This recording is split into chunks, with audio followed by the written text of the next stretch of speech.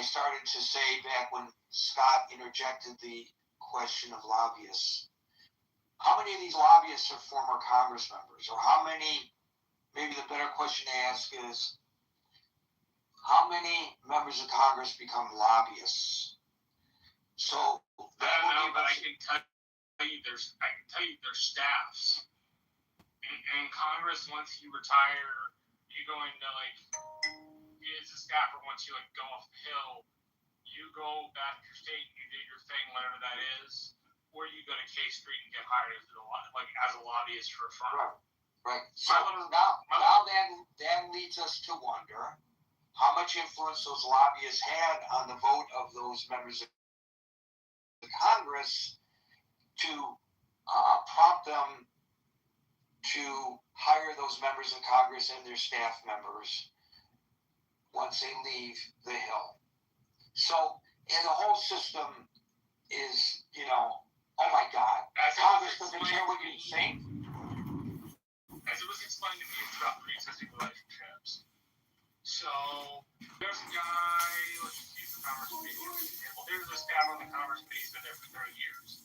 He then retires and goes to K Street. Well, that staffer has worked with all the other staffers.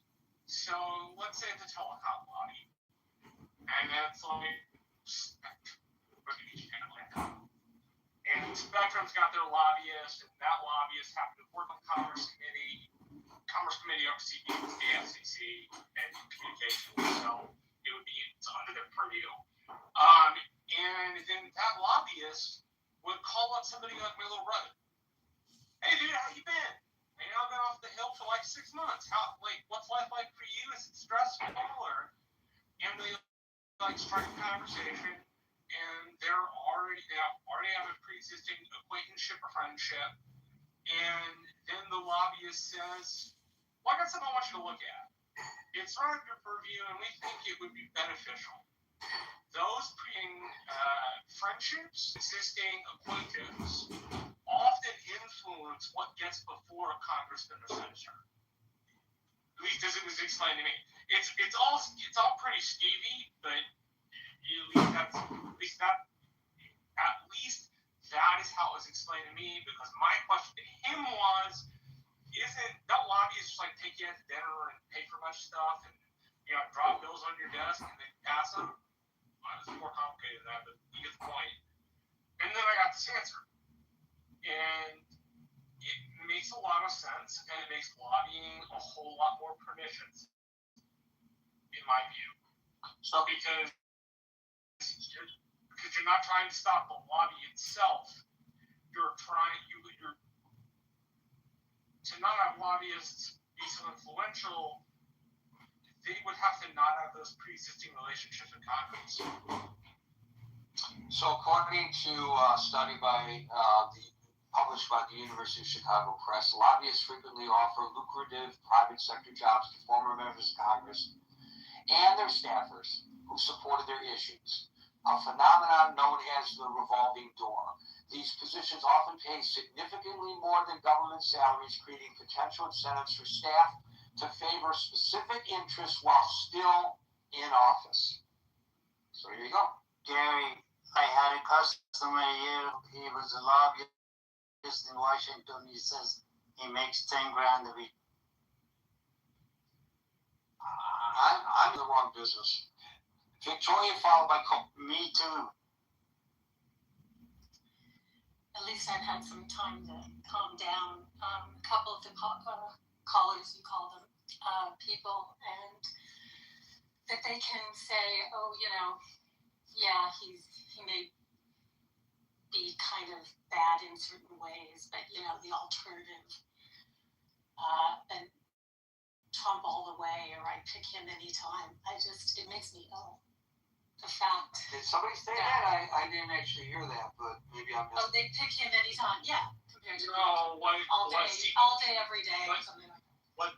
What Steve said specifically was, if the alternative was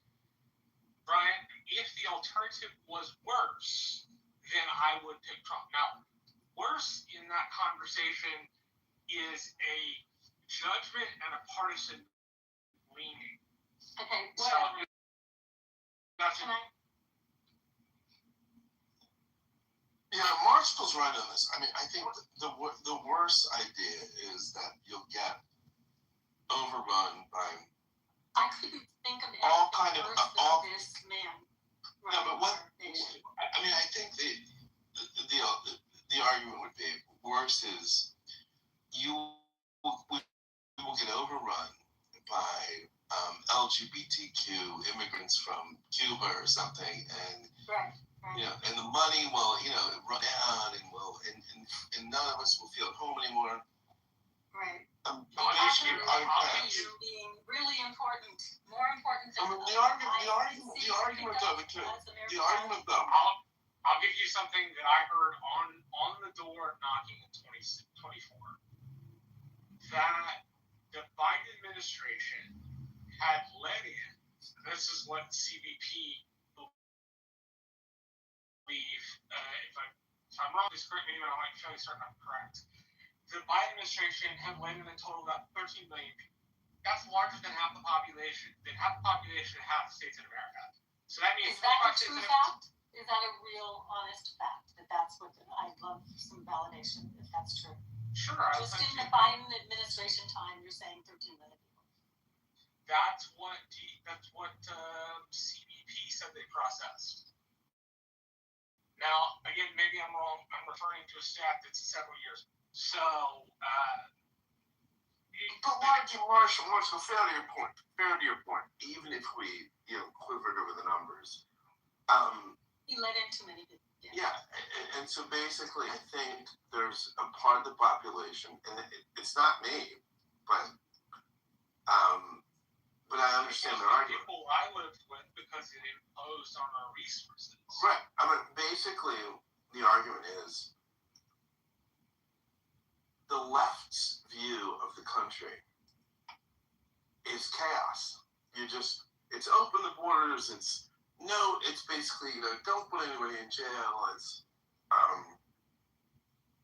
And there was a bill to fix it before.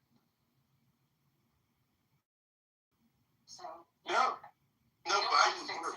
So I like that. I agree with the argument that too many people were let in, but there was a bill that would have been passed. They were finally addressing the issue, and whoever came in next would have fixed it.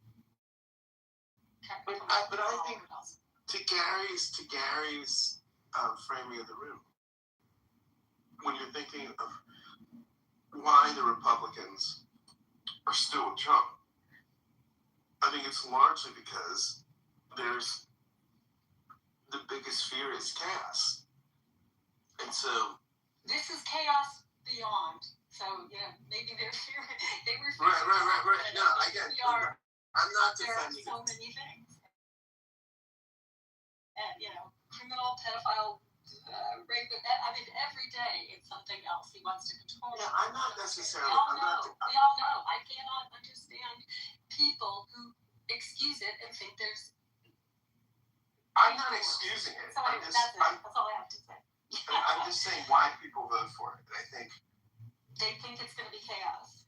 Yeah, there is this fear that if it's going to get worse, you're going to have. That's worse than the declining dollar, the world's in chaos. Right. Hating us. No, the problem is the brightest are not coming here anymore to go to school. No one. Right. But the problem is, but that's not a motive. See, Victoria, what you're saying is absolutely correct, but it's not a motive. And there are certain members of the Democratic Party who are a bunch of idiots, as far as I'm concerned, because they push these stupid nonsense issues. You don't see Republicans ever supporting trans people who are biologically men. It's a big civil rights issue, and they should have the right, because they self-identify now as female, to use the women's bathroom and to play sports against my granddaughters, right? You don't hear the Republicans saying that. And I don't think that it's necessarily a position of the majority of the Democrats. It doesn't matter. When you have Tim Walsh signing a bill that puts tampons in the boys' bathrooms for equality reasons. People go, "What the hell's going on?" And they ascribe that to the Democratic Party, and it's very emotive. It's very easy to get somebody to say, "Look at what those damn Democrats are doing."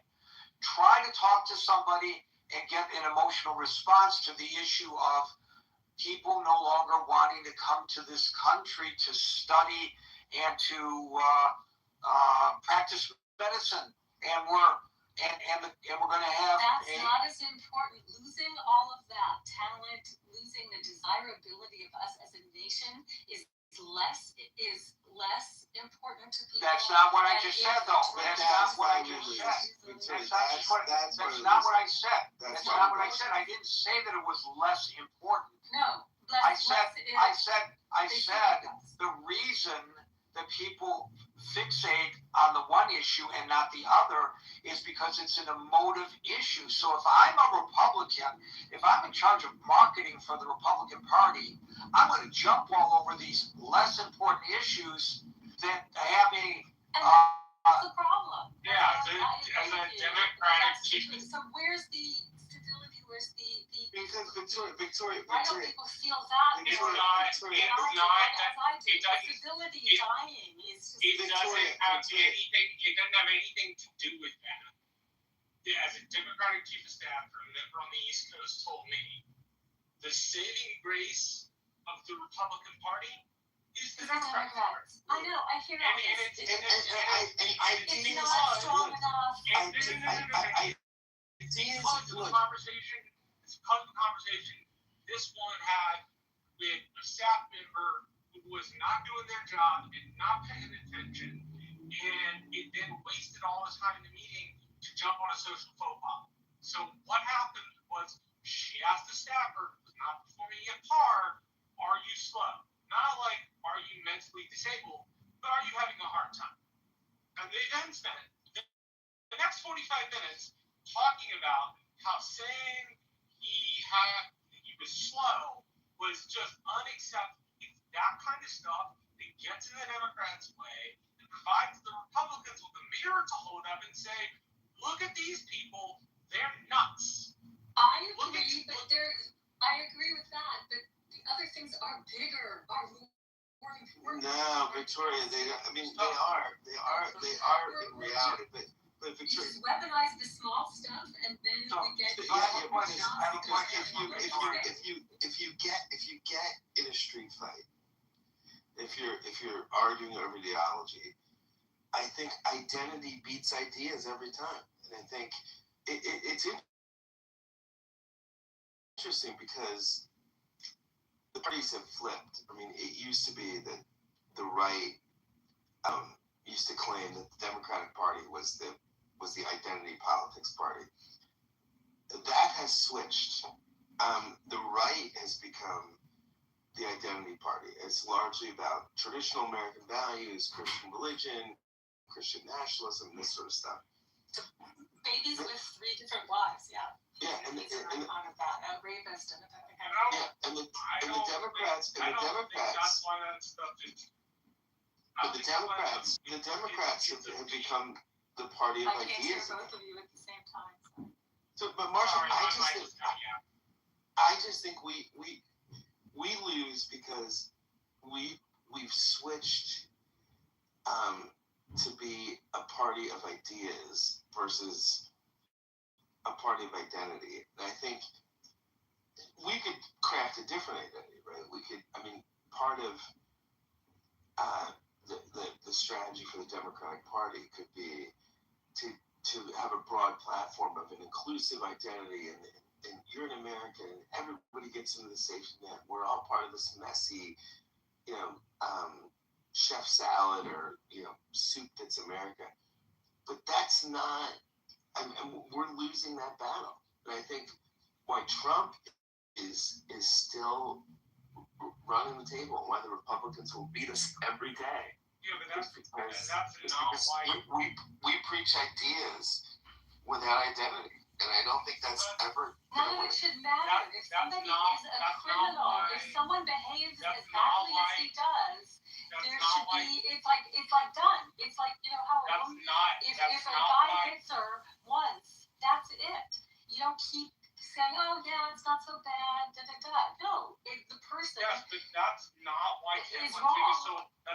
Tampon Tim is so appealing. Tampon Tim is so appealing for the Wait, Republicans. Teddy, what? Tampon Tim. It's his name. Tim Walz. He got called Tampon Tim. Now, Got it. the point of this is, it's not appealing because it's an ancillary issue. It's appealing because it allows Republicans to go, look at these crazy decisions. Oh, by the way, It's not nearly as crazy or as bad as somebody, grabbing a pussy. I'm sorry. There's no way to... Sticking tampons in a boy's bathroom isn't crazy. Yeah, maybe the girl's boyfriend treats him to grab it for her. In what universe do boys need tampons? His girlfriend wants him to get one because she's stuck somewhere or whatever. I mean, who cares? Who cares if there's a tampon machine in the bathroom? Okay, that's a reason to like. Your response is why this is so appealing. Because it allows us to point at the Democrats and say they make crazy decisions. It's a minuscule thing. We're talking about World War. I mean, my God. No, It's so silly. Victoria, Marshall's right. This is why we lose. I mean, he's right. This is why we lose. I mean, nobody was pushing that. You guys, they weaponized it. They weaponized everything. They weaponized trying to get everyone a fair. Same thing to Republican elections. The exact same thing. It's not a shoe. There's not one of those. The point is Trump's grip, and I do not, for the life of me, understand it. I can't get there. I cannot get there. That to excuse all of the things that could be listed, and everyone. Sorry, I live in San Francisco, but everyone I know feels exactly the same. So I don't know. Okay. Yeah, so I will, Marshall. That's just it. Marshall. The point. Like that's why. Yeah. That's why. Like, Well, we're fantastic. We have an absolutely beautiful life, and I really wish Gavin could stay. I'm not saying that. I'm saying. And the rest of you, I hope you all can craft a kind of life as it is here in California. If you ever come in contact with people who agree with and think like you that you spend time with, no wonder you got such a hard on for Donald Trump. Because you don't hear No, sorry, I am an international person. I listen to international news, not our news. I have a worldview that is not the point of California. So just please, everyone in Europe knows what an idiot he is, and laughs, and we have Europe's lost any irrelevant cachet to we have. this. So whatever. Huh? Europe's irrelevant to this, and that's not the point I'm trying to make. The point I'm It's trying not to make irrelevant. is We're talking about the for point me, I'm trying to make is about the the reason you refugees have a hard in the time. United States. The reason you have a hard time putting yourself. I cannot follow this conversation, and if I can't follow the conversation, probably other people in the audience I cannot follow the conversation either. So let's try to speak one at a time. Victoria, I want to ask you a question. Victoria. Can I ask you a question? I've done it before and it doesn't work. What have you done before and it doesn't work? He used to be ridiculous in the chat. I'm glad I'm no longer in the chat. But anyway, no, it's not my interest. Thank you. What? I don't know what you're I said what I saying. needed to say, or what I. All right, can I ask you a question? Yes. Can I ask you a question? Thank you. If you were in charge, we know that I know what I would do if I were in charge of the marketing of the Republican Party. I would do exactly what they're doing now. I would jump on these inconsequential issues to make the Democrats all look like idiots. And they're doing it very effectively. I think you look like an idiot if you point to that's little things that don't. Are you responding to me again before I ask the question? I just love it how you do this. I try to ask you a legitimate question, and you answer it before I ask the question. Do you want to finish my question for me? Because you seem to know what the question is.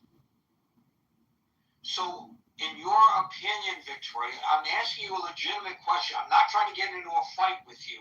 Don't, sit there waiting for the moment to jump and strike. I'm asking you a legitimate question. If I were the guy telling the Republicans how to make issues motive to make the Democrats look bad, what do you think the Democrats ought to be doing to reach on an emotional level the American people to get their point across in a manner in which they are not doing so today? Well, advice is not my forte, but I've heard Gavin talk and make a lot of sense. I think there are issues that go to the heart of who. What would you say? You're the person right now. You're representing the Democratic Party right now. What would you say? What would you say? American values like civility, like truth, like empathy, humanity, the things that the people who go to No King's protests, what they're objecting to, the way that I dealt with families broken apart. You're telling me that you can't have heartstrings if you do some of the human stories? I mean, focusing on small things and weaponizing. So I would agree. So I will tell you that I agree with you, Victoria. I would tell you. It's ugly. Well, it shouldn't be ugly. The people I grew up with who were in politics, Diane Foxton was my childhood, friend's mother. She was lovely. She did it for the right reasons. So let me try to explain. Ugly. Okay, can I agree with Victoria for a change here? Would that be okay? Would everybody okay with me doing this? I agree with your point, Victoria. So I will give you, as I often do, she did it for the right reason. When we had the housing crisis where people were losing their houses because they were underwater, and we all saw it in all of our neighborhoods, no matter what our socioeconomic standing was. We all saw the foreclosure signs for sale on houses in all of our communities. And I, as a journalist, were doing, as every other journalist was, many stories about, the numbers. But then I did a story where I just focused on one individual. And the title of the article was, I've done everything right and I'm still losing my home. Because that was a quote from the person I was featuring. There was a tremendous pouring of support for one person. There were millions others who were in as dire straits or worse than her. But as a result of one article featuring one individual, it hit at the heartstrings of people all across this country. I think there were even people internationally who responded to this because it resonated with them emotionally. Gary, I would say that. So wait, let me just finish the point. So to Victoria's point, the Democrats should be taking examples like the president always does at the State of the Union and make somebody stand up and everybody cheers them for one reason or another because they were a victim or they were a hero or they did something great or whatever. That humanizes the issue. And throwing facts and figures out, I don't think is a successful strategy. I'm with you, Gary. Gary. It's the reason that I think, but let me just say this.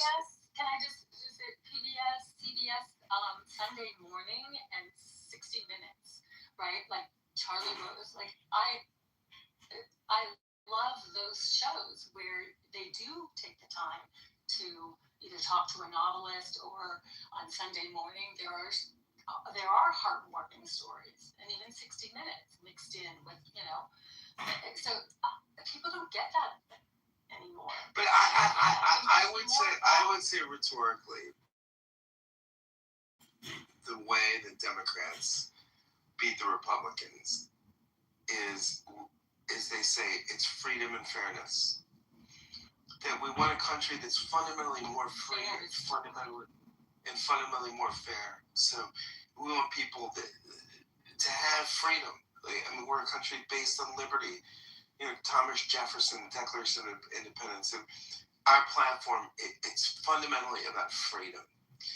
But at the same time, we can't have freedom without fairness, because you know, fairness without freedom is totalitarianism, and freedom without fairness is, you know, it's just nihilism. And so I think that would be the strategy, is to say that we're the party of freedom and fairness. And some of the freedom is so and then you full gun control. Humanity, empathy, Yeah. civility. And the argument for gun control is largely that you're more free when people aren't running around with assault weapons. You're just fundamentally more free. And the society is more fair when everyone has health care. And everyone wants freedom and fairness. And so that would be my argument for how you counter, you know, the Republicans, which, you know, That's us San Francisco Dems.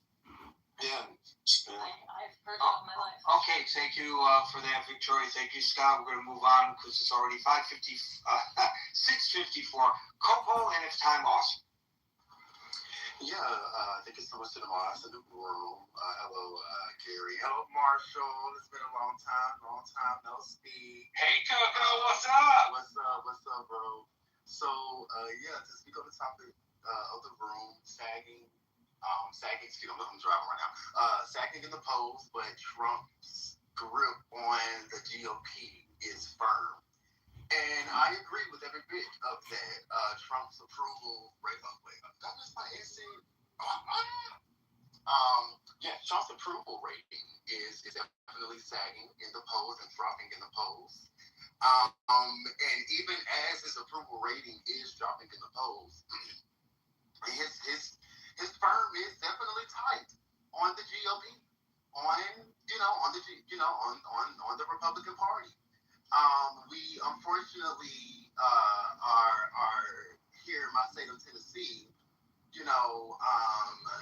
The Republicans at our Tennessee Capitol Hill have, of course, been pressured by, our Trump, by the Trump administration or by Trump himself,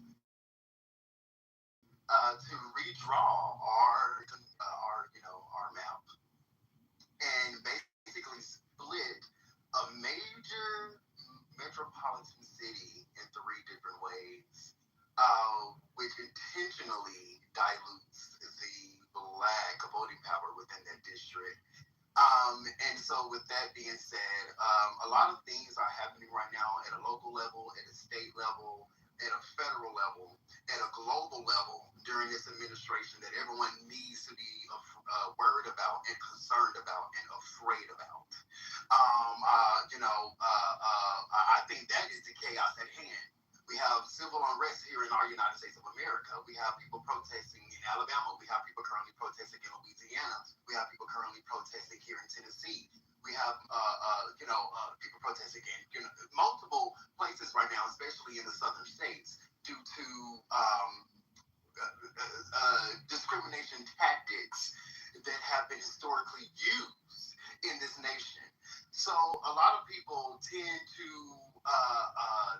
want to try to brush off the fact that, they think it would have been bad or worse with Kamala, but we will never know that. We will never know that because Kamala is not the president. She will never be the president. I think Kamala said that she don't feel like running for office no more. And if I was her, I wouldn't either. I wouldn't want to run for office no more.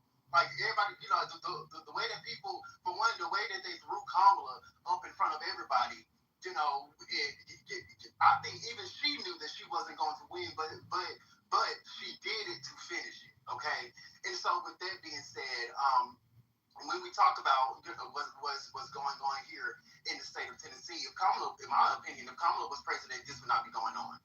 We have Republican Tennessee lawmakers breaking their own state law to try to redraw maps, to try to dilute a historically predominant black city. That is voter dilution. That is the prime example of vote dilution. The prime example. And we're not just, and I want gerrymandering. There's political gerrymandering, and then there's racial gerrymandering, and both can also happen at the same time. And I was making this point with someone earlier that he was like, oh, and no one said anything, no one had this much fuss when Nashville was, split up in, just a couple of years ago. Republicans split up the Nashville demographic voting power in three different ways, and they're doing the same thing with Memphis. And what I said to him was, well, with Nashville, for one, there was huge outcry. There was even lawsuits, and when they took it to court, it was mainly about partisan gerrymandering, political gerrymandering, partisan gerrymandering, and the law and the court treats partisan gerrymandering and racial gerrymandering differently. And here in Memphis, in my great state of Memphis, Tennessee, you have both happening at the same time. And I promise you that this map that they're currently trying to do, which is literally unconstitutional, will never hold up in court. And that is the type of things that's happening during this administration. So yes, he has a firm ass grip on the GOP because they over here breaking laws, trying to take away people's rights and voting power. So yes, Trump absolutely has the GOP firmly in his grasp, and it's unfortunate that they're using every bit of this opportunity to try to set us back 50, 60, 70, 80 years. Okay, we're out of time, Coco. But I just want to say. I'm going to land here. Okay. Wait, hold on. Y'all. I said okay. I said okay. Go ahead. And so, with that being said, this is my last point. Oh, bro, you let me over, man? Hello? Okay, my bad. And so, with that being said, when we talk about what's currently going on in our United States of America, we need to also be honest with the historical context of our nation. When you have Republican representatives in Republican states using this ample time to strip away voting power and voting representation, that is a tactic that has historically been done. Hey, we're out of time, buddy. Sorry. Folks, we're here Monday through Friday, 5 p.m. to 6 p.m. New York time. So until 5 p.m. New York time. Okay, my bad. Tomorrow, no worries, buddy. Till 5 p.m. New York time tomorrow for the next edition of the Critical Thinking Forum. Everybody be. I wish you would have said it was a time before I got on the stage. I didn't know that there was a time or anything. But to finish, I was saying, because like I said, I wasn't making my last point. As opposed to sticking up for them. It is cooler to hate them now, like for sure. I mean, that is something that should. I completely disagree. I think most of the shit that based on my algorithm, most of the things that you say online is everyone fucks with Jewish people, just people don't fuck with the Israeli government, because what the Israeli government is doing is wrong. No one is saying like fuck Jews. At least I haven't seen like people. And then, like, what do Jewish people look like? Unless they have a yarmulke on, or they got them little fucking long-ass dreads and that little weird-ass outfit they wear, you can't tell if they're Jew or Oftentimes you not. kind of can. I mean, let's be fair. Maybe. I don't know. But I don't know. I'm black, right? I don't know no black people that's out here just. They told me if you saw Steven Spielberg, your first guess wouldn't be he's Jewish. I would say he's white. These are like you guys. These are white people. You're the biggest hypocrite I've heard on this app in a while. You said there's no people killing black people out there? Are you crazy? They burned down cities in fucking all of America for fucking George Floyd. What are you talking about? What the fuck are you talking about? You guys think it's hypocrite? I noticed that whenever you get a conversation about Jews on this app, what you get is you get black people that insist upon coming on the stage and making sure everybody knows they are the biggest victim of all times. And anything that's going on with the Jews, no, focus on us, the real victim. I mean, you guys do that. Nobody's saying that. You guys do that. I literally gave you 3 different demographics, and I even critiqued the Black Lives Matter movement. Okay, a couple black people get killed. Now we're burning cities, and we're acting like black kids getting shot by the police is an epidemic, which is not. And that's the hypocrisy. Again, because Jewish people are not doing that. Hold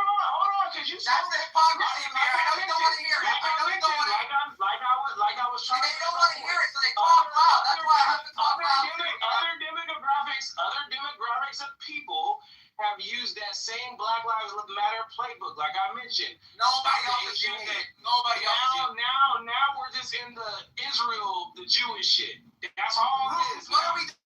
Are we burning down cities? Are we burning down cities? No, he is right. I think he's kind of right though, because like the woke, they do the Jews did carry, as much as Jews did cry wokeness after October 7th and all of the protests, and their fellow lefties, basically turned around and said, globalize the Intifada and fuck Israel.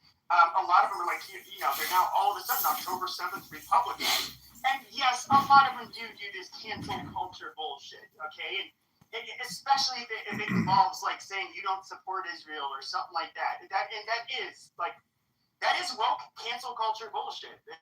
I don't know how the fuck people decide one day to support a fucking terrorist group that did things like October 7th and way before. Katie, what if he's in the middle of having lunch? I don't know. You sure you want to disturb his lunch so you get him to discharge the fire? But that's the left wing. People in Iran and they decide, no, this is not the good side. No, this is the When good you're talking side. about lefties, the right wing is not, even if they're critical of Israel on the right, they're not.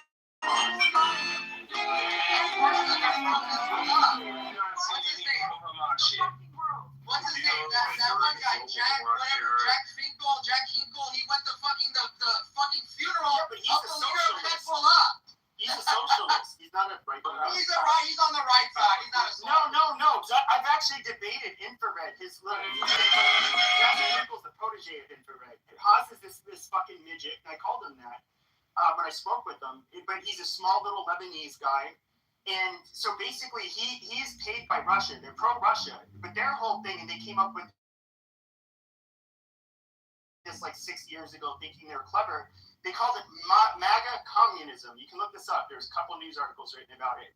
And so they're like right-wing socially, so they say, but they are at the end of the day basically like tankies. They're left.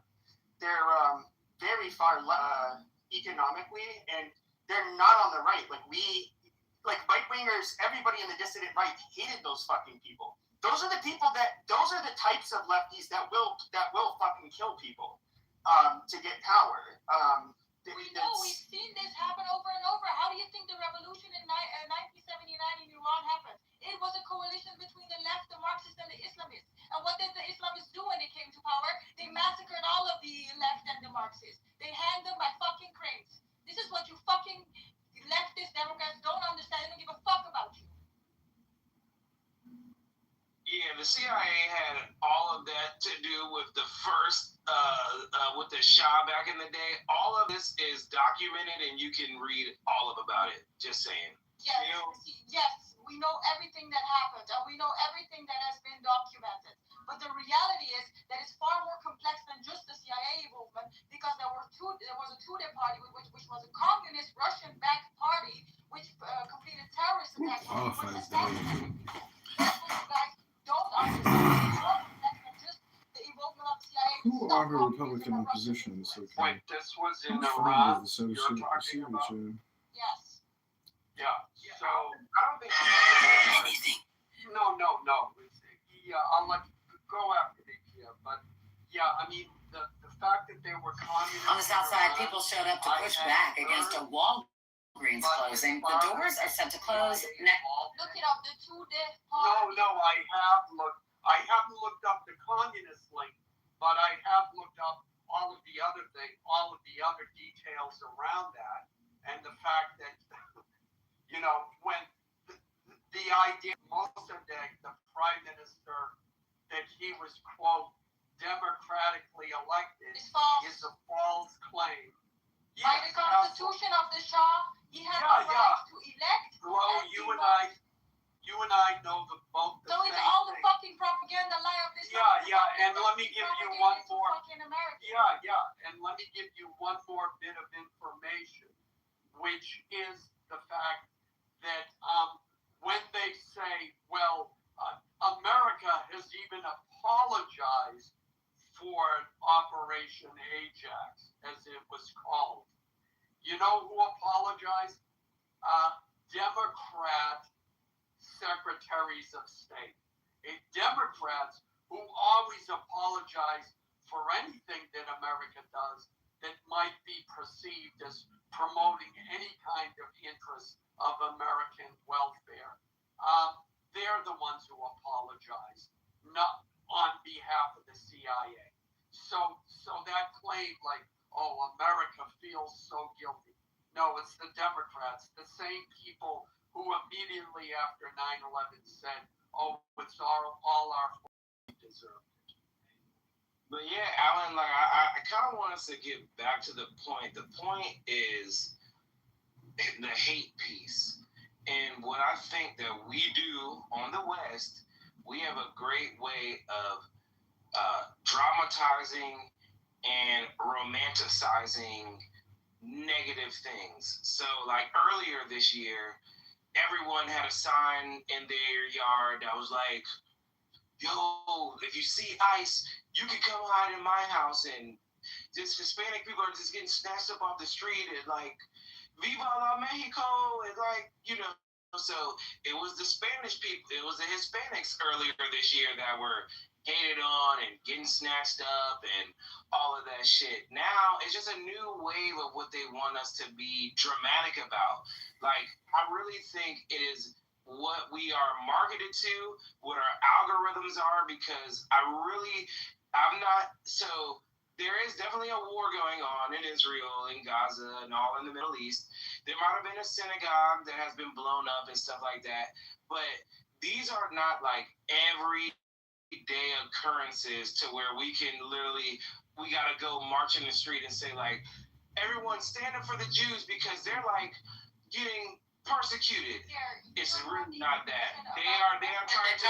Nobody's asking you to do that. Nobody's asking you to do that. I'm landing right here. But the black people wanted everybody to do that. That's for sure.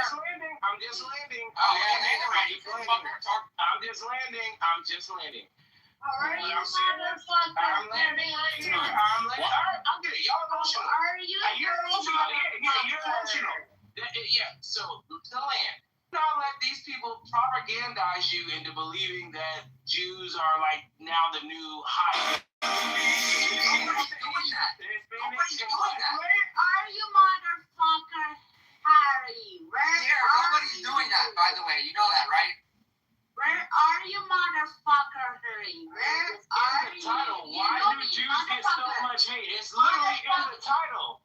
Nobody is She's not a Jew that's doing that. You know that, right? Supporter. It's not like Jews are telling her own business. She literally gave us an example of why she started the room. She said she started the room because of what she sees online. She just now sees this when she walks out her door.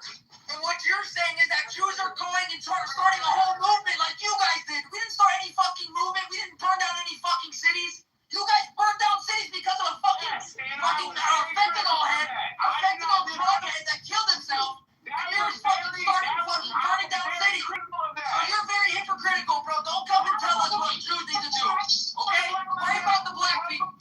How am I hypocritical when I critique the Black Lives Matter? Alright, here, I'm talking now. So I definitely did say earlier that I have seen this out my fucking front door. There was a terrorist attack. I think it's the yeshiva or the synagogue, whichever one. It's a Jewish religious institution close to my home, okay? So, no, I don't appreciate this shit. And I don't appreciate seeing a constant, like, everywhere I go, everybody's, like, obsessed with hating Jews. And I do think Pepe's right. I think people think it's maybe like a fad, like they think it's cool or something. And it's honestly not cool. It's gross. Can I go after you? And it's weird. Like, why are you guys obsessed with hate for a certain group? I also think it's interesting, right? You know,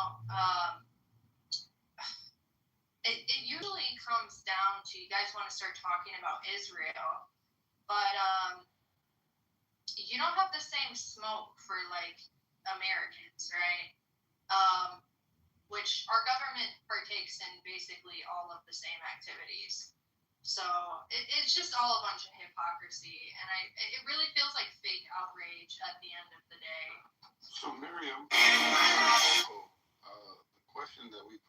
the room, since we want to talk about government, how can people tell the difference between legitimate criticism of a government and prejudice against a group? And when people do have a prejudice against a group or a criticism against a group, why do they seem to be called anti-Semitic? Go ahead.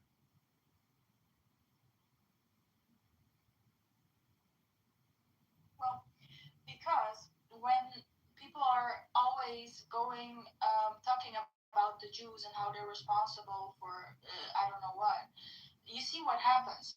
In the UK, 2 Jews have been stabbed just a week ago.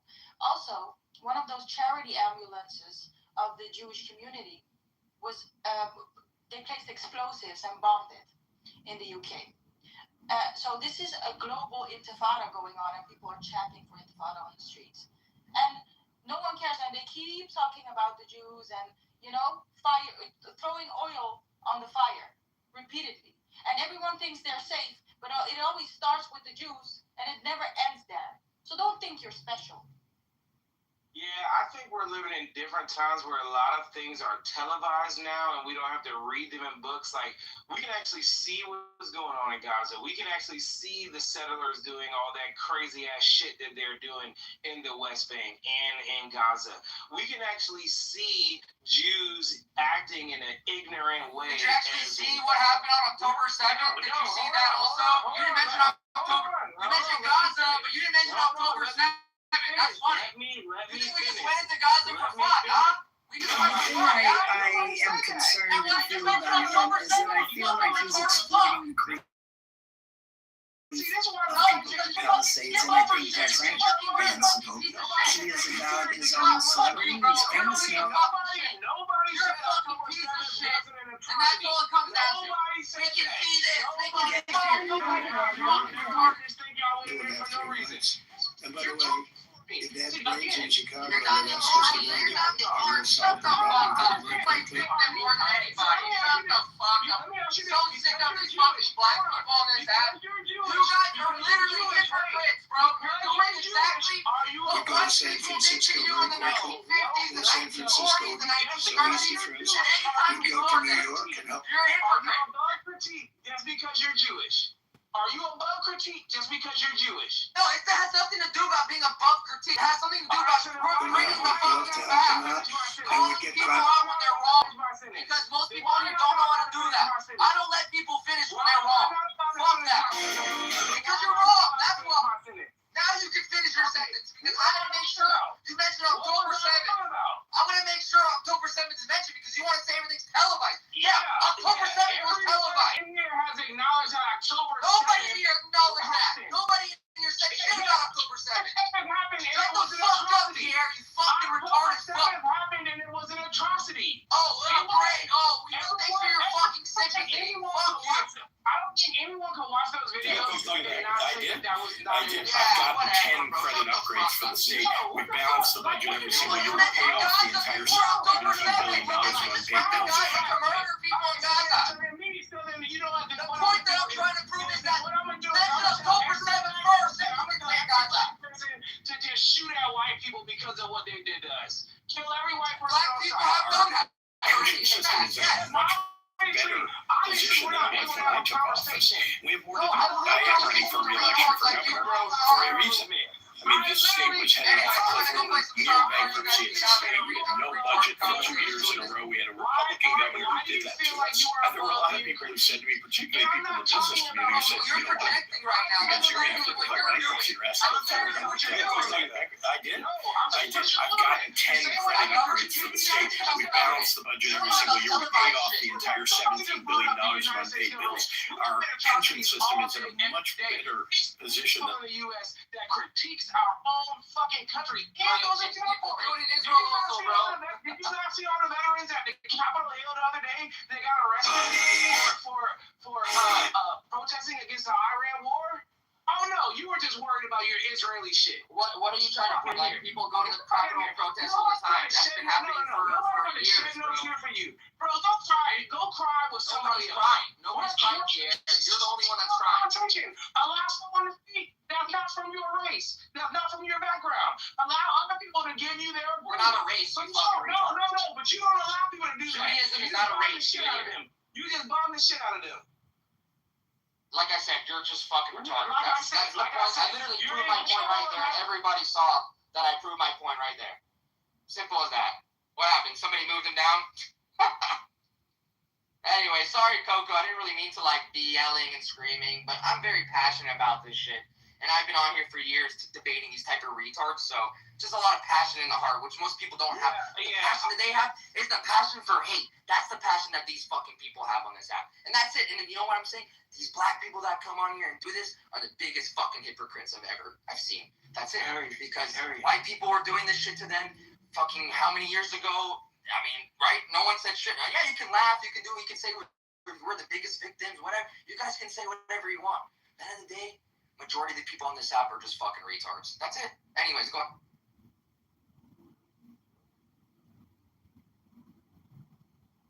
I love all the thumbs down. Keep giving me thumbs down, X's. I want it all. Come on, give it to me. I love my haters. Look, you see my bio? What does it say in my bio, everybody? Open my profile. It says, I love my haters. So go ahead, keep hating, because the hate keeps us strong. The hate keeps Israel going. Our haters keep our country going, and the Jewish people proud and strong. And you know what? Jewish people have contributed to the United States of America since the 1700s. So if you guys don't fucking like that, then get the fuck out of them. We died for Americans, the American wars, World War I, World War II, Civil War. Jews have been in every single fucking war of America. So fuck all of you motherfuckers. It has nothing to do with fucking Israel. When people come after Israel, you come after Jews as a whole. That's it. And I will fucking be there to defend it no matter what.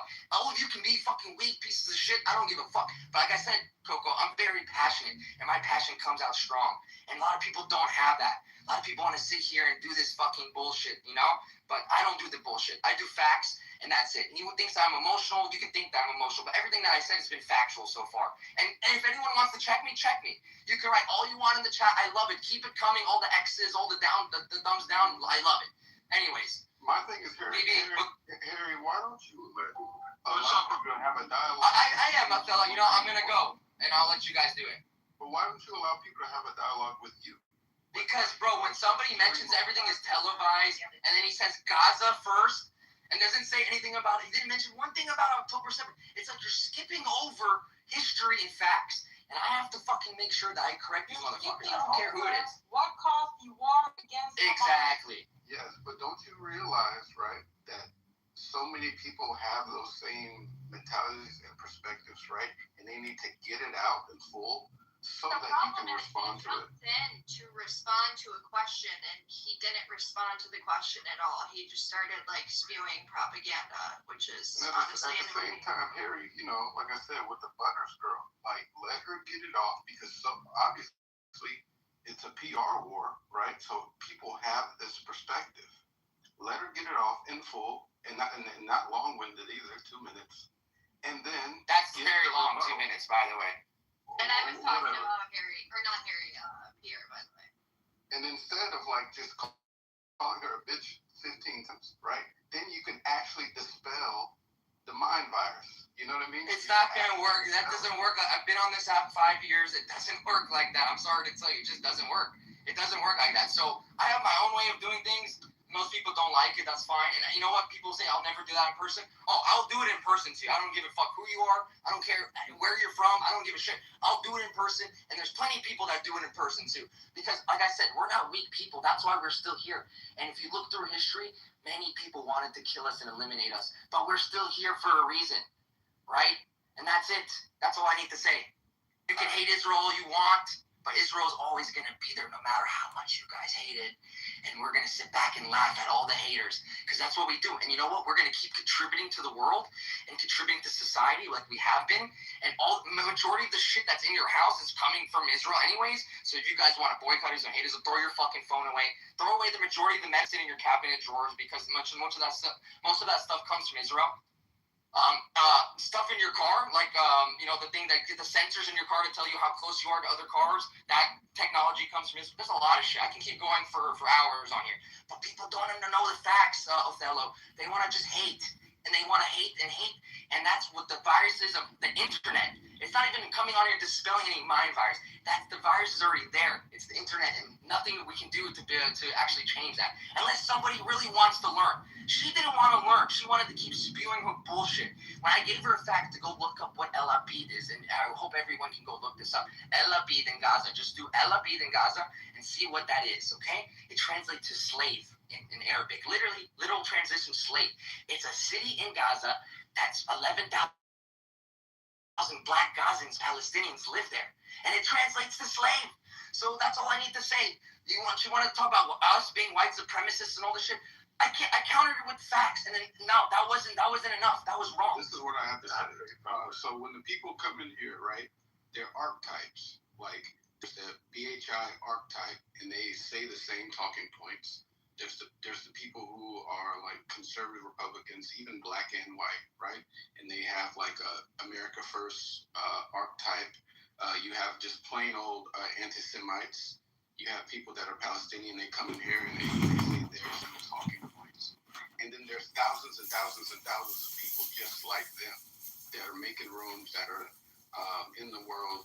And so you have a chance, right, to like let them trip over themselves, let them stumble. And when you curse them out 15 times in a row, it just makes you look bad. And I think that it doesn't do what we actually here to do, which is to actually transform people. Because the people are not that bad. You know what I mean? They just need to be transformed through knowledge, wisdom, and understanding. Go ahead. No, but at the same time, I gotta jump in. So like what Harry's doing, he's trying to basically see the meaning of insanity, where you keep saying the same thing over and over and over and over and expecting a different result. So why would he keep fucking trying to be kind to these people? Why wouldn't you say, go fuck yourself? And if you look, Othello, look at Amir's room as a prime example. Coco, you were in Amir's room for a while. Othello, you were in Amir's room for a while. There's not one Palestinian in that room anymore. As a matter of fact, they hate him. That's true. But they're not even Palestinians, the ones that come defend Palestine. They're not even Iranians, the ones that come defend ISIS. And those who are just the fucking mouthpieces of them. So then there's people like Harry and myself, but Harry's a little bit, he's more passionate and he's got a lot more facts and intelligence about the ground than me. I'm more of like a shit starter. Harry's like more of like a fuck you. I'm not going to deal with your shit. And I commend that because I sit down and want to hear a conversation. Maybe I want to hear bullshit and I think I could change the world. And then there's people like Harry that are like, bro, you're wasting your fucking time, ain't changing shit. And when I look at it, I haven't changed one fucking person on here's fucking mind. So he's right. And I understand. And yeah, I guess sometimes it is annoying to hear somebody just come off the mic and say, fuck you. Because you know what's annoying about it? It's that they're right. It's annoying when I have to say, Harry, you were right. Because he's like, yo, B, why the fuck you wasting your time with this idiot?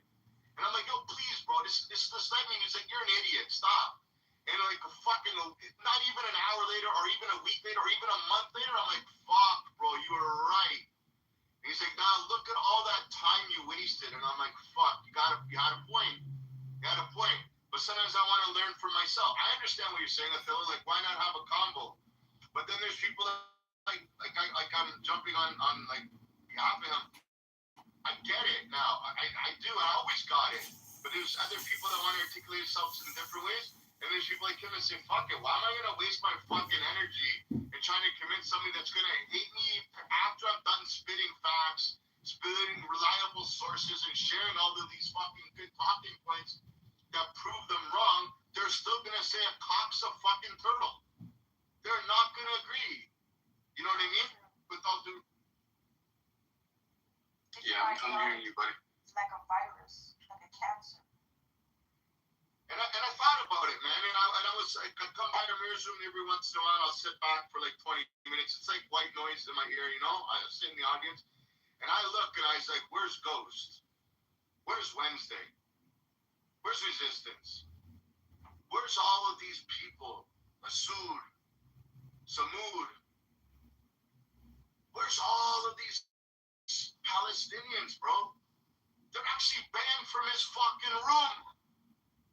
And this is the guy spreading propaganda to protect the Palestinian people, but you won't allow Palestinians in your room? Because it's gonna ruin the whole thing. It's gonna ruin the whole movement. No, but there's something wrong with that. Yeah, of course it is. It's a fucking cult. A death cult. It's gonna ruin their whole narrative once the Palestinians come out and say we fucking hate this movement. They ruined our. Hey, but at the same time, I'm gonna say things, people.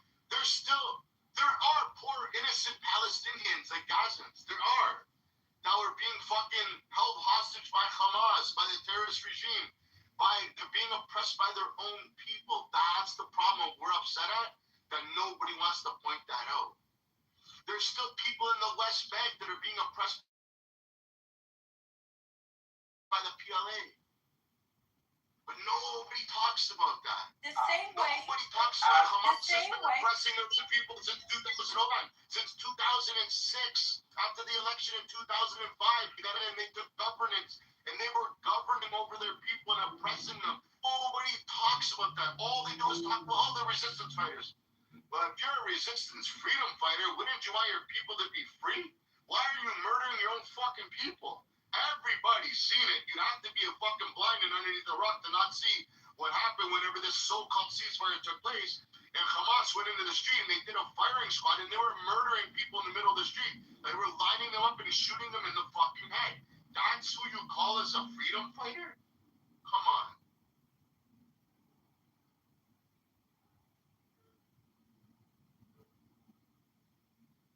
All right. So can I say something? Yeah, go ahead, Carter. So hello. My specific question is for Harry, because I've noticed something ever since there was this war between the Palestinians and the Israel people in Israel. There has been like this random, and I'm not, because I know Jewish people in real life, so I don't really see a lot of radical. So I would never put it on either group. But I see like this weird, interesting thing that a lot of people who are pro-Israel, and I don't even know that you guys are even Jews, the people who are doing this are Jewish, because I feel like a lot of people use Clubhouse as a way to spread hate, period. But I just wonder why, like, what is this weird obsession with trying to hold Black people in America accountable when you understand for anything that's happening in Israel, when you understand, because you're probably in America, I assume so, that the reality of the average Black American or Black person in America does not have an issue with Jewish people in general. Like, what is this punch down? Because I honestly feel like it's a white supremacist tactic where you can't actually fight the real, because we also know that there are statistics that specifically come out that show who actually attacks, what group of people attack Jewish people in America specifically the most, and that's not Black people. So, like, what is this obsession with, like, trying to punch down on Black people, trying to hold Black people responsible? Who said there's an obsession with holding Black people responsible? I'm talking to Harry. Oh, okay. Yeah, it was specific. You're talking about me? What are you talking about? Yeah, because you had mentioned something earlier about Black people in America and hatred for Jews. Like, that's not true. What's not true? He said you're the answer is true, Harry. I'm just trying to understand what's not true, because every time I come on this app, that's all I see and I hear from Black people on this app. What do you mean? Yeah. Hate for Israel, hate for Jews. What are you talking about? We're talking about in real life. Is this not real life? Is this a fake life or something? No, it's not. It's not. It's not fake real. life? I'm just trying to understand, is this real or is this fake? I'm talking about hate crimes against Jews in real life. Who do they mostly come from, Harry? So now we're pushing the goalpost. So now we're talking about hate. Oh, okay, got it. Is that what we're doing? We're talking about hate crimes, or we're Why talking would we not talk about hate crimes? Why would Jewish people not care about hate crimes? Sounds like you're pushing the goalpost. That's what. No, I'm not. I'm asking a question that you refuse to answer. Who is doing hate crimes the most in America to Jewish people? You're moving the goalpost. Who are killing Jews in America the most? That wasn't the original topic. Got it. It's not. No. It is. Glad you can answer your own question. It is, but it is definitely white supremacists. Interesting. The same people that hate. Is it not? Well, who said? Wait. Hold on. So my question, so since you understand that it's white supremacists that do the most, right, when it comes to crimes against Jews, verbally and physically, why is this obsession? Because I have not heard you call out white supremacy. Specifically, that is attacking Jews on this stage. So Harry, listen. So Harry, the answer. Who's saying that? She's one of my haters, or something. Okay. Harry, so all you have to say instead of getting defensive is Harry, is just like, hey, listen. No, I'm not. I'm screaming because you're over talking to me, so I had to get louder. You're asking me questions, but you don't know the answer. I'm from, but I didn't finish the question. How many questions are you asking? One question, a million questions? How many? No, I was actually having a conversation. You talked for 10 minutes and nobody interrupted you. But this is fake life, so why does it matter? Like I said before, so now I'm gonna make a statement because now it's not a question because I've kind of realized that you are one of like those instigator people online that won't do shit in a real. Hold on, LMR, thank you. I'll pass it. I'll give it back to you. Thank you. And now I see that you're probably one of those like Asian people who come up online and start things because you don't really have like. I'm an Asian person now. An agent. What agency do I work for? Agent, probably, I don't know, maybe the CIA or just something. I work for the CIA. Wow. Whoever knows me must be very honorable. Your guys are friends with the CIA. Yeah. Hey, Carter, listen. One mic on Carter. Carter, you got like a minute to wrap up, and then we're gonna go to the next speaker. Thank you, CC, so much for giving me the opportunity to speak, and thank you to the moderator. I just wish more people like you would specifically, put up your face since you're so proud of the things that you say. What does that have to do with anything? Can I speak? This guy, you're just going in circles. If you're so proud of who you are and what you say, you definitely would. Should I put on my face so you guys can find me and attack me? Is that what you want to do? No. Why would I want to attack you? Why would I want to put up my face? Because you should. Why don't you put up your face, Bart? Let me finish, Harry. I do have on my face. If you follow me, you can. Thank you. But yeah, I'll just say that I don't know. Is your face the sloth picture in the first picture?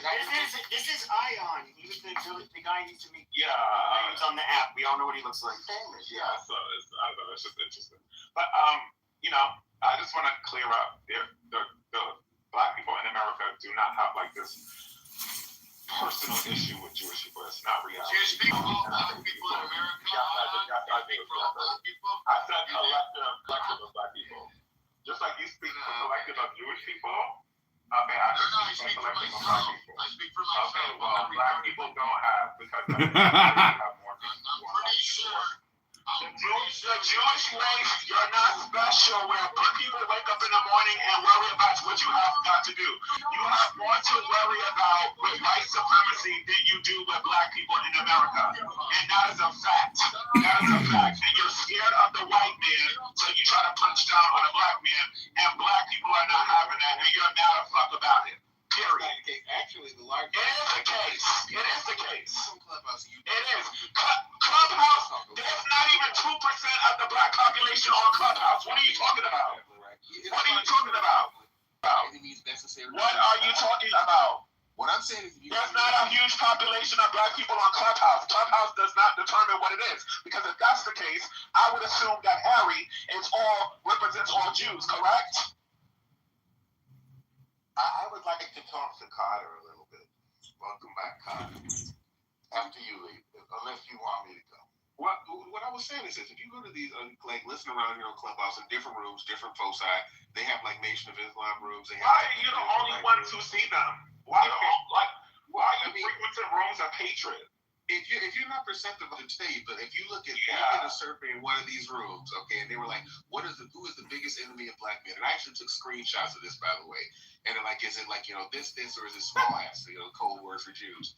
And they all said, like, the majority, like 64% or something, said that, like, small hats were the cause of the problems of black men. If you go to these Nikki Light rooms, they talk about, like, Jews obsessively. If you go to, like, these... I don't see those rooms. Okay, if you don't... Okay, yeah. Availability... You're a Jew, and you see them all the time because you're focused on them. Yeah. Okay, so what I'm saying is, if you just listen quietly, listen carefully, okay, like these nations, they spend so much time talking about them, and it's like, it is 1.6 million Hebrew Israelites, by the way. Okay, so it's like clan members and stuff like this. No, you're not. I just want to be clear. You're not special. You're not special. You're not. You're not. I know I'm not. Okay, so it's 3,000 clan. I'm not. You're not special. And 1.6 million Negilates. You're not special.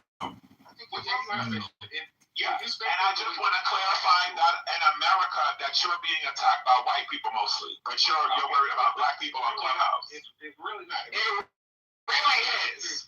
There are studies about this. My experience is I don't give a damn. You're black. So the people you're black. Nikki Lights. When you telling me when you're walking down the street that random black people come up to you and say, "Get over here, Jew." Okay, so if you look at come on, like the stuff that you make up is crazy. I am from New York, where there is Jewish people all over.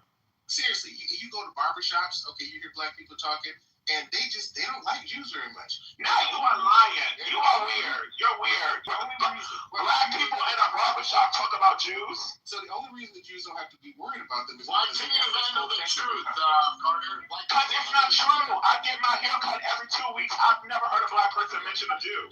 Well, you don't get out much, okay? Maybe you're not too smart. No, I moved to one of the blackest cities in America, and Jews are not brought up. You're a liar.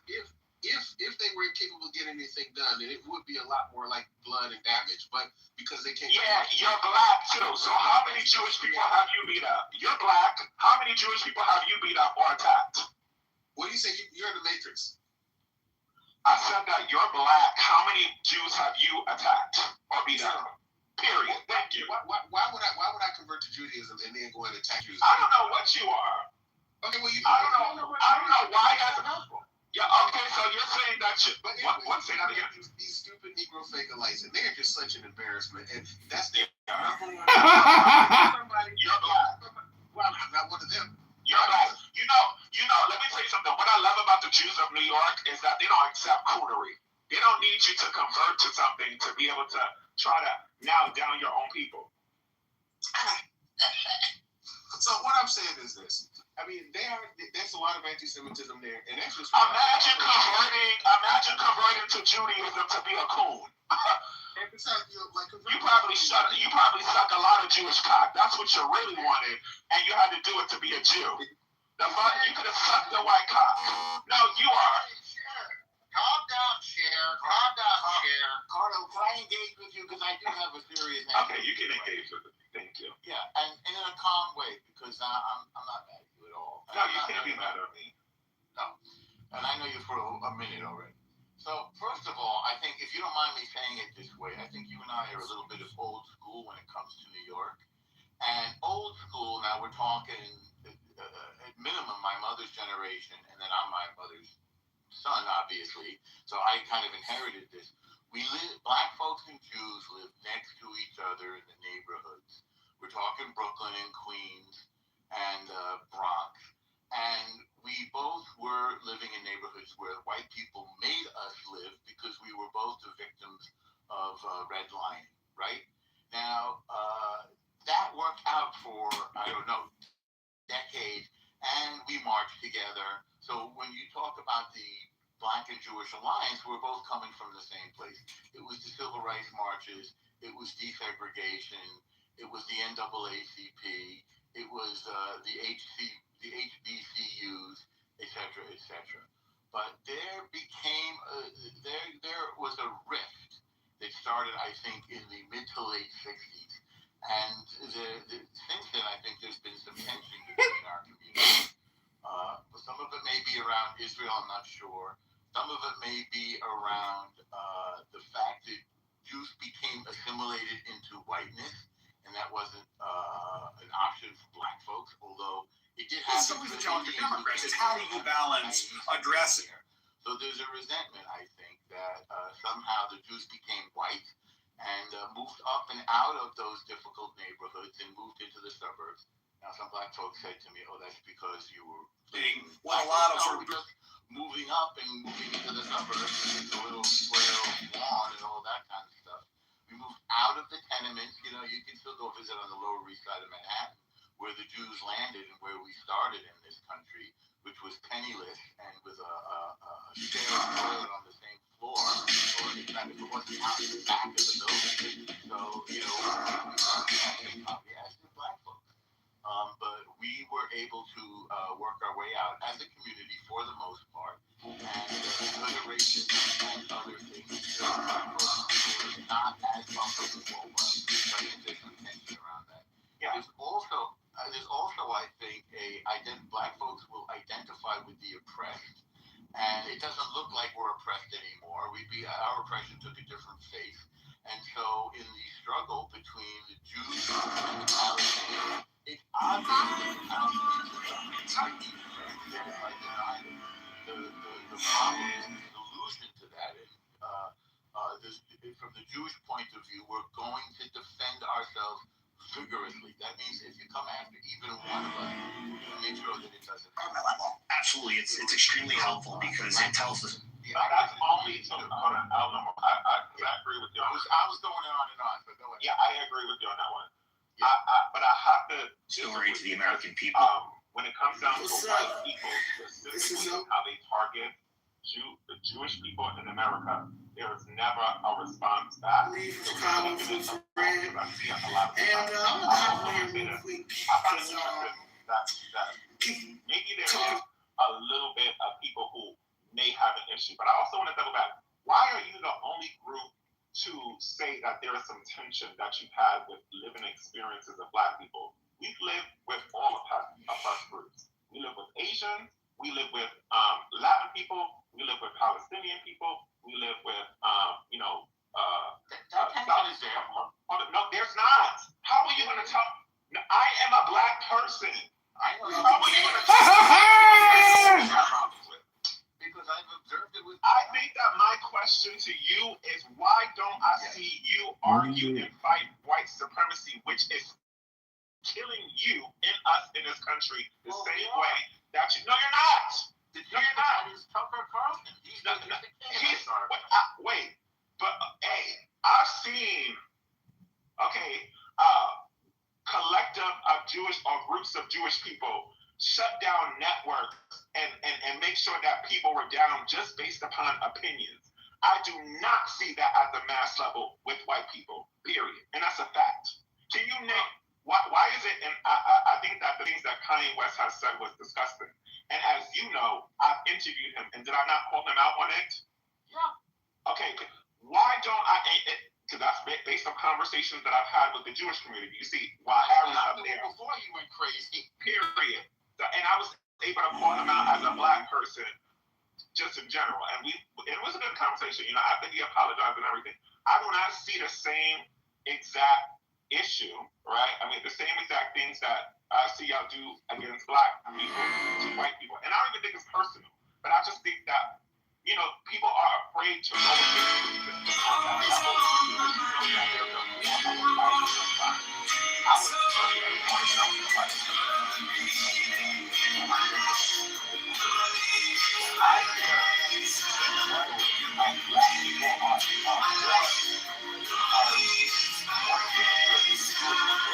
because of what people hear on the app.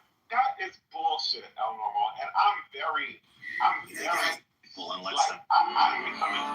now since I'm becoming very scared of a lot of people who are now, you know, on this app, because you know how, you know, you saying weird things out here like that, you know, it'll go out off the app and people will actually think that they experience.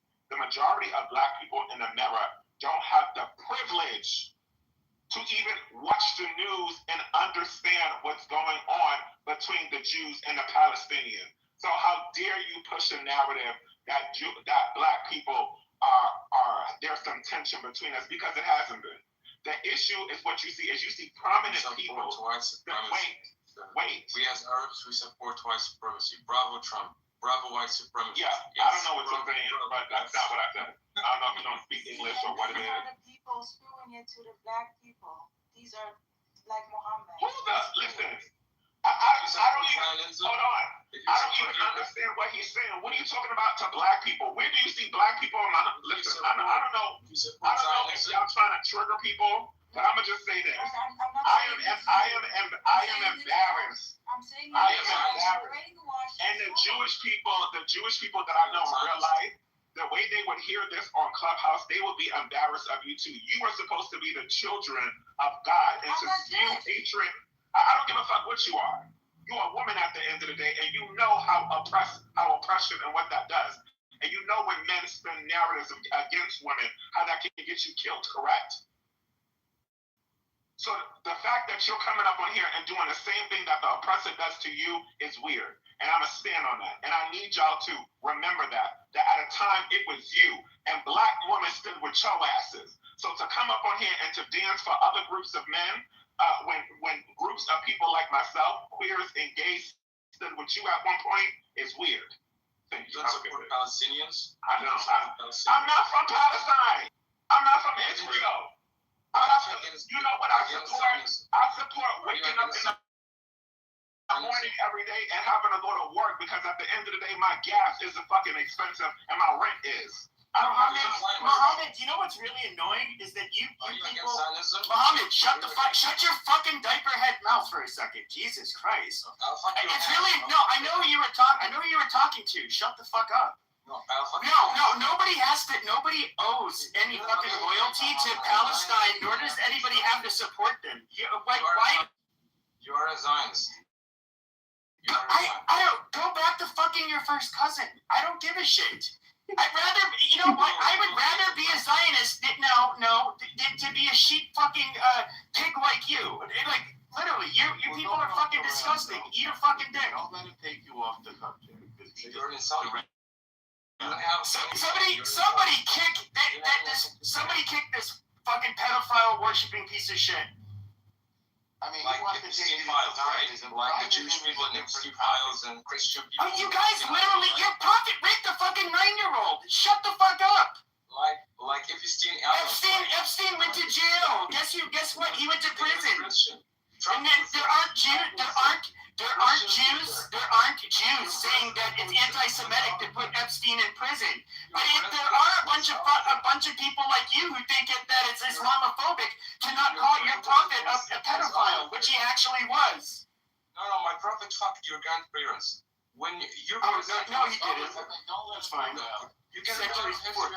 Yeah, some live. Just kick this fucking retard out of the space. He's derailing. Thank you. So did you make your point, Pepe? Oh yeah, he was derailing, so I just wanted him to shut up.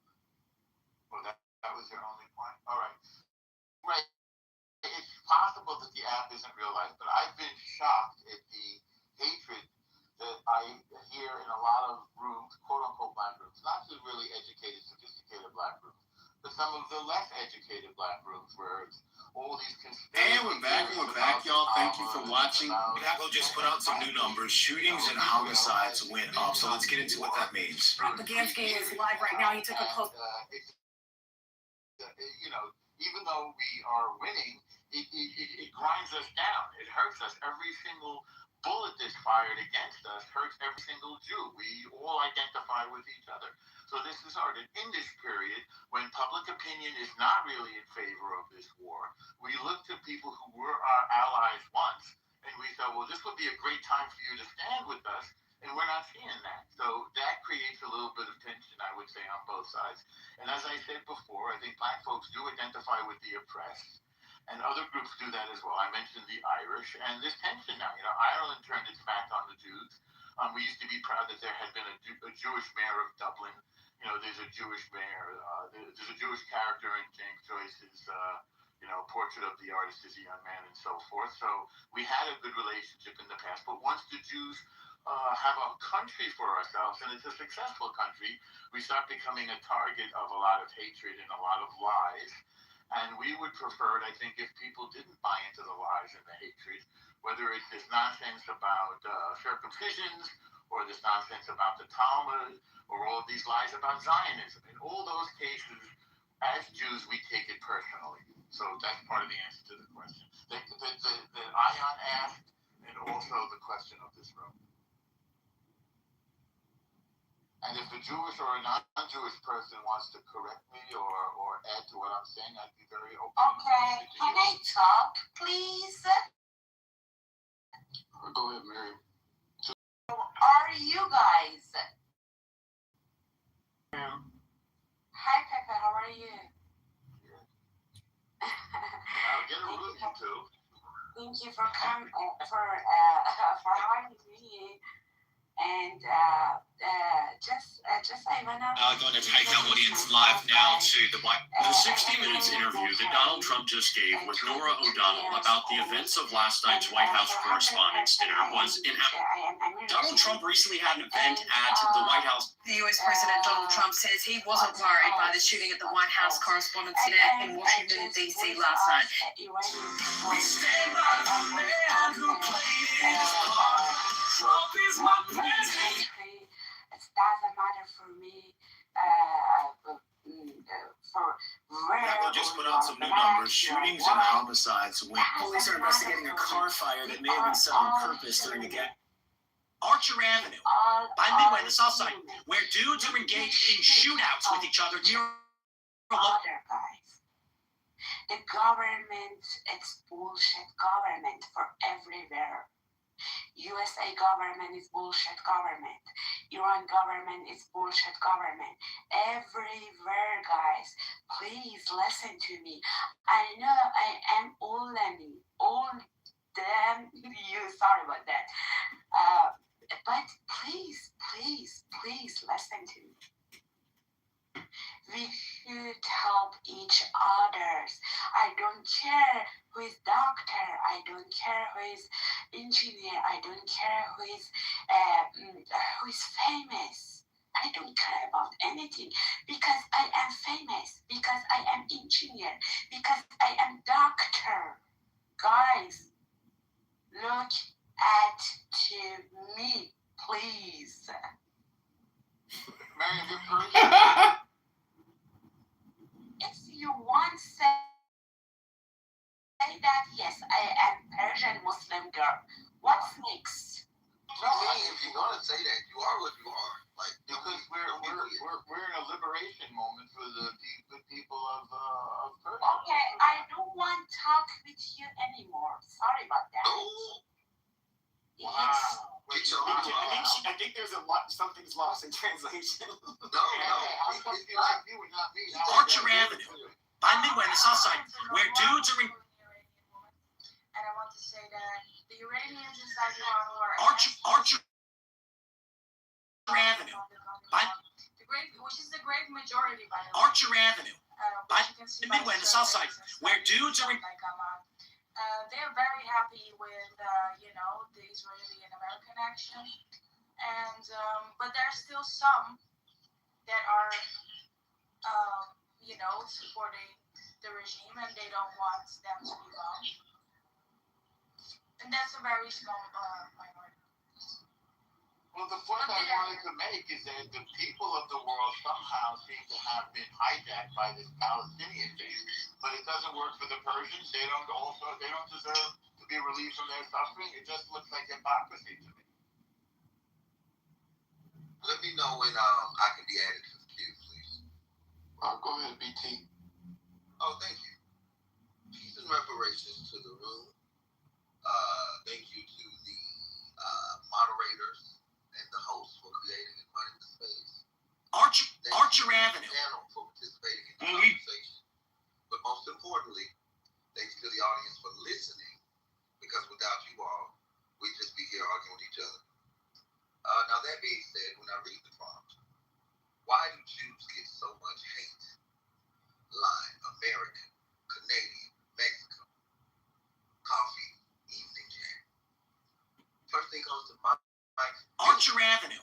by Midway on the south side, where dudes are engaged in shootouts with each other near a local high school. Curie, that's what the high school was. Let me show you some of this from Nick Shirley. And I want to. All of these things done, these atrocities done to these people. And I never knew these whole upbringing that these people own damn near everything. So then when I saw that in the NFL that they own almost every team, basketball too, the media, I was like, dang, this is interesting. We don't own every team in the NFL. I'm just telling you. Look it up. I'm just telling you, we don't. Just in case you haven't been. It's the NBA. So now you want to switch? We don't own every team in the NBA. What do you want me to do here? Like, I'm telling you the truth. It's a very good. I take responses, sir. You respond when I'm done, sir. They just responded. We're wrong place. No, you cut me off and you ruined my point. You're still talking. Keep going. Thank you. So again, then I noticed that, and I saw the media, and I saw Archer Anthony. And then I read books about Jews' hand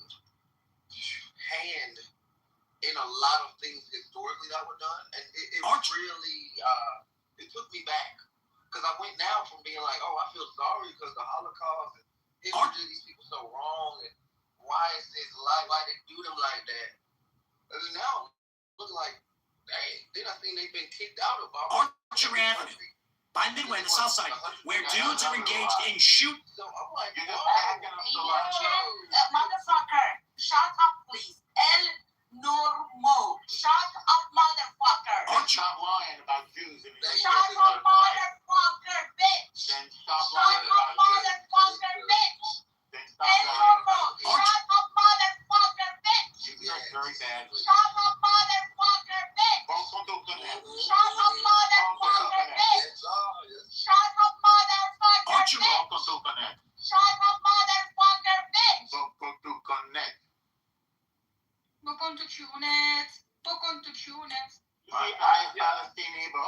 You see, I feel like this is all a y'all are just like having a white experience or whatever y'all doing, and y'all just trying to blame black people.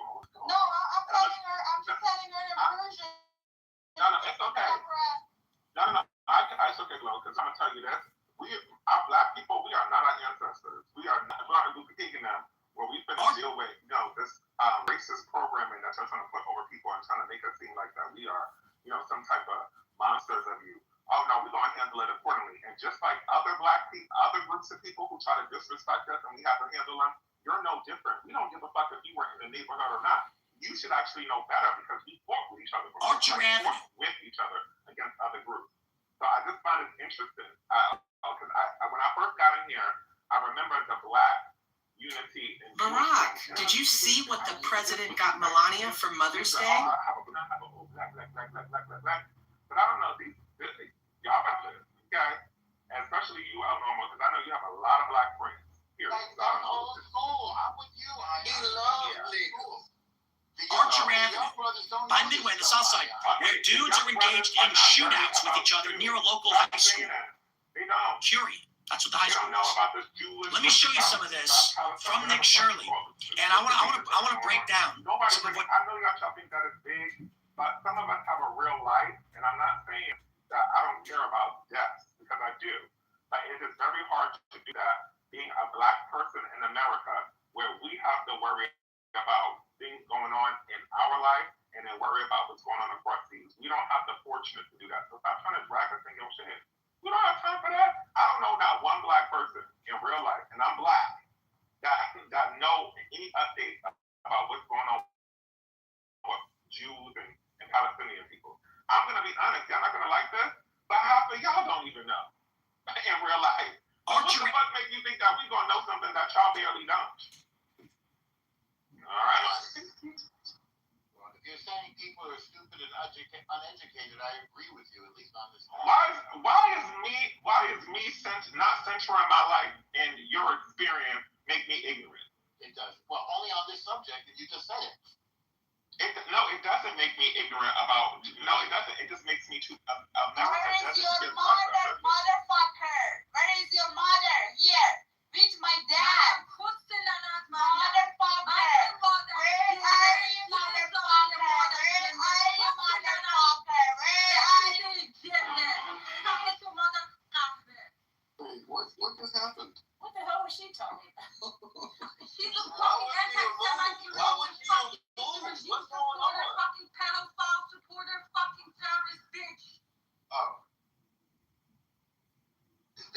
was removed. See, like I said, y'all have this personal thing going on, and we don't know about it. I don't understand what she was saying. About it. It's like New York. I just hear people screaming, and I know across the street. Y'all got 4,000-year-old beef, and we don't know shit about it. Because we worried about our black.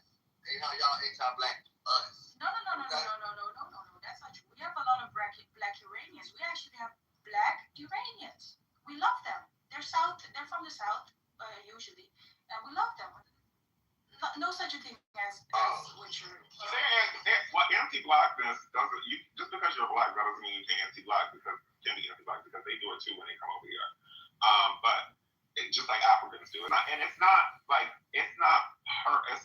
personal when we say that there's a anti-blackness. There's also an anti-Americanness, right? I go to however you call that. When I go to Italy or I go to Greece or I go to these, I have to have a Jamaican accent because I'm scared that if these people know I'm American, they're gonna be disrespectful. So I get it. Because when we were growing up, just like I know when people in other countries were growing up, they probably thought we were stupid and uneducated. And just like, growing up, they probably taught me that, you people over there eat sand pies and wear head wraps and don't have buildings and you have to sleep in, sand huts. We all have an unlearning to do. But, we should focus more on that unlearning and come together, which I know will never happen, than trying to push the same experience of white supremacy the same way others. Just like I all know all white people are not racist or, I don't know about that. But I just think that y'all should all understand that Clubhouse is a place where people who agree with each other get together. So you're going to see a group of all black people, Israelites, get together and talk. They talk about gays too. Like that's I'm not like you're not special. You're not special. They hate gays too. So they hate Christians, and I'm black. Yeah. They hate me because I'm a Christian and told them I'm not Israelite. So they hate gays. And who the fuck hates Beyonce? Like, come on now, y'all. So stop trying to assume that it's specifically about. Exactly. What makes y'all believe? That I'm Midway, the South Side, where dudes are engaged in shootouts with each other near a local high school. Oh my God! That's what the high school. Let me show you some of this from Nick Shirley, and I want to break down some of what group that hates everybody. You're not personally special. Thank you for me to land because I was rudely interrupted by a Jew. I better get out there and hustle because there's stuff out there. There's a lot of other people trying to get to the top too. So you have to, if you're gonna be an entrepreneur and if you want to be a success in life, you of being indoctrinated that so many bad things happen. It's actually the Holocaust and the Anne Frank in that book and having to do a project on it. And just learning about how you all were mistreated. And then I grow up and I see you all got more money than everybody. And you own more stuff than everybody. And a lot of the stuff that's controlling us, poisoning us, it goes back to y'all if you trace the money. So you're jealous. It's jealous. Envy.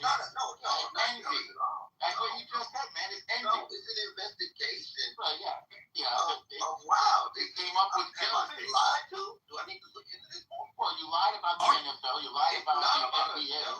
Whoa. It's jealousy. They own all of these media. They own this music. It's way. Are you serious? Yeah, why is that a problem for you? And I used to push back on it. Why is that a problem for you? I said, no, this can't be true. So why is it a problem if somebody owns all these music?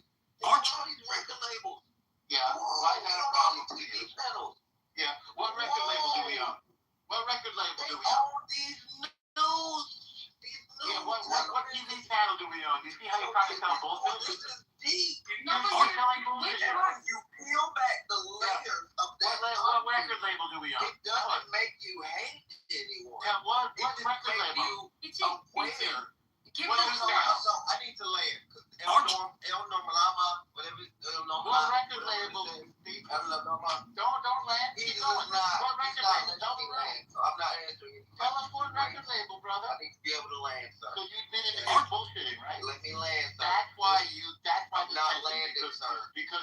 fires like May I land, sir? because you're gonna land You anyway. have to let him Don't run land. away. You made a statement. I don't have to do anything. You have to let Stay him Jewish and land. die. That's all I have to do is stay Jewish and die. I don't have to do anything. Well, are you gonna be able to do that if you keep on acting like this? Yes, I am. You already say everyone hates you. No, I never So said we everyone might not hates even us. allow You're you saying to that. do I'm that, not saying right? everyone hates us. We might all like get together and be like, hey, God loves us. die or should we What? Yeah, that's right. do a course? So what television station do we own? If you know. You know? What television station? Let me land. None of them, right? So why come up here and when talk you bullshit? do these investigations, Yeah, what you and find? you peel these layer back, and I didn't say What did you find? companies, entire telecom companies. Yeah, what telecom company? Name the telecom company that we own. Layers back to that. Yeah, what telecom company? And Tell the room. notice that it's deep. Okay, you know what? Your It's lies. It's not about hate. You're a stinky liar, BT. Being You're a aware smelly, and stinky, having uneducated high school dropout liar, BT. and having information. So that's why you get in trouble, because you lie. I just exposed your lies, okay? Well, We investigated it's you not and you're a liar. entirely, Dorm, it's not entirely a lie, but what he's missing out is that in all those agreements were Black Americans. And so the Jewish community and the Black American Jewish community has very old history with one another. And we're in it together, bud. Like, you're not immune from it either. We see P. Diddy. We see what's going on. We see that shit. Are we supposed to hold all Black people responsible for the actions of P. Diddy? No. Because we know that's not right. We can't be doing that. But we see it. We're seeing it too. Don't think of P. Diddy had a television channel called Revolt. And he had to sue Comcast, which is part Jewish owned, because they wouldn't show his television channel. Good. Good. Archer. This man is a fucking freak with the dildos on the baby oil. I don't think it's an idiot. No, that's... You're an idiot. He's not even a billionaire. Yeah, what about P. Diddy? Okay, what about, I can go on. What about the other R. Kelly, the one that pissed on the little girls? What about R. Kelly? And what about that 90s actor, the family show that was touching the little kids and shit? No, it's not deflection. It's called showing you your mirror. No, it's not called deflection. It's called showing you a mirror. What you're doing is what we could do, but we don't do that because we understand it's not right. And systems you've manipulated. Yeah, we don't own shit. Nobody in this room owns anything. So it doesn't work. You see what I'm saying? We don't own. It's not about working or not. If you are not based in reality, then we can't have a conversation. And you're either delusional or you want to have a real conversation. Would not behoove you, because if people already hate you and you're acting like this, that's okay. People hate people too. What are you supposed to do about it? Then what might those people do? Lying more. Half the world hates Black people too. They hate Jews. They hate homos. They hate everybody. Who gives a fuck? Why are you living your life based off of what other people think? Get over it. Y'all keep acting like this. I think people might start hating you. You're in no position to want anybody to hate you. You're too stupid. I started giving everybody a pass on the seventh. You're too stupid to want anybody. I saw you change. Yeah, we all change. Yep, I did big time. I have zero tolerance for it anymore. Like, no one in this room owns it. That's okay. Archer Avenue, by Midway, Southside, where dudes are engaged in. You want to bootleg for the Arabs, you go right ahead. BT doesn't know that when white people didn't want to sell black albums, it was Jewish record labels that decided to put black people's face in vinyl. Jews are vultures. Hold on. Your mama is a vulture. It's by the She's outside my window right now. It's a lot of jealousy going on. But the final stage of anti-Semitism is realizing that you actually are doing things wrong and that the Jews have it right. And then it's finally realizing that, wait, maybe they're doing something right and maybe that's worth listening to and emulating because they're clearly doing something that's better than what everyone else is. That truly is the final stage of anti-Semitism when you realize what a cope is. You know what's funny though? That's it. It's a cope. It's like he can't control himself. Sure. Mm-hmm. It is. It's a cope. I would say. Sure. So I would say it's like this weird like Jewish supremacism you get with some Jews where it's like they think perfect and that like the minute anybody irritated or annoyed or angry or just flat out mean and hateful towards Jews, You think about that? it's Once in a while, but not too often. I know it's going to happen. When you have a father die tragically, and the father dies of suicide. Here's what I think. I really There understand. has to be, I would get blood flashes. Whoa, shut Shut your mouth. I don't care about. Shut your whore mouth. Shut your whore mouth. Let me finish. No. Shut your whore mouth. No. Yes, you filthy yenta. Shut your mouth. You're not against my dish. She's interrupting. This is the experience everyone wants. I'm not going to go. I Definitely can't hear you. I don't need to hear you. cameras in my house, and so I You're going to get, let me finish. And then you can go, sweetheart, right afterwards. No, I mean, and the yes, yeah, the yes, she's a Jewish supremacist. She thinks that the Jews can do nothing wrong. That is what she does. And so whenever people get mad at Jews, it's always the Jews do everything perfect. Yes, you're my right. claw pretty quickly determined I was dehydrated, and because I gave my blood tests, my DNA, and all that stuff. And so it was like, you really need to drink water. It was like trying to find, I was like, all right, you should like do whatever it takes to make sure I drink water. And then at one point, it was like, I could see you on the camera, I want you to walk to the kitchen right now and drink a bottle of water, and then watch to make sure you do it. And I was like, whoa. So I did. I walked into the kitchen and I drank a bottle of water, and then it sent me a snapshot, a frame of me drinking a bottle of water and said, good job. And I was like, I felt like I did do a good job. So that was nice. So that was the crazy story. That was like January 29th, and I was like, oh shit, this shit is real. This is really serious. And It's very offensive to me. Yeah, actually, my brothers are married to a Nigerian woman, and have my nieces and nephews are Archer Avenue. By midway, the south side, where dudes are engaged in shootouts with each other near a local high school. But they're not African American, they're Nigerian. Let me show you some of this from Nick Shirley. And I want to break down some of what. Man, you got no email from one of your relatives, by the way. That's not funny either. Man, But let me tell you. not Nigerian princess or woman. Let me tell you guys. The women in this room have long before America. Archer were one of those kids. The six-person intelligence network changed the course of the Revolutionary War and the fate of our new nation. Watch.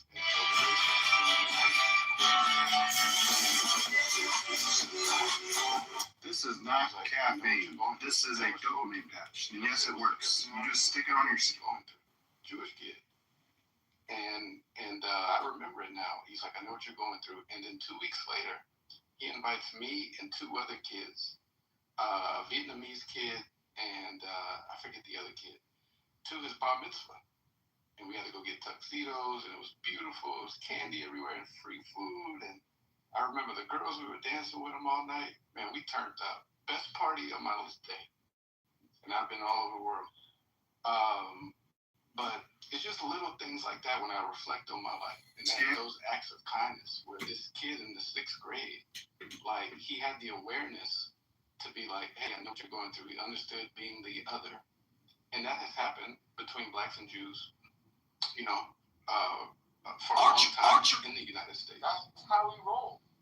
Archer That's not how you roll. Come on, that is not how we roll. You end up meeting a yes, and then you're just like, and like you end up putting on a swastika armband, and you're like, fuck them. What? Yes, he will do that to you. Come on. What are you talking about? I'm being sarcastic. Jesus. Yeah, he's an idiot. He's a faggot. You sound very serious. He's a closeted faggot. But Archer where dudes are engaged. Us as well. You're in an open relationship. There are a lot of blended Jewish relationship, Jewish and black relationships. There are a lot of black Jews, and there are only becoming more and more black Jews. This is a reality, and there is a lot of tension between these two communities, and it's within our best interest to try and, you know, build some sort of bridge, because it's going to come to a head one day. You know, I saw a poll the other day, a Pew poll that 1 in 5 Black Americans identifies or believes that they're the descendants of Israelites. this is going to be a problem in the future. Have you seen the polls looking at the anti-Semitic views of Americans? I think it's like Archer Avenue by Midway in the South Side, where dudes actually the least anti-Semitic. Yeah, it's interesting. Yes, I do believe white people are the least Semitic and the least racist. But the bar is not high. People are really not thinking shamed and. Well, I think it's not racist. They're not. They're not. It's ethnic minorities, which are kind of Nazi-esque these days. Yes, Tasha just said that they were a mistake. They were descendants of Ethiopians in his Roman letters. He said, "Many assure us." I put it in the chat. Yeah, real nigga shit. Real G. Straight up jealousy, straight up. In the 70s, Chabad, the Israelites, the BHI, so they offered to convert them all. They gave them. You're breaking up. Yes, when you go for. Ian, we can't hear you.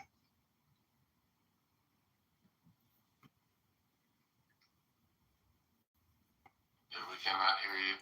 But in the chat, you can find him. Yeah. About this. What were you saying? Who offered to convert who? Chabad did. They did convert them. I actually know a family whose grandparents, her grandparents were Israelites, whose parents were Israelites, and they eventually ended up converting to Judaism because Chabad in the 70s had made it available for them if they wanted to pursue a Jewish identity. Well, Adventists could be converted by Chabad. I don't think that this is in the 1970s before, so today and this was God's plan. First, he gave them the guidance, then they rejected the guidance, and God said, okay, you don't deserve it now. He took it away, but he kept the imams or the leaders with the people. Your voice is changing. Can you hear me now? Better? It's better now. Okay, so Yaakov, you know Black Stem or Shai? We read a book about this, and we were just blown away about this little piece of history that has kind of been covered up, to be honest. But Chabad today does not do conversions, but in the 1970s, with this specific community, there was a lot of outreach, and there was a lot of positivity coming back. I know we hate Eze Yofe, but her grandparents were part of that program. And that's her whole family today.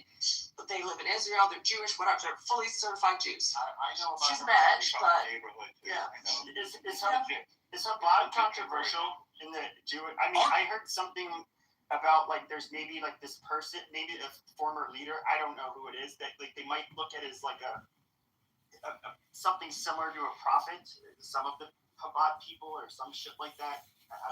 Former Lubavitcher Rabbi Menachem Mendel Schneerson, an increasing percentage of the Chabad movement think that he is the Messiah, which, if you know the requirements of the Messiah in Tanakh, he maybe completed a portion of one, but did not come complete to doing everything required, so he can't be. So they do great work in helping Jews who are less religious and non-Jews. They do a lot of community outreach.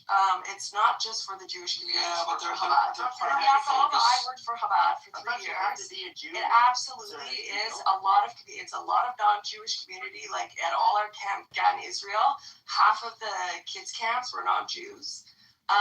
There we do food banks. We do everything. It's for the community. It's community. Oh, you're talking about charity. It started out as specifically Jewish outreach, but that has extended now to the greater community as well. No, but what I'm not. But you have to be. You have to be a Jew, right? No, you don't. So, like I just said, you got to. So, either of you. So, to go to Chabad. Is it for Jews to reconnect, to become religious? Is that the purpose of it?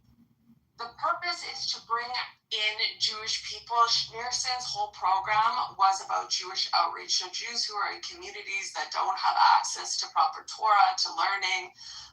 And over the years, that has evolved into a sense of community. So they do not restrict it only to the Jewish community. Every time I go to my kollel or the Chabad, there is always other people, not Jews. A lot of Christians go to the night courses. So they put on these, at the kollel, the learning center, they put on free courses every night. And the rabbi teaches it. Anybody is welcome to come. And they do. And they do financial courses, they do cultural courses, they do language courses, anything you want. But a lot of people don't know about it. But it's there. It's offered. Should one want it? So, in my view, as a person who loves Chabad and prays with them on a daily basis, and in all the countries of the world that I've been to, including Helsinki, I believe Chabad exists to help Jews do more Jewish things, whether it's having a Shabbat meal or Chabad Omer bonfire like last 2 nights ago. Wait, today Tuesday, last night? No, today is Wednesday, 2 nights ago. Or eating kosher food, or observing, the halacha of Shabbat. So to me, that's what Chabad is, to help us do more Jewish things. Putting on tefillin, number one is putting on mitzvah, tefillin. yeah. Mitzvah, completing the mitzvah is very important, like wrapping the tefillin and just being good, like fulfilling our commandments, to be good Jews. From the cradle, I think if I were to say succinctly, the primary mission is strengthening Jewish identity. Can you imagine? It's the first time I hear the H part. Qualified is the question. Forget the H. What makes him more qualified? Not what disqualified him. I know you haven't studied. Organizations are specifically for Jews is probably the furthest thing from the truth. Like I've worked for these organizations, and I can't tell you how much outreach goes into trying to bring in non-Jews as well, and trying to harbor these relationships within the community, and cross like interfaith relationships as well is very important. It's really not even Jewish specific.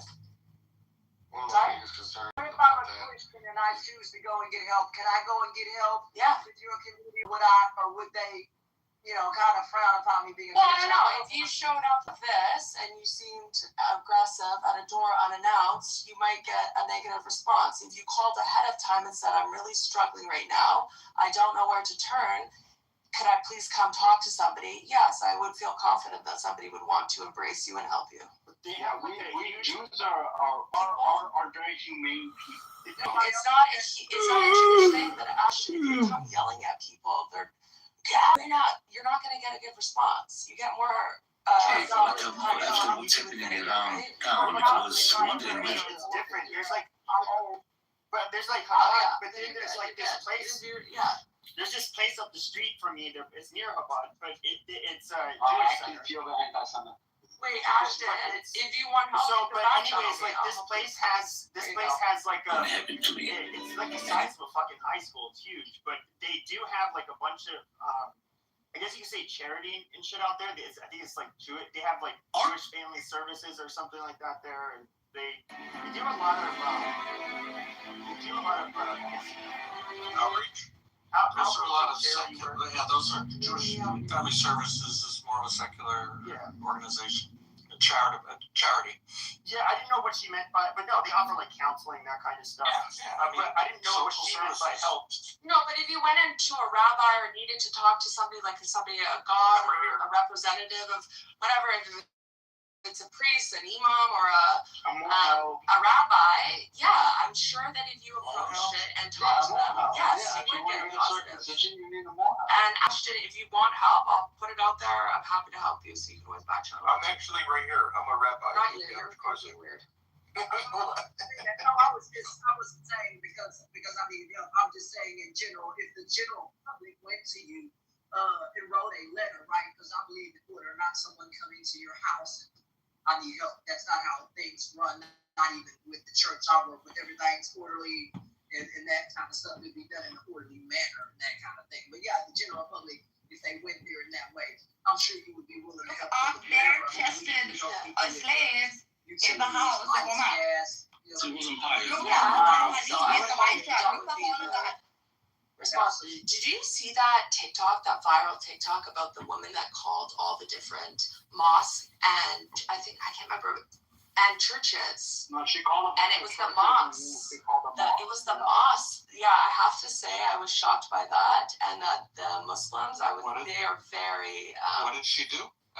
She called a bunch of different churches and mosques, and she had the sound of a crying baby in the background, and she was saying, "I need formula for my baby. Please help me. I really don't know what to do. Whatever." All the churches hung up the phone. And all the mosques that come in will give you formula. Like, where are you? We can come to you. How can we help you? It was surprising. A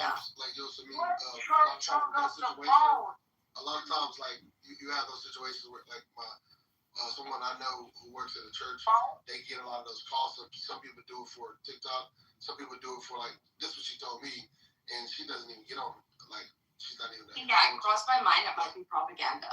Because it was on social media, and I was like, okay, this is probably like some sort of propaganda campaign.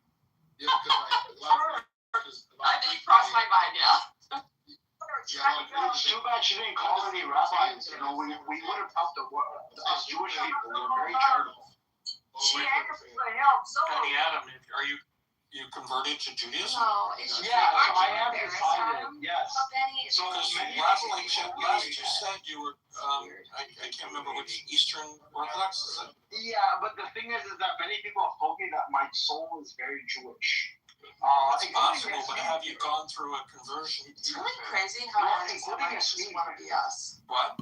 No, including herself has told me that she can imagine me as a Jew and she thinks my soul is Jewish. And I've been told that by many people. So I think you will, because like I said, the final cope of Judaism or of anti-Semitism is realizing that the Jews have it right. And you've gone from Islam to Christianity, and the final stage now is Judaism. So I've accepted it, but I've decided to convert to the cultural Judaism and not the religious one. Yeah, but I'm still a Jew, but I'm a cultural Jew. Benny, I'm going to find you in 10 years, and I would put money that you will be wearing a kippah and going to your local synagogue. I'll give you 10 years. What happened in Christianity that made you go to this other deal? I guess it's fine, and then you can worship whatever you want. I just find it He was interesting. born Muslim. That's what I've decided to become a cultural Jew, but not a religious one. He was born Sunni Muslim and converted to Christianity, but the Muslim still lives inside him. But not the religious one. From what this said, you were born a Muslim, then you try Christianity, then you see, brother, when you start to get a certain age, the Bible says that things come with wisdom. At 40 or 50 years old, normally people don't generally bounce from religion. Well, that's actually true, because I was an atheist for the vast majority of my adult life. Much like you weren't. You used to be in all the Muslim rooms defending Islam because it's cultural and it's ingrained in you, whether or not you practice the religion. You were culturally Muslim. You grew up in Saudi Arabia. You grew up in a Muslim country, and you were culturally Muslim. Even if you practice a different religion. Syria, no? No, I actually grew up in Canada. But I went to high school in Saudi Arabia, so like a little bit of both. Yeah. But I actually attack Muslims a lot, which is why I'm blocked from a lot of Muslim rooms. I didn't say that they liked you, that you were. I felt a devotion and like a pull towards Yahweh, and Baruch Hashem, Yahweh has pulled me into us, and I now believe. That's the danger of the Bible. It's a story about a bunch of Jews. You got to be careful reading that stuff. Yeah, no, but I fell into it, and now I feel like I'm a Jew. No, I don't like the religion. I just like the culture. The place. You get, brother. You can't. It'd be like me being a Christian and saying, "Well, my God, I don't like the Bible, but I like this." When you read the Word of God, oh man, you can't sit there and pick and parse what you like. I don't know. Have you read Jewish teachings? They're all about like picking and parsing. We're not gonna parse the word of God. The whole No, word but of that's God. what Jews do. That's you Christians. You Christians. You know, you Christians are really dumb. That's why. Yeah. You Christians are very like fucking Orthodox. You're very restrictive. We Jews, you know, we're very liberal on this shit. I like you bring up the pronoun we. This is great. We Jews are very liberal on this shit. So we Jews, we can talk about the existence of. Yeah, I can too. But I'm saying to you, brother, is what the guy said is that he dibble dabbles in different religions and he likes parts of it that I'm over here. I can't do that in Christianity. Either I'm going to participate in all that is Christianity or I'm not going to do anything or worship something else. Those are my choices, but I can't just parse things. I'm not going to do that and do Christianity like that. You know what I mean? When Jesus came to this world, he came to this world to save those, watch this, who believe in him, right? There are those who That's awfully narcissistic, isn't it? So I said those. God didn't exclude anybody. God didn't say. Yes, he did. He excluded those who do not believe in him. Instead, for those, God gives you a choice to come to him and drop every worldly thing. So he's a narcissist. In other words, abandon everything and devote your life to me. Amazing. No. God didn't say you couldn't go and have those things. It's not what God said, right? At the time when he came to people, right, who were worshiping a golden calf and all these other things, those are the things that God said to drop. God didn't say you couldn't make and be rich or be wealthy. Watch out now. The Bible did not say that. God allows those people to be plentiful, to do these things, right? God is not telling you to be meek, poor, or do not have. That's not what the Bible talks about. So he's saying it. He's literally. Hi, I hate to interrupt you, Habibi, but moderators, could you put me in the queue? This is John. Thanks, moderators.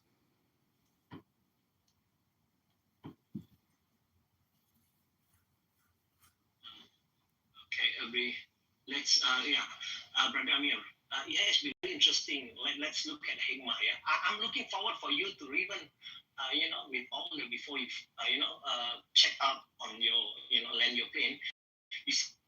The Hikmah that I pick up you personally, because when we look at that now, we are doing reflections. How it benefit me, how it benefit you as a person, and I guess as a person. Am I become more humble? Can I ask you, Mary is not a Catholic, and you're not even a Christian. You want to know the truth about Mary? Ask the Jews. We know about Miriam. Yeah, Mary.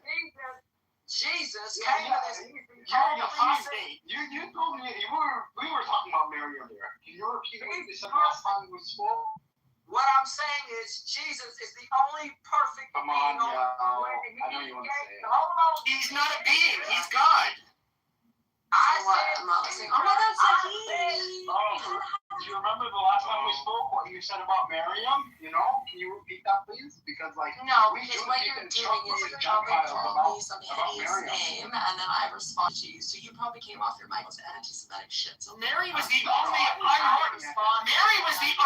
unhorish person to come from Israel. It's the only clean woman. And then you will use that as your example of me and why I'm intolerant. In reality, we know that usually I don't go for people unless they come for me. Oh no, I don't really start shit, but I can't finish it. I didn't come from you at all. Clearly, you're still thinking about it. What you said about Miriam? I don't remember, to be honest. I remember. So the Catechism of the Catholic Church, number 2070, written by Pope John Paul II, quote, Ten Commandments belong to God's revelation. At the same time, they teach us the true humanity of man. They bring to light the essential duties and therefore indirectly the fundamental rights inherent in the nature of the human person. Since they express man's fundamental duties towards God and towards his neighbor, the Ten Commandments reveal in their primordial context grave obligations. They are fundamentally immutable and they oblige always and everywhere. And they apply to everyone. And that was Catechism 2072. Jews. It is for it's a guide for everyone. Do not murder, do not steal, do not commit adultery, do not commit sin or a gluttony. And you guys all do. Benny Adam, you do it. You are the least fucking Christian person I've ever met in my life. If Jesus Well, is anything like you, well, we're all and fucked. also, Jesus, Like, my God, you are the most Jesus-like character I've What was ever your point? met. You called You're Wait, awful. Catechism 2054. Jesus You're acknowledged such a the Ten hateful Commandments, person. but he also showed the power of the Spirit. Only you can turn me on. So, Don't worry. No, I know. You're such a hateful person, dude. my point that it holds to What I think you look like. I'm sorry, but I don't. No, No, I didn't. I said that. I never said that we didn't have the Ten Commandments. No, I said the Torah is the backbone, is the underpinning of your religion. You said no, it's not. We know that. No, it's the Old Testament is more like a backstory history of things that came to be. Right, but it also is very. It's you know, the 7 Noahide laws apply. The Ten Commandments apply, and you said no. That Yasmin brought up one of the Ten Commandments. And you said. I say Yaakov, they just disagree I was joking. I'm more knowledgeable than him and he gets insecure. I was joking. I'm sorry, I can't hear you ask me. Yeah. He disagrees with whatever I say because I'm smarter than him, so he gets insecure and has to be. I was joking with her. I didn't say I disagreed with her. What I said was no. Yeah. What I said is that it's sacrilegious to have this Jew telling me my 10 Commandments. That's what I said. Disagreeing that we have 10 Commandments. I am a Jew, and I am going to remind you of your tens. Also, you're not supposed to sodomy. PP, sodomy. Okay, that's a sin. You're going to hell for that. Amazing. That's a sin. So you know you like it in the I back. know. Actually, in the halakha, there is an exception for sodomy. No, there is an exception for anal penetration in the halakha. So long as you spin the front door, there is. I can actually cite my sources. Yeah, please put the source in the chat. I would be honored to. So long as you finish in the front, you can actually start in the back. It's fine. Talk about this. Let me tell you something, brother. It's not. Okay, Betty. So what you're telling us is that I can take it in the ass every weekend? No, I'm saying that if you're interested, I can give it in the ass. But no, thank you. I don't want it in the ass. That's the only condition, right? Because I can't stop the seed, actually. but I can do, anal intercourse. Yeah. No, it's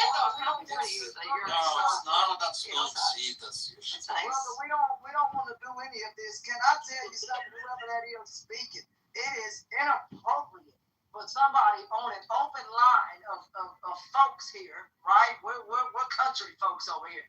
And we are just listening to what you are saying. I have people in my living room and they are just, why in the world would you say this kind of stuff, brother? This is not of God. There's nothing in a religion, anything that I've read, this is okay. This is not okay. It's not something that our church teaches. It's not anything that I know of. Brother, this is not right, okay? And I don't know how old you are. I couldn't tell you. But brother, a 40-year-old person is not going to talk about this kind of stuff. There's got to be some maturity when you're my age. I talk about that stuff all the time. But I mean, I know you're a nice country bumpkin. Thank you. all the time. I hate Phil. Thank you for calling it out. Thank you. Thank you for calling it out because nobody does. Thank you. Find some wisdom and find some.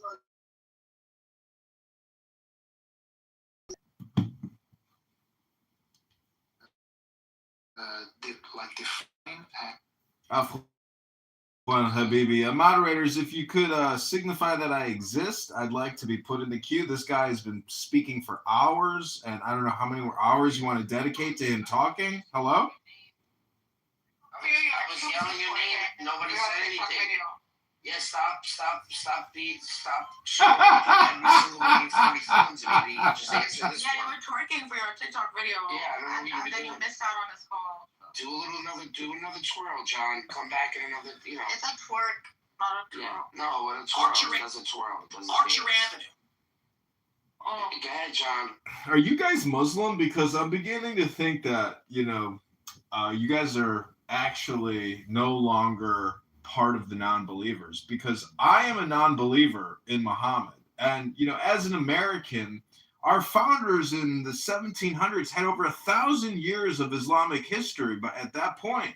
So the Barbary pirates who we sent the Marines in with Thomas Jefferson, and then we overtook them and freed our slaves.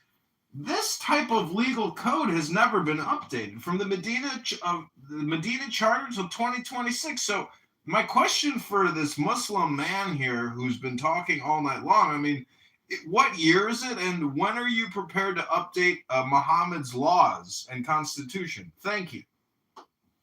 John, you're a little late because the Medina laws, and then there were the laws set by the caliphate when they took over Persia. So they had the Exarch. So those are going to be the updated ones. You gotta start. Listen, you're on a Pentium 2 chip. You have to upgrade to the newest Pentium, John, because your processing speed is a little slow. So they updated this stuff. We go over this stuff all the time. Let me get the link. Can you get me the Wikipedia link so I can read about the update? Thank you, Megatron. All right. I'll get you the update right now. Look, I'm gonna pin the link at the top with ChatGPT. Are you happy with that? I don't do ChatGPT, unfortunately, but if you want to do the Wikipedia search and provide me the Wikipedia link so I can read about the new updated Islamic laws, I would appreciate it. Thank you. Well, it doesn't say it exactly like that, but it's the Exarch, and you can look up in 630 whatever. I think it's 620 something before Umar got to Jerusalem. Umar the Jew, before he got up there, it shows that kind of stuff. So when they took over Persia. No, I'm looking at this right now. I got the link, and unfortunately, I think maybe your comprehension of the Exarch is inaccurate, because the Exarch, even though it was in Mesopotamia, aka modern day Iraq, this has nothing to do with Mohammedan law, and so I'm just a little confused. Oh, you sure about that? You'll be surprised. Are you sure about that? Yeah, I'm looking at the article right now.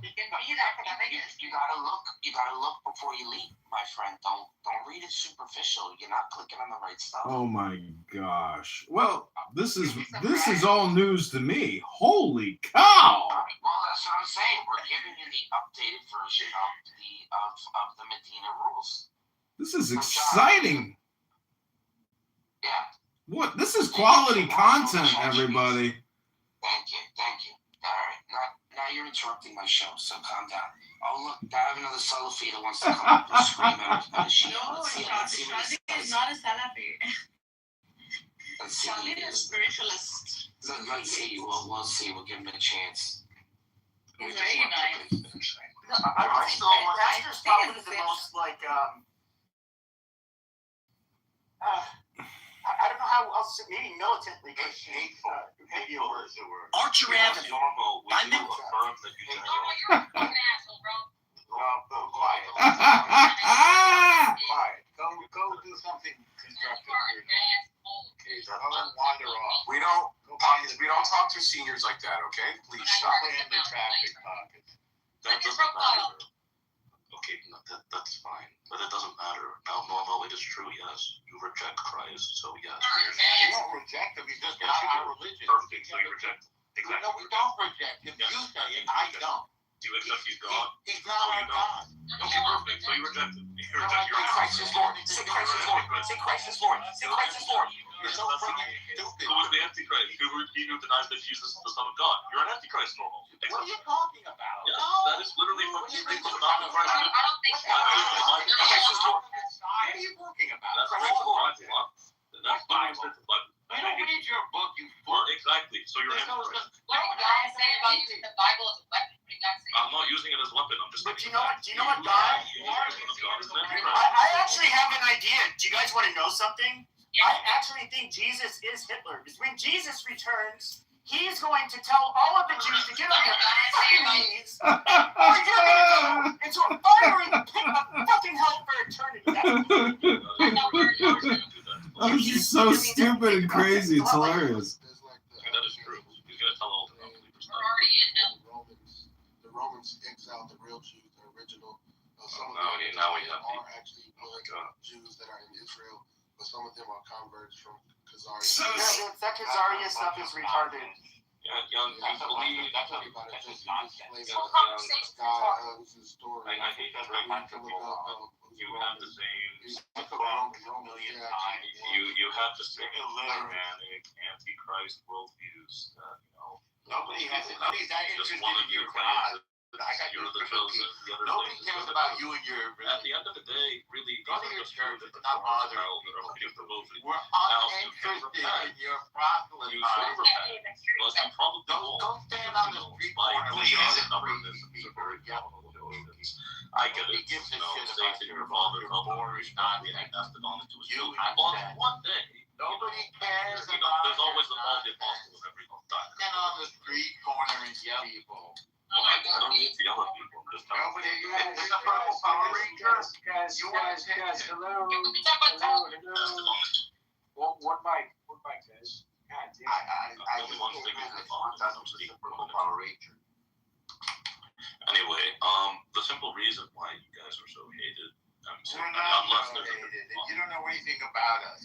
You know nothing. Unfortunately, you have nothing to do with Judaism. That is the one positive thing. I do have nothing to do with you. Yes. So be quiet. Anyway, the simple reason go you guys pray. are so hated. We're not interested in you. The whole culture and ideas of people is based on being antichrist. We're not antichrist. We don't even, we know nothing about your God. We have nothing to do with your religion. You're going to be at odds. You're self-centered, narcissistic bullshit. I know you think your religion is the only religion. Congratulations to you. I know. Oh my God, it sounds like crap in here. So intolerant. You're so intolerant. You think your religion is the only religion. Well, good for you. So the simple solution for you guys all. You worship a Jew, by the way. I worship your Jewish God. But you're probably not. Go worship your Jewish God. Yes. Please, wrong, Go worship your God. The rest of you are. Nobody's interested in hearing about you. What is the you and your dumb take on your religion. I'll make them come and you're nonsense. so that you have nobody is listening to you, Taboo. Well, I mean, you are. We know who you are. No, we know who you are. We know where you are. This is You're full of shit, ridiculous. Taboo. Hello, Coco. How are you doing? You see, I can't even speak for 2 seconds without like. Speaking for the 5 minutes. Same garbage every night. Nick, I hate people, bro. I really do hate this pastor guy. It's his stupid voice. It's like his glottal obnoxiousness and how he just like talks and talks and talks. It's just, oh my God. You're gonna be in the same corner of hell as him. Guys, come on, let's get real, guys. I'm being very real. This is Christianity 101. He's just a hater. This is just Christianity 101. You're just an anti-Semite. Well, actually, strictly speaking, I also you're so far from God, you don't even know where you're at. On the contrary, you're as far from God as it's possible. You're just a hateful, you're just a Jew hater. Late breaking news bulletin. Christ didn't want you to hate Jews. Well, he did. Guys.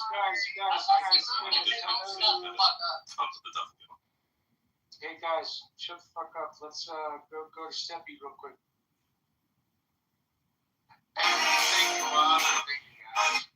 Archer by Midway on the south side, where dudes are engaged in shootouts with each other near a local high school. You know, that's what a good Christian's not going to target others that don't believe in. Let me show you some of this from Nick Sherman. And I want righteously did. Dude, you gotta shut the fuck up. Learn how to Jesus. This motherfucker needs to learn how to put that cock back in that cock holster. Shut the fuck up. For fuck's sake, Steve. You heard the pastor. Who are you? I'm Steppy. I'm a Catholic. And the thing is, well, this guy's a pastor. Dude, he is not a fucking pastor. He is not. Rabbi, could you mute yourself? He's a hateful Nigerian anti-Semite. Steppy, continue. He's not anti-Semite. His favorite person happens to be Jewish. No. You didn't listen to me. Okay, later, dude. But the thing is, you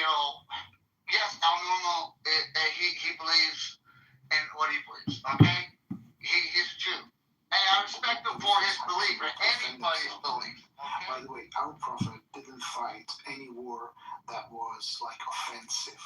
All the wars our prophet fought Really? was defensive or retaliation. Is that your opinion or is that a fact, though? Habibi, is that an opinion or is that a fact?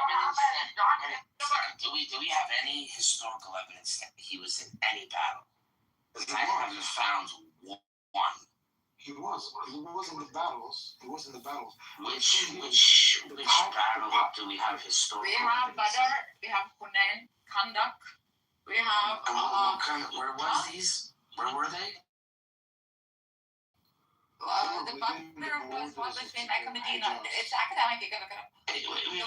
Academic. I'm talking about historical evidence. Yeah, the trenches, right? How do you want to find historical evidence for battles? How does one find, like, what's the method? The method is usually the people who win, but there are sometimes that there's outside sources. True. Yeah, true. Secondary, third, people from neighboring countries or. That's a great question. Hold on, let me look it up. Good luck. Good luck. Oh, you haven't found any? Shut the heck up. Have you done it? Well, it turns out. Even if you use it, you should be using historical critical method. How do you find? I think that you guys attribute some of these things from tales and folklore from Hadith, but historians don't use Hadith. The point you just pointed out, do you know what it signifies? It signifies that Prophet Muhammad did not take part in any war with any neighboring country, and all the wars that he was having was to unite Arabia itself, was to defend himself and his people from the pagans who were trying to kill them. This is what it means. And the wars that Umar and Abu Bakr were having were just illegal wars. None of them were advised or were allowed by the Prophet. In fact, our Muhammad's Islam, not their Muhammad's Islam, our Muhammad's Islam was not supposed to be spread by the sword. It was supposed to be spread by the word and by the actions.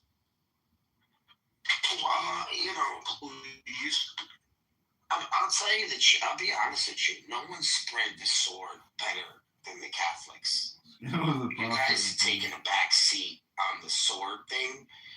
We own that shit. No, yeah. I don't know why they tried to I'm being honest. If you guys led by the sword, it's kind of embarrassing the way you guys did, because the way the Catholics did it. Like, look at South America, North America, Australia. Like, these are like major like conquests. You get what I'm trying to say? That we still have majority power up. So like Brazil, 90% Catholic. Like they, I don't know, maybe I'll give it to you, like Arabia and stuff, but there's not many countries like look at Turkey. They're Turkish. They're not Arab. Persia, they're not Arab. I would say, all right, so I'll give you North Africa. Like, that's pretty much like you guys wiped that part out, right?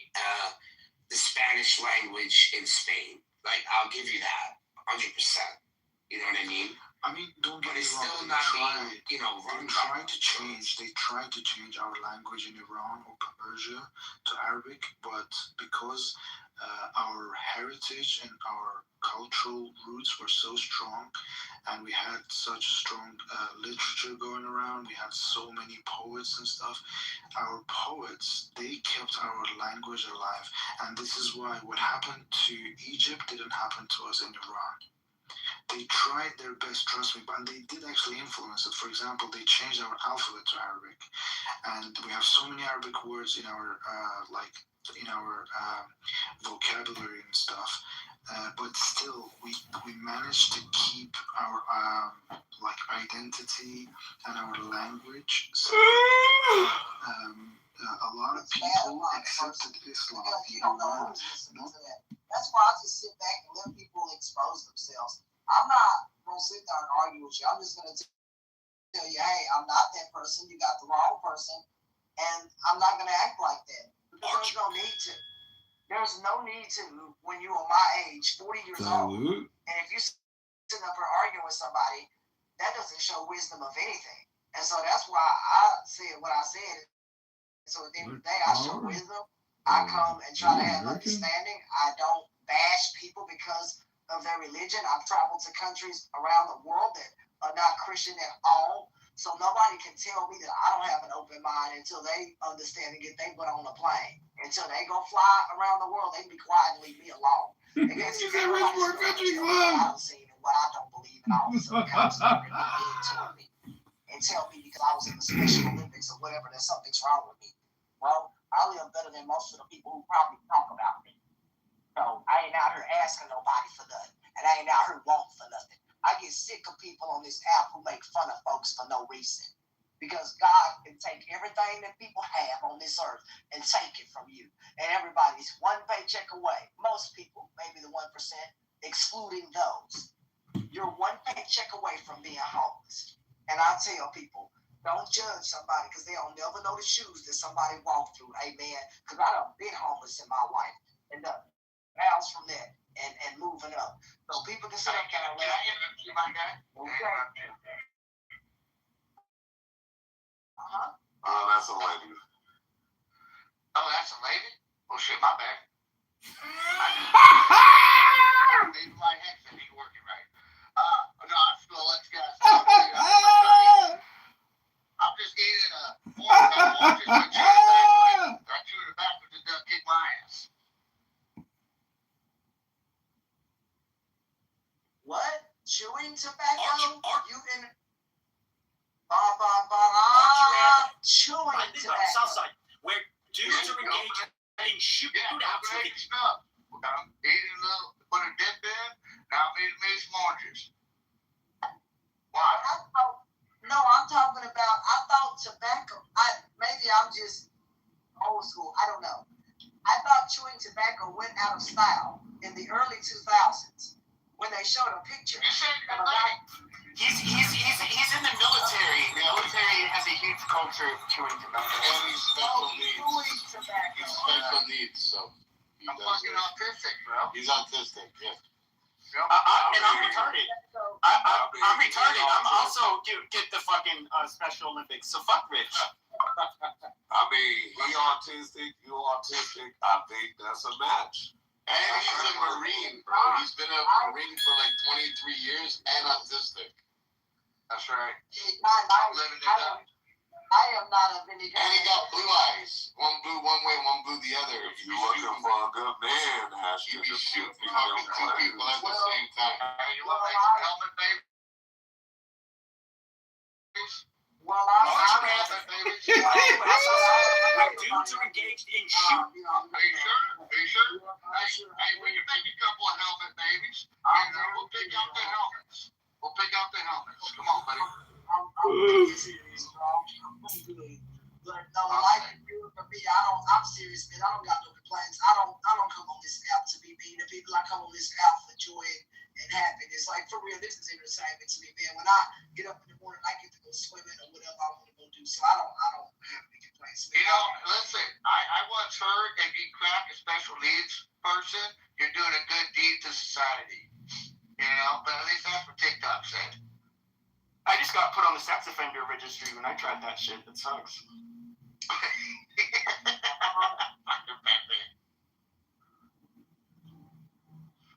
Be nice to people. That goes a long way too. I tell you, the biggest thing I think people argue about now is all the political stuff and recent shootings. Man, there was a shooting in Las Vegas, near that area. And it's really sad what's going on. There was also a shooting here in the Dallas-Fort Worth area at a one of those. It's Dallas-Fort Worth. There's always fucking shootings. I'm not. Well, you didn't think what happened today in Las Vegas. It's just a lot going on across this country. And so shootings. From what I was seeing, mass shootings, right? Well, yeah. That's fucked up. That's fucked up. I got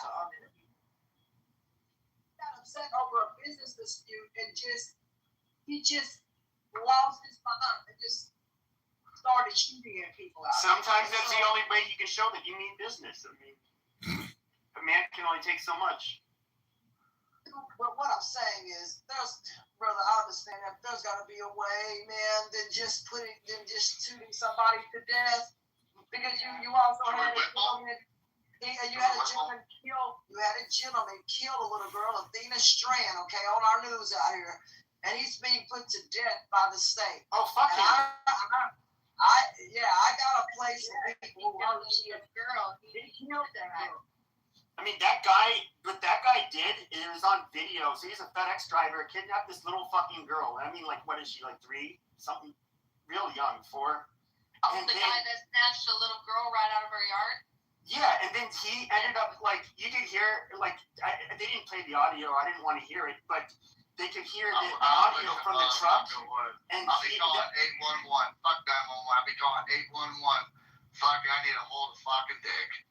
But that motherfucker, you know, he basically raped her and fucking strangled her, and the jury, everybody could hear the little girl screaming and crying, and he gets a death penalty. Like, I'm getting serious. I said this in a group chat. Like, I hope there's a riot at his prison, and that somebody sticks something up his ass and fucking sodomizes him.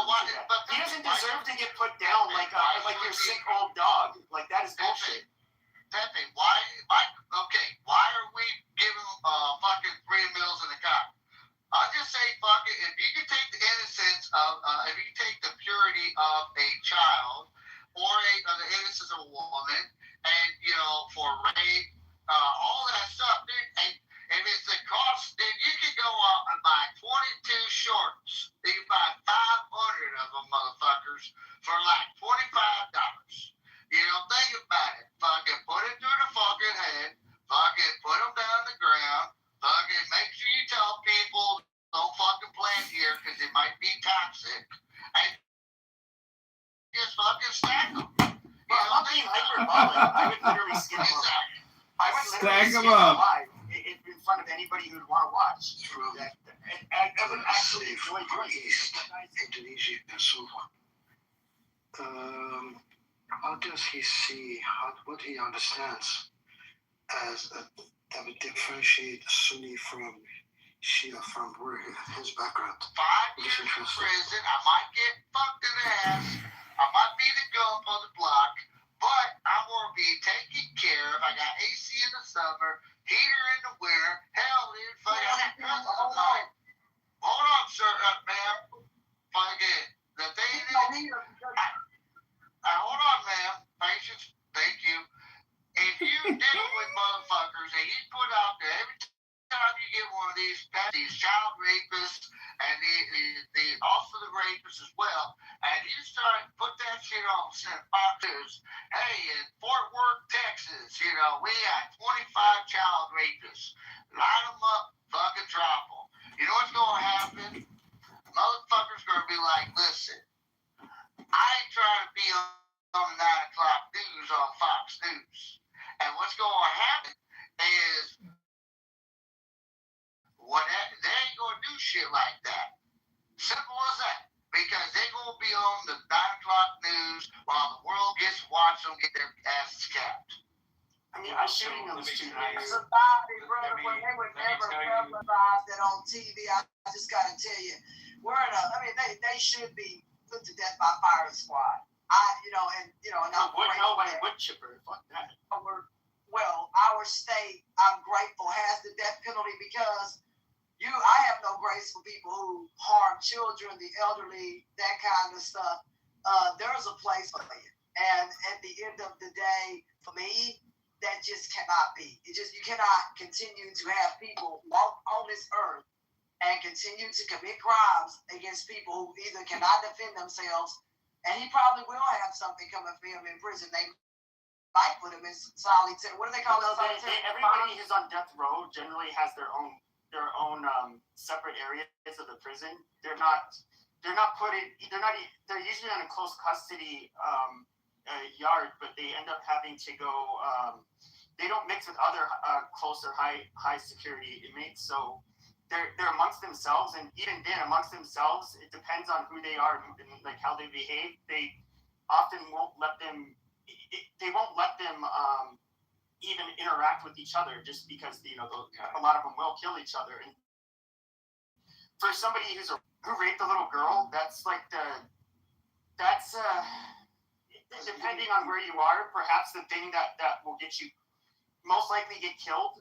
So by other inmates, and so yeah, even other people on death row will look down on him and kill him if they get a chance. So like they never let him go. They won't let him go around. Most people. That's the worst thing you could ever be called in prison, is a pedophile or a child rapist or any of that. Because I can guarantee you, this guy, if he's ever in general population, oh yeah. Well, hold on, Father. Hold on, buddy. First thing when he walks in there, first thing this monkey's going to do is grab his papers. It says it right there on it.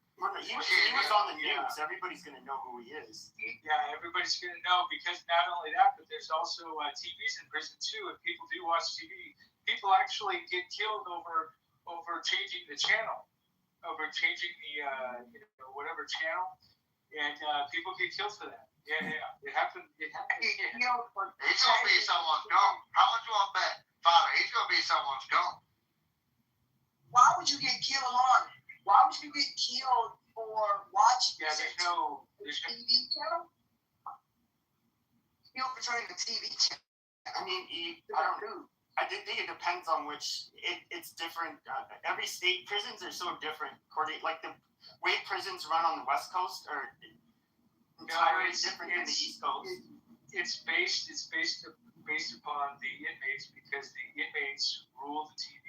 They're like if you're a leader in a tank, basically that leader has the authority to change the channels. Now depending on the rules and stuff like that, every tank has different rules. So, but basically the idea is that you follow the leader.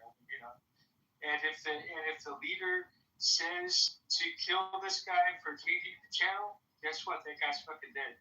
I mean, it's just those are the rules. What an MDC or a USP? Like that just sounds like. Either way, he ain't gonna have commissary. I promise you that. I mean, they don't really. I don't know. Like California and like Arizona, they don't really. Their rate thing doesn't really happen.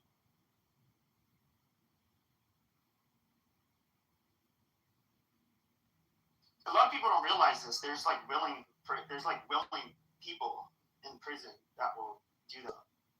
Yeah, those are the faggots. Those are what we call the punks, and those are the ones that willingly get raped. And it's the thing is on anytime you go to court or anything like that, there's rape.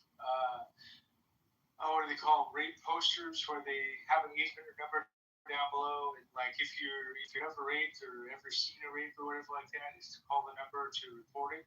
And so those are out there throughout the tunnels down below where you go to court, where you travel to court. Basically there's tunnels under the courthouse, and then basically in prison there's a few. Were you talking about? You sound like you're talking about an MDC, like you were just like in a city.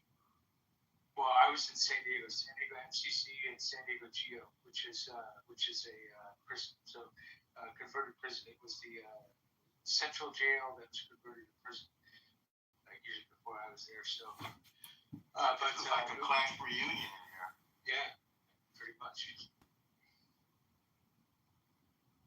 I say kill him. I know it'd be too easy, but think about this, dude. Why pay to feed them? Why pay to give them air conditioning in the summer, heater in the winter time, entertainment? Think about this. Our Constitution, that's why. I know. Steppy, I'll tell you what else. These people are cursed. They have a horrible, repulsive drive that makes them criminals and makes them hated by everyone. And I think because because you can't just kill them because we don't have the death penalty, and like Pepe said, Constitution, et cetera, et cetera. South Carolina does. God bless South Carolina. But they can't control themselves, so they need to be kept away from people really forever, because they can't be around people. Their minds are warped. Their minds are aberrated, and there's nothing you can do to change them or anything like that. They can't help themselves either. They're just. Well, Al, I'm sorry to interrupt, Al, but think about this. Mr. Norm, have you ever had a dog in your life? Sure. Okay. When you was a kid, did you have a dog? Yes, I did. All right. What would happen if that dog bites you as a kid? I understand, but people are not dogs. You put them down. I understand that. They're animals. Wait, listen. But people are not animals. Okay. I get what you're saying. Humans are not animals. But what those individuals are doing, they transition from having a moral compass, a human moral compass, and went barbaric and animalistic, completely off culture. All right, completely off culture. So why should we entertain them or even give them the opportunity to keep existing? Because I'm so sorry, I know it sounds ignorant, but that's just how I feel. So we don't even have the words to describe how horrible what they do is, what their mind is warped and everything. But let me tell you real quick, the mentality outside of prison, we all want to feel normal. All that stuff. In prison, inside prison, these people are fucking animals. It doesn't matter what the fuck it is they did or whatever like that. When they're in there, the mind frame, the mindset that they have to have is racial and survival. That's really all you can think about, because and it's really weird and it's really strange, but like Pepe was talking about the USP. Well, in the USP, if I was next to a Mexican guy right there, another inmate or whatever like that, I wouldn't be able to talk to him because of the rules in the USP. I learned that from one of the guys that he said he was the shot caller that was in the USP for a number of years, and so he told me, yeah, if you and I were talking like this, like both of us would be dead. So so the mentality inside prison is a totally different mentality than from the outside. Even people that reoffend or they do their probation violations or whatever like that, they have to mentally. There was a guy that was going back to prison. He was in the rehab, and I remember he was just like he was clutching because he didn't. Obviously, he didn't want to go back, but he had to literally prepare himself, and so he had to stay away from everybody for a couple of days because because he had to mentally, prepare for it, and it's a huge fucking deal, for somebody that's been to prison, that's out of prison, then they got to go back. Fuck, it's it's beyond anything that any normal human being can even withstand, because because of the mental anguish that you got to go through, and the preparation and all that stuff, because it's everybody thinks prison is really not that big a deal, blah blah. Oh, dude, no. Even when I went out, even when I got out, I was Mr. Racial, and I knew that I had to get back to normalcy, and it took me a couple days, but because of the stories that you hear and everything else, when you're in there, it does take a toll on you, and it does take it only took me a couple days, but other people it takes weeks or months to if they know they're going back, they have to prepare themselves. It's just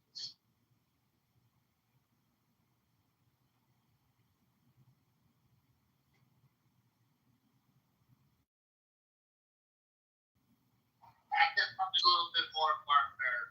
Maybe that's because I'm the father. Brienne.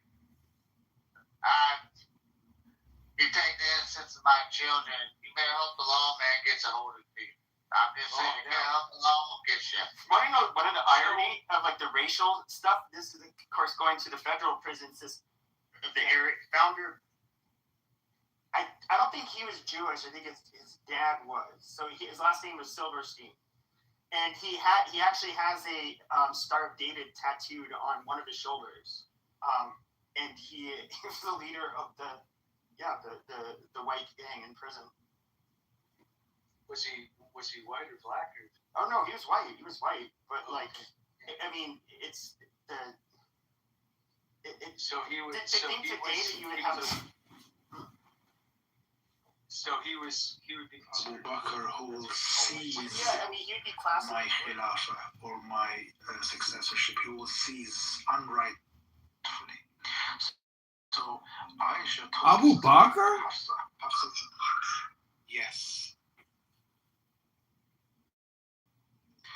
So Aisha told this news to Abu. If you're white, you're wood. If you're black, you're K. If you're Archer Avenue. Based on the CYMK, the color type of stuff. So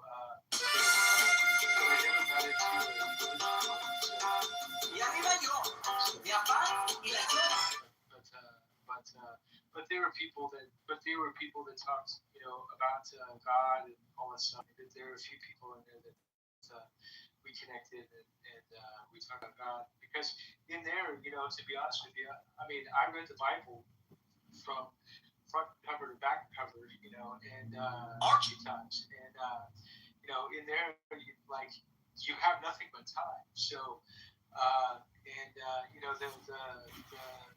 only days you can really get outside and is the commissary day. Like, I know you can go out and play in the yard for a little bit, do your exercises and stuff like that, but the real fun day, everybody loves going to commissary every week because that's when you can get your honey buns and get all that shit. So. And my cousin, he did hard time Mississippi, and when he came out, he told me this. He said, if you're white, you gotta go to Aryan Brotherhood. If you even look Mexican, you gotta go with the Mexican gangs. If you're black, you gotta go to the black gangs. And I was like, what about the Asians? He goes, it depends on how dark they are. If they look like they're white, they gotta go to Aryans. At least that's for my cousin. But generally, it's my understanding it's the same in the federal prison system. Like, if you're in the Aryan Brotherhood, generally, if you have someone from the Aryan Brotherhood, for example, on a yard, they're generally going to be the leader of the whites. They're the similar to how I've never, like, the federal system is so much different because it involves like you. Yeah.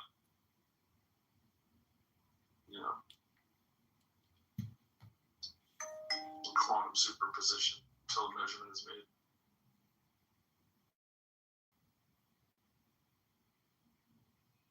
I'm kind of afraid to ask, but what is going on here in your PTR? My PTR, it's flocking data from non-invasive chicken egg sexing, and it's pretty cool. It's like Chicken sexing. What would evasive chicken sexing mean? Sorry, it broke up to me. I said non-invasive. I said, what would evasive chicken sexing mean?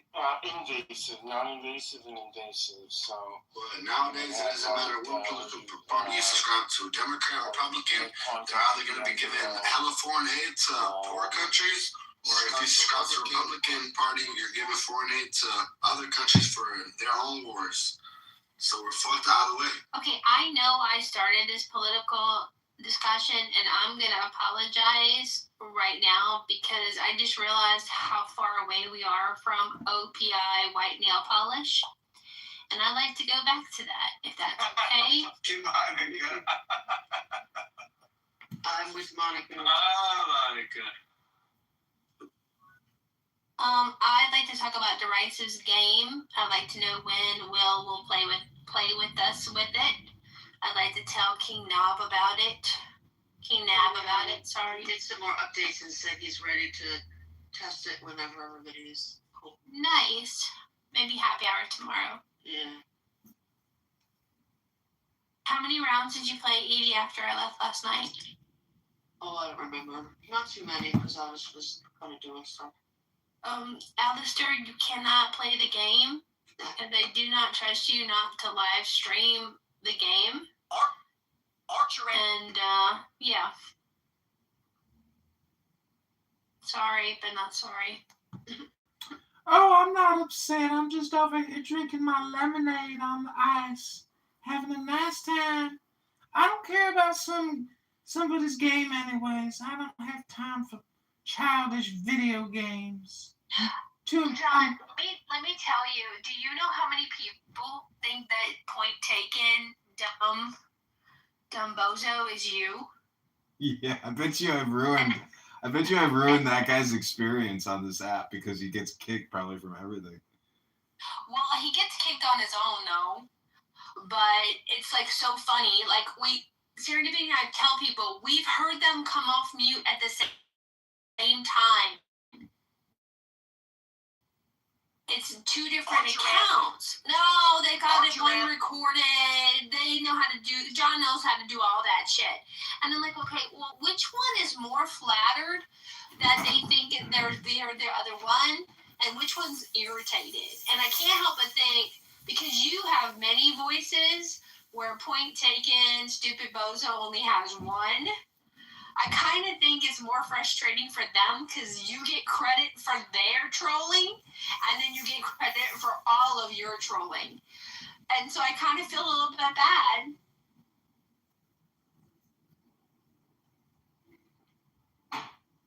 Stupid Bozo! Do you really? I do. There's something about, like, I want credit where credit's due. If someone has a good idea, I want to make sure that everybody knows it wasn't my idea, it was their idea, so they get credit for it. I don't know why, unless I'm incredibly lazy, so when I have a good idea, I want credit for it too, or what, but there it is. So Point went by another name, Cappuccino? I didn't know that. Cappuccino, Point Taken, and Stupid Bozo. I didn't know Cappuccino. I didn't know him under Cappuccino's name, but... Really? He was active around the time of Conservative Atheist. It's amazing how long people will entertain him. But he had a big presence in that politically correct room, and he just go on and on and on. And I'm like, isn't it ridiculous that this is a gay white guy pretending to be a black woman, but yet these black rooms will tolerate? They know it in the back of their head, but I don't think they ever actually like consciously confirm it. And so he can just go on and on. It's amazing.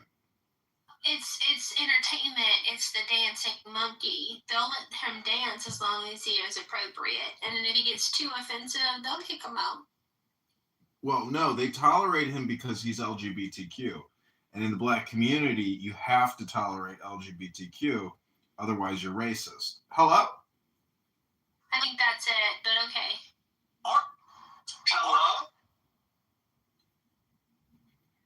No, I think that is it, actually, because in these liberal left woke rooms, LGBTQ is platinum. It's not gold, it's platinum.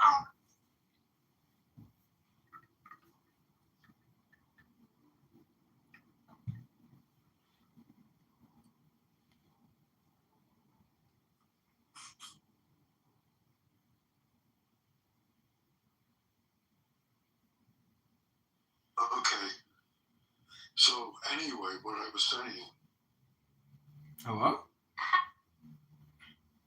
Hi, Monica. How are you? I'm good. Let me tell you what happened in Sam's room this morning. Some angry woman called me Maniga, and I'm like, my name is not Maniga. And she goes, when you say it out loud, it says Maniga. Maniga. And I'm like, man, you're missing a vowel. I mean, a consonant. That's a hard It's okay. Can you say that one more time? Excuse me, my nigga. I was in a room and it was a all black room and it was a bunch of African American men and they were saying how dare like it was so crazy. I did record it. It was amazing. They were saying, the N-word is so precious and that we should never waste the value of it. And so don't casually use it, but save it. And so they have made the N-word into a holy word. And really it is the most verboten word. You can't say N-word. You will be socially destroyed if you ever use it. What about Chud the Builder? Look, Alistair, it's gotten so bad, What do you John. guys? Wait, hold on. There was a lawyer who was reading the words that were said by either the defendant or the client or whatever. And because he was quoting the words that were said, the lawyer got in trouble. You sound so silly. For me, what do you guys think about? You don't think I'm correct? Nobody. I don't know. It's like I'm like saying, anatomically correct what somebody is or was, right? What the correct nomenclature was years ago about retards, which they were mongoloids. Right? So, same thing with your, skeletal structure type, your negroid and octozoid.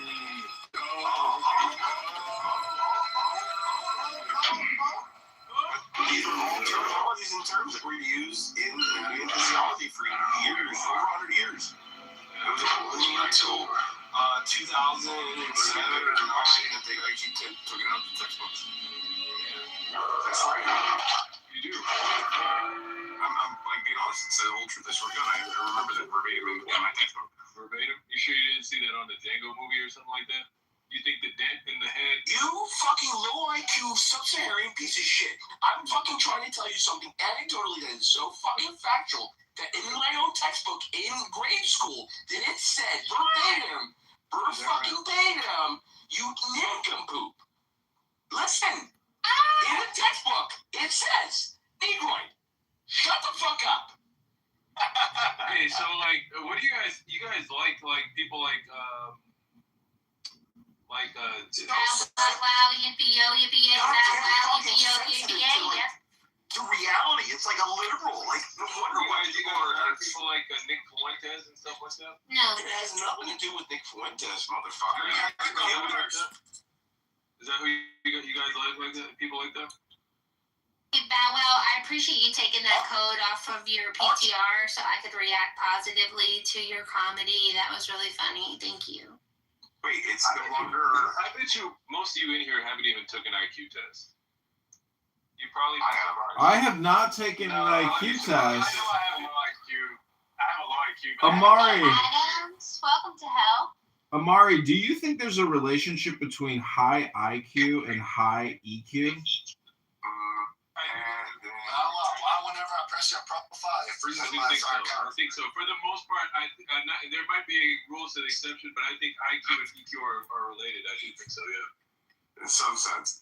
I mean, you can logically deduce feelings and sensitivities, obviously, but I mean, you can logically induce emotions and sensitivity. That is true. Well, how do you? I think a lot of people, they just know how to say words. They don't really have a high IQ. I just think they can say words. They can put together words. Why don't you ask me? Pamela Why don't you ask me? Ask me a question. Ask me a question. You think that? I got a question. Ask me a question. Why whenever I press your account, it freezes my entire profile? Ask me a question. I don't have to ask you a question. Well, you certainly are. See, that's what I'm saying, right? Like, you think that the way you speak a language, or maybe, I don't know, the way that you even punctuate, you think those things. Are you talking about pseudo intellectuals, people that have the ability to actually, disseminate types of verbose of information that has no No context whatsoever to the conversation at all? Like, what are you trying to deduce here? Pseudo-intellectual. That's interesting. I never thought about it, the word like that. Yeah, I guess that's not really what I'm trying to say. No, like you're putting together the word, like you're putting together, I guess, like vocabulary and having knowledge is like the same as IQ. I think that's what you think IQ is. You can have verbal IQ, like high verbal. I mean, that's not actual IQ. I'm talking about like the definition. There's many different IQ tests too, man. There are different tests, but the raw IQ test, like.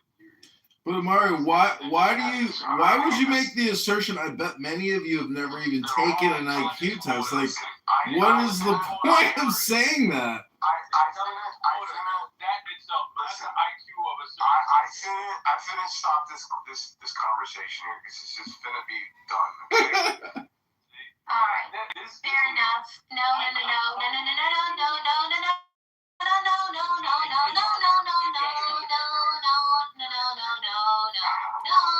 You can't ask me more questions. So the problem with this is, as much as I like discussing race relations in the country, as much value as I get in hearing what people think and offering them a different lens and the value of not being racist in our country, my dearest friend on the app, Serendipity, hates that shit. So what we're going to do is we're going to go back to painting toenails.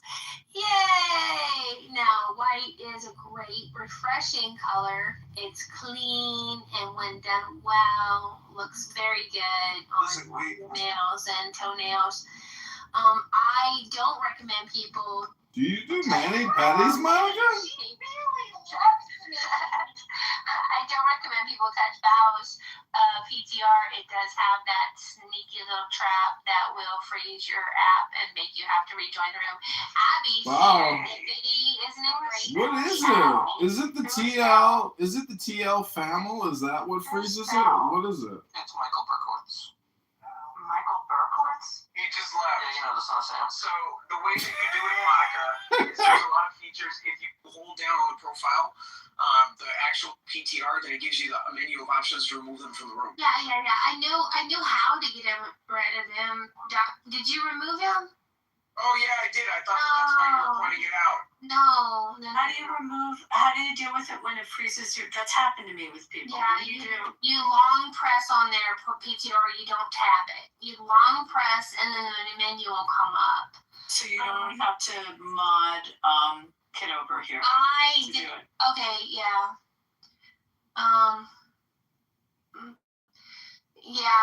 Abby, I was so happy to see you. I prematurely made you a moderator, and it's not my room. I apologize for that. I won't abuse it. Yes, thank you.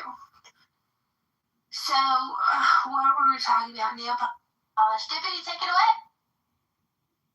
I have a nail polish story. Okay.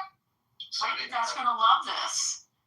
So there's this really nice woman I met about a year ago, and I just ran into her again. I was at this woman's luncheon in Vegas, and her name is Essie Weingarten. Anyone know that name? Did you hear what I said her first name is? Essie. Essie Weingarten. Why did I kick that up? Who kicked you out of the So my nail polish ladies, does that not mean anything to you? Jason, that was my error. Jason, I apologize. People thought me recommending not to touch your PTR meant remove you from the room. That was my error. I am so sorry. Welcome back. Can I finish this? Abby's going to tell us a riveting story about Weingarten. Nail polish. And I mean, this is very, very ripe. So anyway, this is this really nice lady. She's a older Jewish woman. I put her in her probably mid to late 70s. Came up with this idea to do different colors in nail polish that hadn't been done. Different light colors, etc. And can you hear me? and she started selling them. She came up with a formula and sold them to a few salons in Las Vegas, actually. But she's a New Yorker, and everyone loved it. So she made more, and they ordered more, and then she started doing a little bit more geographically. And long story short, it took off. It became Essie nail polish. I don't know if you guys know that brand. They're the little square bottles. Anyone who uses nail polish here? No? Brand. And she got bought out by Essie, Essie. She got bought out. I do know that brand. Yes, okay. So she got bought out by Revlon for like a couple $100 million, and she's moved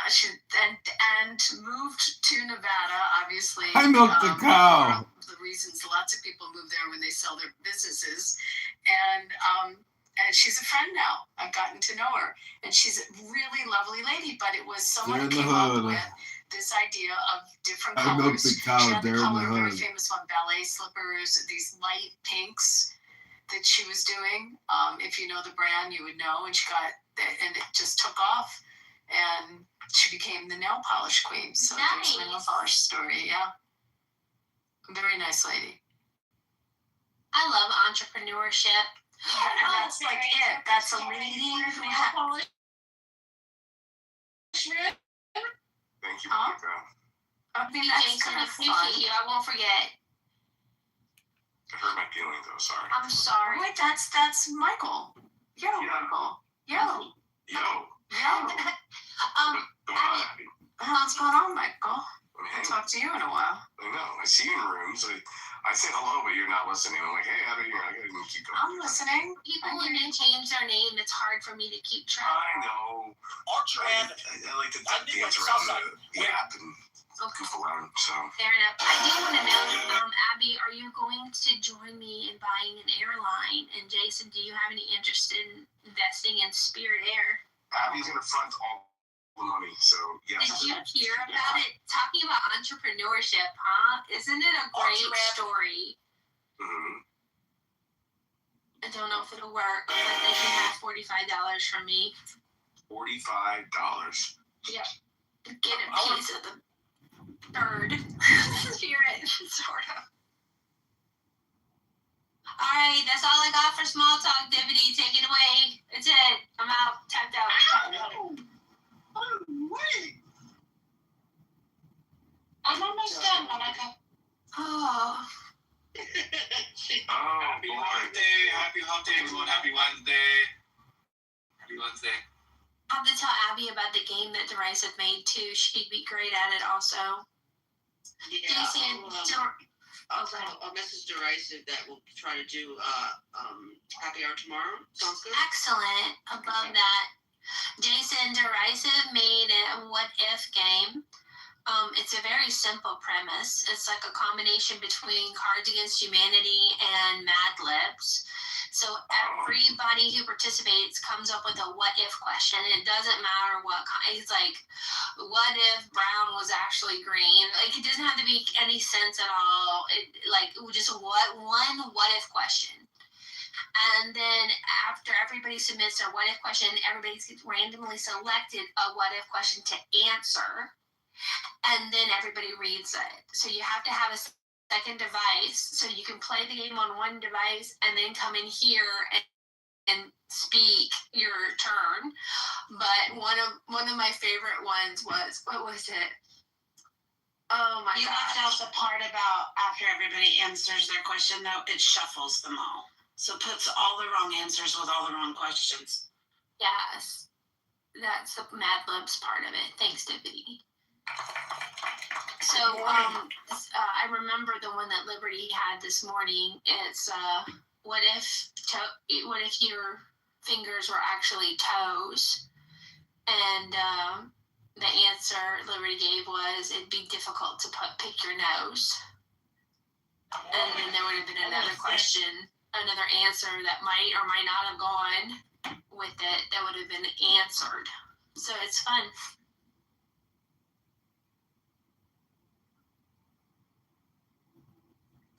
people have been beta testing it for derisive.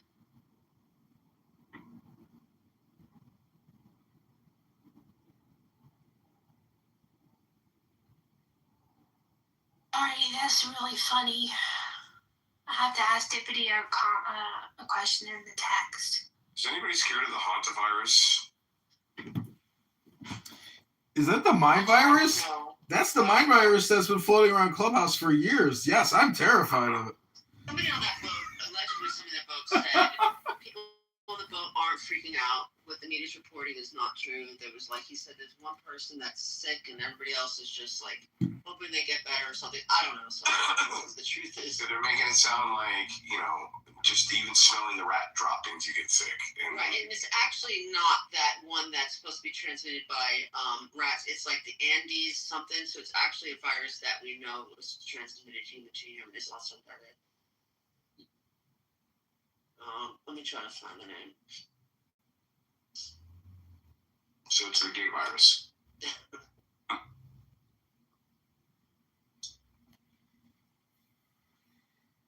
anybody want to ask me more questions? Yeah, Jason, what are you doing for yourself that's positive at the moment?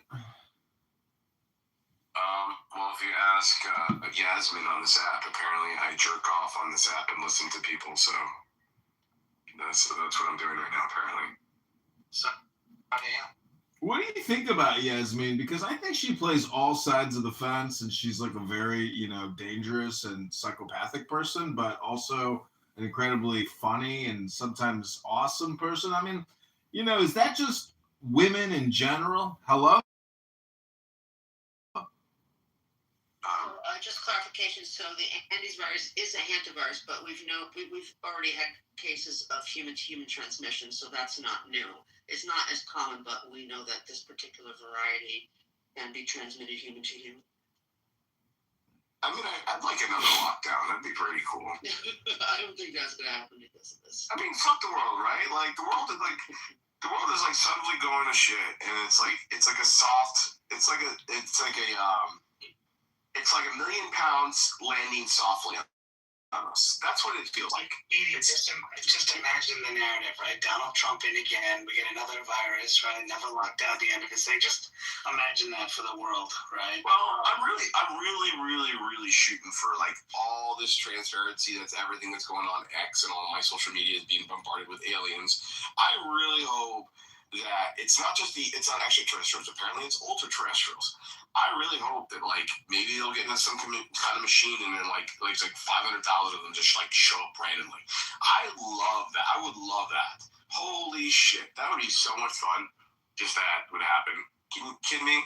Did you see Osama's answer the other day about aliens? First he said Area 51 doesn't exist and all this stuff, and then bullshit. That's already been fucking it's all been just. He says it doesn't exist. He says there's no place there. There's no underground facility, and if there is, then they're keeping it from the president. Blah blah blah. He said so. Bullshit. Have you seen pastors that are saying they meant the White House? Yeah, what? Like that's another.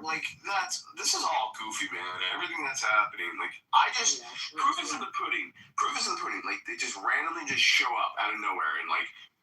They're in your front lawn. Jason, I hate to break the bad news to you, but there are no UFOs. There are no aliens. It's all just fucking clickbait bullshit. It's content. And losers who don't understand fucking the reality that they live in believe that there are possibly aliens or UFOs or other multidimensional beings. If you believe that shit, I got some psychiatric pills I can share with you. Hello? What if the aliens are just the Democrats?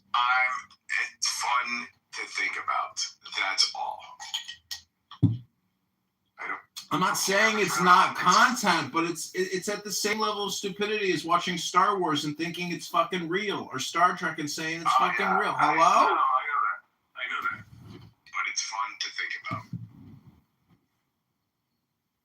But Nav is actually correct. I think the Democrats, that is the real mind virus, is that we have infinite money to spend on infinite health care. I mean, it doesn't matter what it is. You could be 85 years old and have a heart attack, and you've got to get health Medicare to pay for that new heart for $4 million. I mean, we're broke. The country's completely broke. Guys, before I head out, does anybody have like more than 200, 300 people that they follow and who follow them in here? Why? Well, it's hard for me to find the people that I really want to hang out with because I have a few people that, you know, like on my buddy bar, it's not very practical. So in the chat is a link to the feature request for Clubhouse. Asking people who want to be able to prioritize their buddy bar to link their 5 or 10 favorite accounts in the front of the buddy bar, so they can always find them when they join Clubhouse if they want to. Is there a feature request for allowing this app to die for once and like no one ever use this app ever again? Michael, you're here. So it's really funny to hear you complain about being an app that you utilize voluntarily and wish the app to end. Monica. Yes. I got a question for you, Monica. Do you think that you're basically annoying or manipulative? And if so, were you like this in high school with your social circle? Hello? I don't believe I told anyone to do this. I said, hey, if you want to join us in asking for a functional feature. And now, it might not apply to you, John, because let me see how many people Alistair has. Oh, Alistair's got 498 friends, quote unquote. So you might not have any trouble finding the people that you want to talk to. But wait, you have a block list, right? I think that could be one of the problems, that you block a lot of people on this app. Is that correct? Only you, John. Only you. You know, one feature I'd like to see soundboard expand. I really think the soundboard was awesome, and I think that it's they made it like a underrated feature in my opinion. Like it was, I was hoping they were gonna make more available sound. Jason, I just bought a new soundboard thing I saw an advertisement for it. I went on Amazon. I bought it. It's $20, and it looks like a cell phone, and you can program it, and it can change your voice to where you're totally unrecognizable. I'm excited because I'm gonna create a new profile here, and nobody will know it's me. You know, that's a great segue for you. Finally, I think that would be a new item to the personality. You're buying a 40th phone? No, I definitely have close to 100 at this point. Synthesizer. Look at my PTR. This is my office right now. I have 25 phones pointed at me across 25 different YouTube channels, Rabono Shalom. And it's growing. People, right now, we've had over 700 people watch the show in just the past 3 hours, and then another 1,000 before that. Lots of people are watching, and, I just got to say, the hate that comes my way from LGBTQ Democrat liberals is unbelievable. You should start saying the N-word. I mean, you garnish a lot more. You'll double your views. When I say the N-word, I actually am referring to Nostradamus, the sage and the fortune teller. But anyways, Monica, you have. Careful, don't slur me, sir. No, I was just gonna say that this has been fun chilling on ice. I've been drinking a Miller High Life mixed with mango pineapple juice on the rocks. And, thanks everybody for all the entertainment and fun. This is like, see, I'm surprised Abby is even here right now, because to me, this is like going to a casino and playing the slot machines for free. All right. I think Abby's busy. I didn't want to see if she was enjoying the Spirit by Spirit airline story as much as I do. But, yeah. Was I annoying and manipulative in high school? All right. Okay. Jason, I just added this account. Hope to see you around. I prefer to call you Michael, but I'll try and honor the Jason. It's all good. Okay. Yeah. Okay, guys. I'll see y'all later. Wait, what's going on here? I'm very confused. Is it road ending or something? Oh, she's leaving.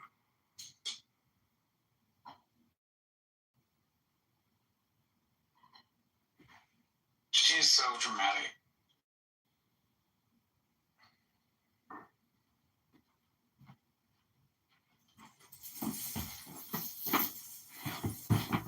So I just got Palestinian chicken with some spicy hummus and yellow rice and spicy garlic sauce, regular garlic sauce, and some other little, lentil soup and 2 pieces of pita. It's, Sounds amazing. if you don't like food, I feel bad for you because,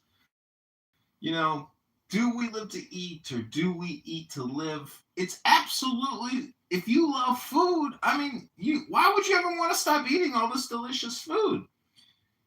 So it is halal and Rabbanu Shalom, oh well. It's not kosher, but why couldn't there be a kosher equivalency? That's what I'm wondering. Why can't I go to a Jewish restaurant and get the same exact food that I can get at the Palestinian restaurant? Hello?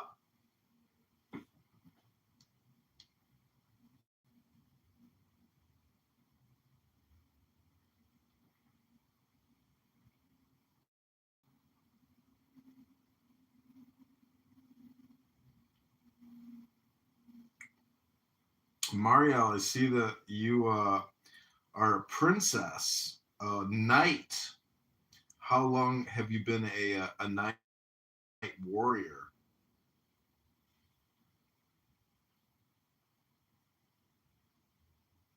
One Chicago alderman is trying to get a better idea of who is on electronic monitoring in Cook County and how they are being tracked. She also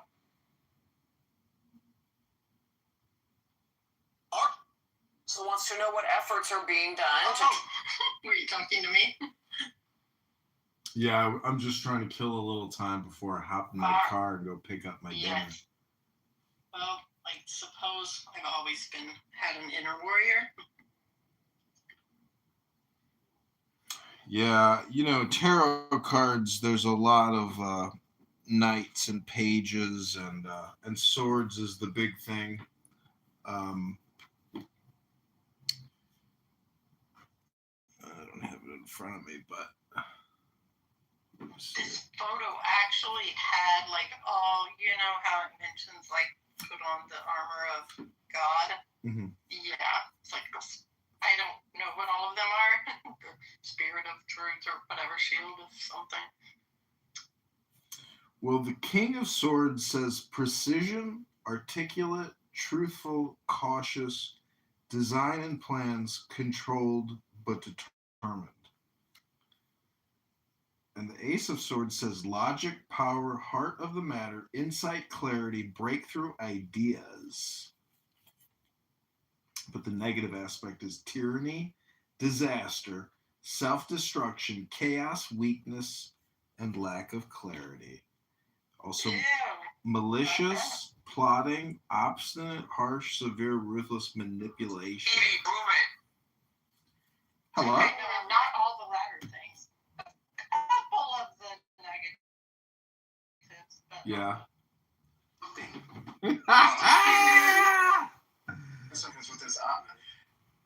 guys, yes. That Donnell's man. Send me pictures, please. What?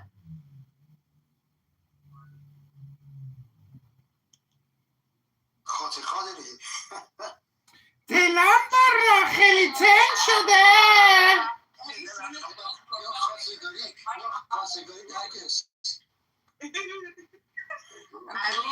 I'm not even a lesbian, but my God, should we have karaoke? So sorry, should we have karaoke tonight? Yeah, let's do it. Oh, let's do it. Okay. Cool. John, go ahead. Moderators, put me in the queue for karaoke. And دلم خیلی تنگ شده. I have to go pick up my June. I'll be right back. Okay. Do you want to finish your line? And Abba, go ahead if you want to ask. I almost finished. I'm so sorry. Go ahead, Lana. I'm sorry to interrupt. I cock blocked him. I'm sorry. No, that's it. I think everything that was to be said. I tried to present in a logical manner, and I hope I didn't offend anyone. Man, I shouldn't have said anything to Dr. Z, bro. Feel so bad. Send us so many hearts and come back, please. I'm sorry. You know, and I guess the hikmah that when you say about that, that is the test that you are in a way. Yeah, it was my fault. It was my fault. I know it was my fault. That's why I apologize, but she doesn't forgive anyone. That's the problem. No, it has to happen. It's inevitable. It has to happen somehow. Because everybody, maybe God say, I need you to splash the other person, but you're going to be splashed too. One splash with water, I one feel splash bad with because I love her so much. Like, she's so indoctrinated. Like, I wish she could, like, break down these walls and just start fresh, you know. It's so nice because Dr. Z is one of the people I love most on this app. And she lives close to me, too. It's just, you know. Ribono Shalom.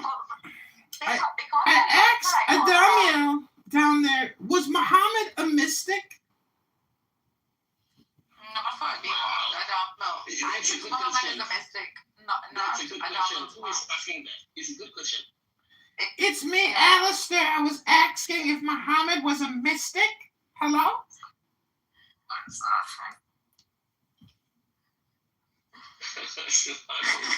Okay, now Muhammad is the owner, the boss of Mystic. You feel? It's not Mystic, but the boss.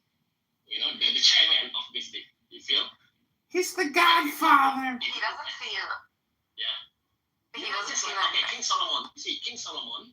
One time he say about this. He said, "Can you bring me the throne?" That was this one King of Sheba, Queen of Sheba. So he said, "Can you bring Queen of Sheba's throne?" And then, he can command the mystic guy to perform. So who is higher, the mystic guy or Solomon? So you feel the hierarchy of the seer prophet. Yes, like I was saying, like Z is so like she's so open to other things, and it's just like with I don't know what happens when people like accept a certain style of religion. They just cannot see the other side or like objectively look at things. It really breaks my heart, you know? Because if life is about the pursuit of truth, then give all of it a chance. Is that the name of the song you're going to sing tonight? It breaks my heart, but I want to dance anyways. Break my heart, if you break your heart. Please now, define what is pursuit of truth. Pursuit of truth is when I'll define it. So maybe I'll use some Greco-Roman philosophy.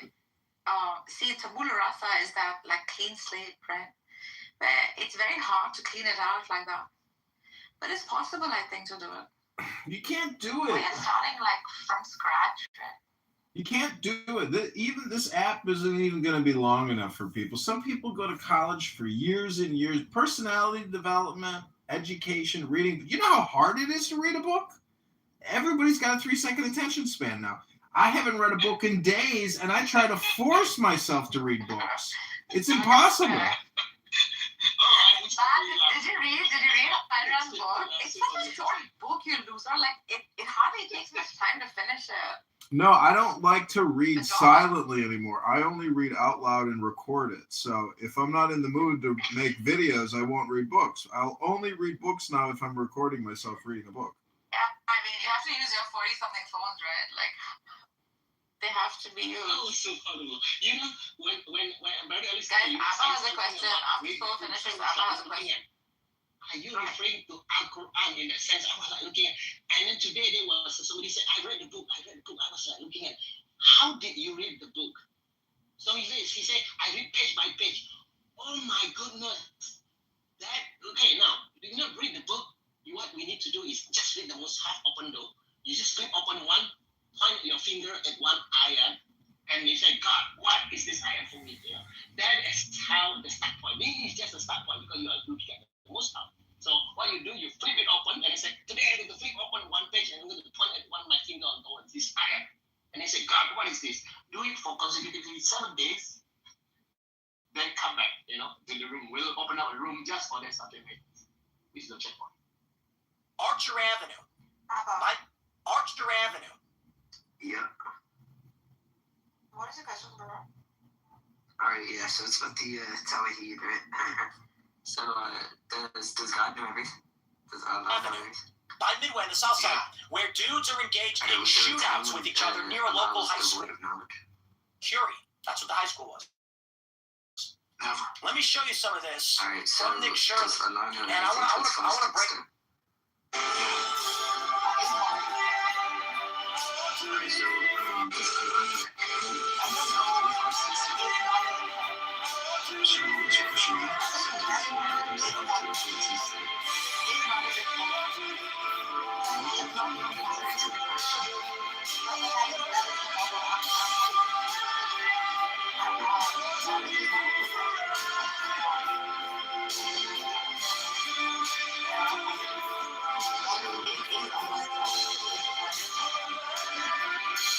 Knowledge in our perception is God's creation, just like his names. Well, now you're saying two different things. Yeah, no,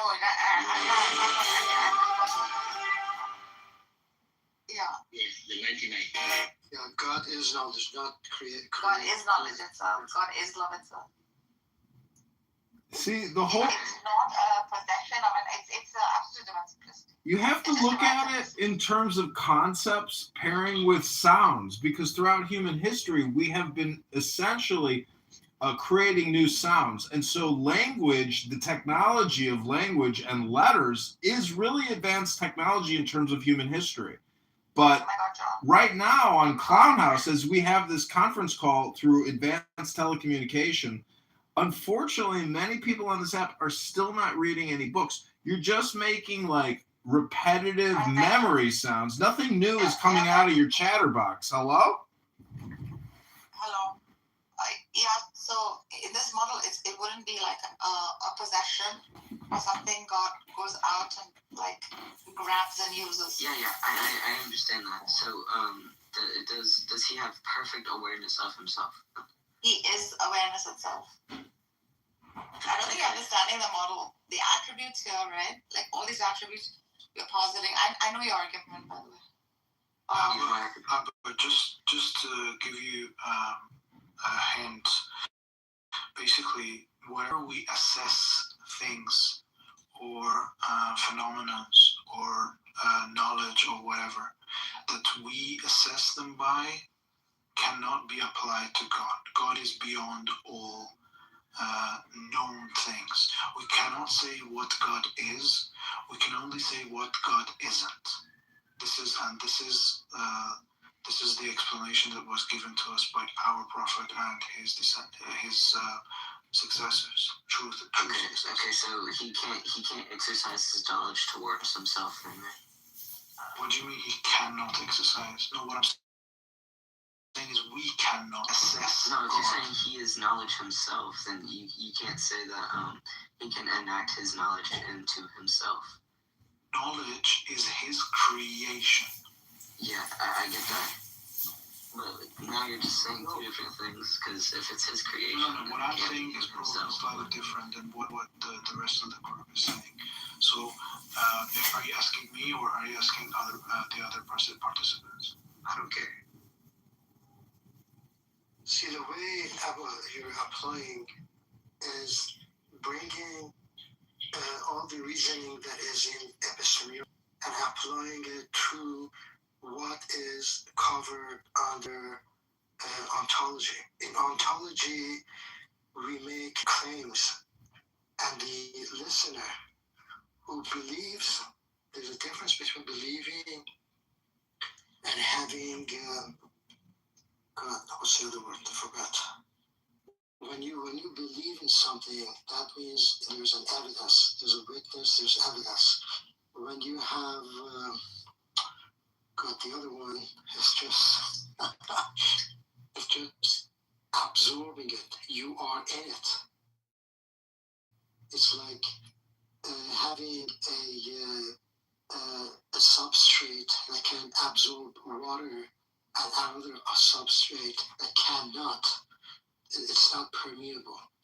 So when I claim God is knowledge to someone who has the ability, the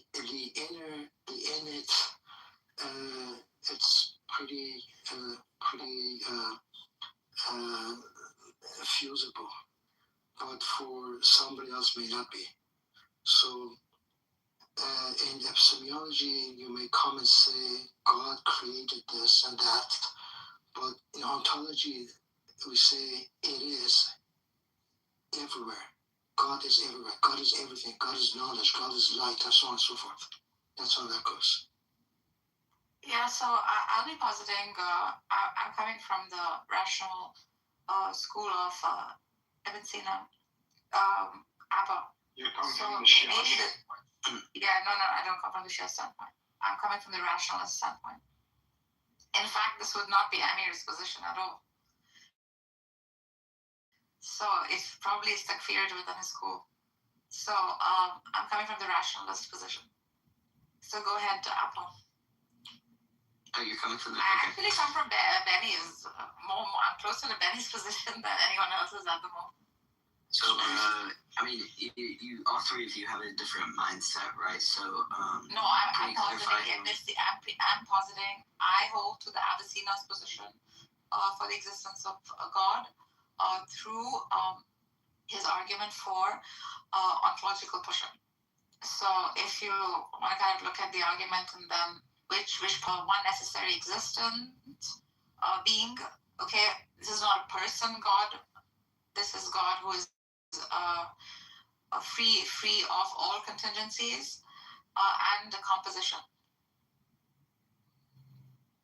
So I can go ahead. All right. So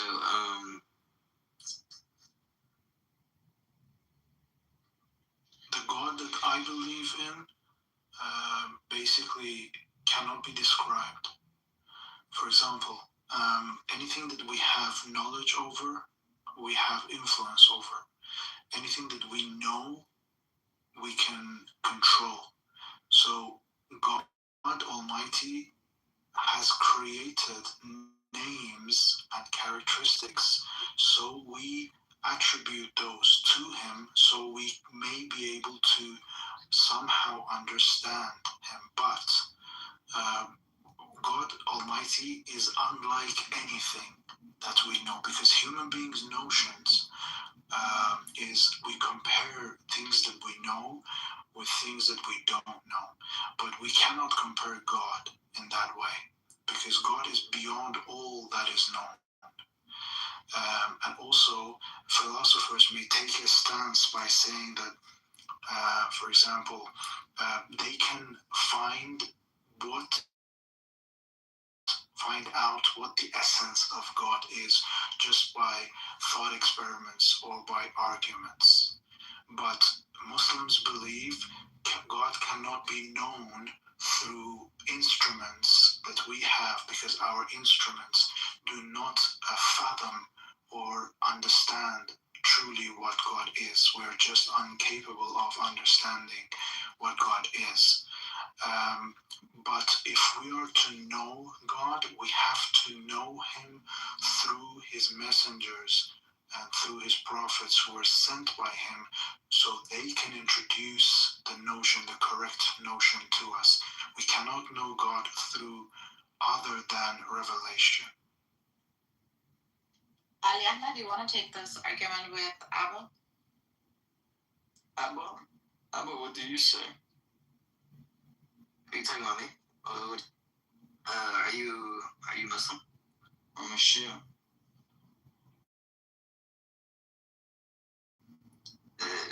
I guess I'll just skip the tedious part, right? So, does God know everything to its fullest detail? What is to know? Are you attributing an action to God? Nah, it's just gonna be in general, just like sure, just like anything that himself. Okay, yeah. So nothing transcends his knowledge. All right, perfect. So, does God know himself to the fullest extent? Sure. All right. So, is this self-awareness generated or ungenerated? Is God I don't know, you're saying this as if God is a temporal agent. This is what I don't like about most people who try to describe God. Why are you describing God as what do you mean by a temporal agent? As if he can take an action, or he cannot, or he does something a certain way. Like, do you think God can change? Do you think God takes actions? What do you mean by change? I have different definitions, probably, of you. Let's say today he's angry, tomorrow he's happy, today he's punishing, tomorrow he's blessing. In 6 days he created the heavens and the earth, on the seventh he rested. These are literal? Well, like, when you say, like, when you say change, that's not really... I asked for a definition. You just gave me a bunch of examples. That's not really a definition of a change, right? Change is... You don't know what change is? I mean, I have the definition in my PTR if you want to look at it. That's my definition. It's at the top black box. The actualization of being in potency in as much as it is in potency. Yeah. Okay. It's like change is just the actualization, like compare, right? So whatever is in the potential. Wait, so God isn't fully actualized yet?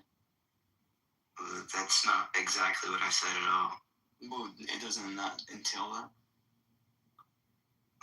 Not particularly. Doesn't potential entail? Hold up. Doesn't potential entail a non-actualization? Well, not really, because God actualized his full potential because he's infinite. But I mean, we're not really like going down that road, right? I mean, you're kind of straying from the topic. So, do you accept this definition? Ali? I'm not sure I understand what you mean by it, so I don't accept it. Its entailments are suspicious. Also, what is generated mean? Say? Yeah, that's a good question. What is generated? What is generated? Yeah, just like not particularly like created, but just like begotten. What is that? Yeah, brought forth, something like that. Yeah, like brought forth. Yeah, kind of like emanated. Like what? Emanated. Emanation. Yeah. What do you mean? I don't know what emanation means. Never mind. I did you grant him generated? No, I don't. Why? Because we don't know what it is that's being generated. What's being generated? It's Muslims talking to me. Self-awareness. Self-awareness. Wait, God's own self-consciousness is generated. No, I didn't say self-conscious. I said self-awareness. His awareness. Awareness to what? What is he being? Awareness to like to himself. Was he not aware in the beginning? What? That just what? Because I'm trying to understand. What do you mean by awareness? Like, I'm trying to see this process of God getting more and more aware. God's infinite. There wasn't a time where he wasn't self-aware. That was what? Well, that's kind of what you're positing here. Like, said, not really. You're saying that God is self-actualizing. I don't know. His self-awareness is being generated or self. I mean, why am I defending your position, bro? That's not my position. You know this terminology, we call it, like this one, Sherlock Holmes, and then you ask him, and then he goes to a room, and then you ask him, what do you see? I consciously perform. That's why I know what's happening here. Here this guy is having that. So when these guys are talking about that, consciously perform is only applicable to the ruh of oneself that knows how to awaken the ruh, the one that unleash the power. So other than that, not able to. Until such a time that we get through that, consciously perform, therefore, know me, then know my creator. That will be the subsequence that we're talking about. So are we consciously perform is not good enough. I'm not gonna lie, I got half of them. But do you want to know the definition of God? Do you have a concrete definition of God? I would love to hear. Yes, I do. Really? Okay. This is a debate which took place between our eighth Imam, Imam Arisa, with one of the scholars of different religion. So he was asking him about what is God, and this is the answer he gave. Imam Arisa alayhi salam said, "As for the one God, the unique and singular, has always been one and unique. He has eternally existed, with nothing alongside him, neither before nor now. There was nothing to distinguish him from anything else, or to make him known. Therefore, he has no limit. It is inconceivable for anything to befall or affect him. He has always been like this. Then he originated a new creation, beings that differ in their attributes, limits, and qualities. Each one takes a specific form, assumes a particular color, and is characterized by its own distinct type. The exalted Lord did not bring this creation into existence within any pre-existing thing, nor did he confine, define, or determine them within any framework. He did not create them by copying or imitating any prior model or shape. Rather, whatever he made, he created it from nothing. Nothing else had any role or participation in it." Cool. In a short, it says something like this. Amir is saying something like, it is beyond hierarchy. Beyond. What is hierarchy? But this is beyond hierarchy. Can you even think about what is beyond hierarchy? What, if I may interject, what Amir just really explained, there's a couple of things. First of all, God did not create. Once you say God is a creator, you're putting a term. When you say God created, whatever, what happens is you're putting a time stamp. And the question then arises that, so what was he doing before he created? So there is a creation, but he did not create. All we see, and Nargis was saying, emanates. Okay? All we see is what we call tajaliyat. There are the attributes, the possibilities, billions and trillions of possibilities. Look at the plants, look at the animals, look at everywhere. Look at all the sky and all the stars and so forth. So he showed what the universe is as part of existence, which was existence brought this universe. When we say we cannot know God or see God, and we have to find out through messengers. But that's just my opinion. Because the messengers But I think did the same, which means I think that this is the problem. When people push back and they say Bibi Netanyahu is the problem, I think you guys should be so grateful it's Bibi Netanyahu and not Ben Gvir. Because if it was Ben Gvir, you would have all been dead. Every motherfucker that, believe me, the way he thinks, anybody that's anti-Semitic, that hates Jews, that hates Israel, he wants to be under your bed when you're sleeping at night, and he wants to slice your throat. Bibi Netanyahu's a moderate. No, but that's the difference. That's my whole point. That Bibi Netanyahu's actually a moderate. He's educated. He's diplomatic. And there's just so much misinformation, with the charges that Bibi's continuing this war because he's trying to evade prison. But when you ask people, what are the charges about? I can tell you, it's about a box of cigars that somebody gave him. That's what the bribery is. A box of Cuban cigars. Okay? And a toy that was given to one of his children. Now think about that. Is that how corrupt is that? And BB also that those gifts were given prior to the law coming in that they had to register the gifts. That doesn't matter. It doesn't matter. It does matter. No, it doesn't. It doesn't. If you're an official, no. You're trying to justify it. Listen, it's wrong. You shouldn't be getting gifts. At the same time, you should not be getting fucking gifts. That's the He's being critical. This is crazy. No, it's true though. No, people are trying to like make normal. Hold on, let me ask you a question. Oh my god. Rafi's not gonna be rational. We're fucking smoking weed today and it's legal, and tomorrow it becomes illegal and they start charging you what you smoked yesterday. No, that's not how it works. Yeah, and that's what's happening with DP. No, that's not true. Okay. Bro, they're gonna do that shit with like fucking. My whole point is, my whole point is that everybody's jumping to conclusions and they're saying he's such a criminal, but when you ask people what he got charged with, they can't tell you. And then if I tell you this, you're gonna be like, oh, really? It's about a box of cigars and a child's like a little dragon toy? Like, really? That's what it's about? You're not gonna believe it. But that's what it's about. So, and when I tell you that Ben Veer is 100 times worse, be grateful that it's BB. And he's actually calculated, he's smart, he's educated, he understands. You know what I mean? And he's not, right?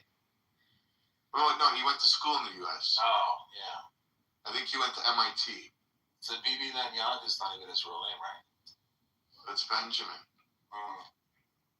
But I mean, maybe if Ben Gvir was like head of Israel, like that would be way worse for Israel. Says who? But says who? Well, I mean, the way that you're explaining. Okay, so then look at it like this, though. So then the Gaza war would have been over in fucking 2 days. Wow, that might, in the end, for public. And probably a couple 100,000 more people might have died. Yeah, but but probably a couple 100,000 more people would have died. But the good thing about that is, not that it's good that people would have died, that it would have been over so quick that the next story, when Nigeria came up and Syria came up, that would have been the next fucking story. Right. You know what I mean? People would have forgot about it. Well, that's what fucking. It's Milowski or something. Yeah, that's his actual. What's his name? Benzoin Milowski. Who's that guy that wrote the book on warfare? The Italian. Actually, is he Italian Jewish maybe? The Prince Machiavelli said that. Machiavelli said that if you go into a country, like avoid any kind of war as all as you possibly can. But if you do take it over, completely destroy it as quickly as possible and then take it over. But I don't know how that translates into modern technology, whatever. I don't know. War is complicated. It's fucking fucked up. Who had the famous quote said, he's talking about perspective, but he said, if you kill a cockroach, you're a hero, but if you kill a butterfly, you're a monster. Yeah. But do you guys remember before October 7th? Everybody was focused that Vladimir Putin would be going to prison for the rest of his life. Do you guys remember that? Yeah, that's true. War crimes, but Putin bad. Putin, Russia bad. Nobody's talking about Russia. That's our news. And it's regional too, right? Because on like Eastern Europe news, for sure, it's always focused on Russia. Always. But it's news cycle. Like people have like a one second ability to focus on one thing for 1 second, then on to the next news cycle. Like the news is evil, man. Evil for all of us. It's evil. Fucking. News agencies never think about like the long-term effects of like just showing negative shit all the time. Sorry, Rafi, you were right. It was something that, and I was going to tell you, but you interrupted me, so I was like, wanted to push back against you. They were charging him stuff that happened in the past. You're correct. Also, Netanyahu is not his real name. Well, my order is good fucking Israel. It's not. It's that changed the family name. His last name, but you asked the first name. I said it's Benjamin. No, I said Netanyahu. Bibi Netanyahu is not his real name. You said yes, it's Benjamin. But he changed it from Milikowski. Milikowski. Yeah, the last name was changed. Yeah. Why'd they do that? Doesn't mean anything to him. He's still Jewish. He changes it all the time. He's not. Doesn't matter that he's still not a Jew. Do you know what the Netanyahu family went through though? Like his own brother. Like it's a crazy story, bro. Wait, his brother was also he was murdered in a terrorist attack. Yeah, he was murdered. Tried to rescue Israeli hostages on a plane in some African country. It wasn't during the Olympics? I think Bibi was... No, that was Munich. That was different. Munich is his brother didn't die he died in an airplane hijacking that he came into a mission to rescue. What was it called? No, Bibi's got a crazy resume. I mean, he is... It's impeccable for being a prime minister of a country for the amount of time that he has. And I truly believe it's in his heart, like, to protect Israel and the people of Israel and stuff like that. And it's different when you're there. When you're here in North America, you're like, wow, it's fucked up, it's scary. When you're there, you're afraid of North America. You think, I'm not joking. You feel safe. You're like, holy fuck, there's people in the ghetto, in the streets, there's drive-by shootings in North America. In Israel, you're like, oh my God, thank God I'm here. Yeah, I understand that. We have different, every country has its different problems, and then even mental illness, it's funny, even mental illness, if you travel around to different countries, it kind of expresses itself in different ways from place to place. There's a lot more sunlight there, less mental illness, less depression. Yeah, look at Vancouver. Sunlight is a big thing. Huge. Oh, yeah. The vitamin D exposure, you get sunlight. So after you apologize yesterday, Ralph, you meant the world to me. Did you do that? Rick, how did it feel? Again. Rich, it was a fucking half-ass apology. But he still a piece of shit. No, he's still a piece of shit. That's my bad.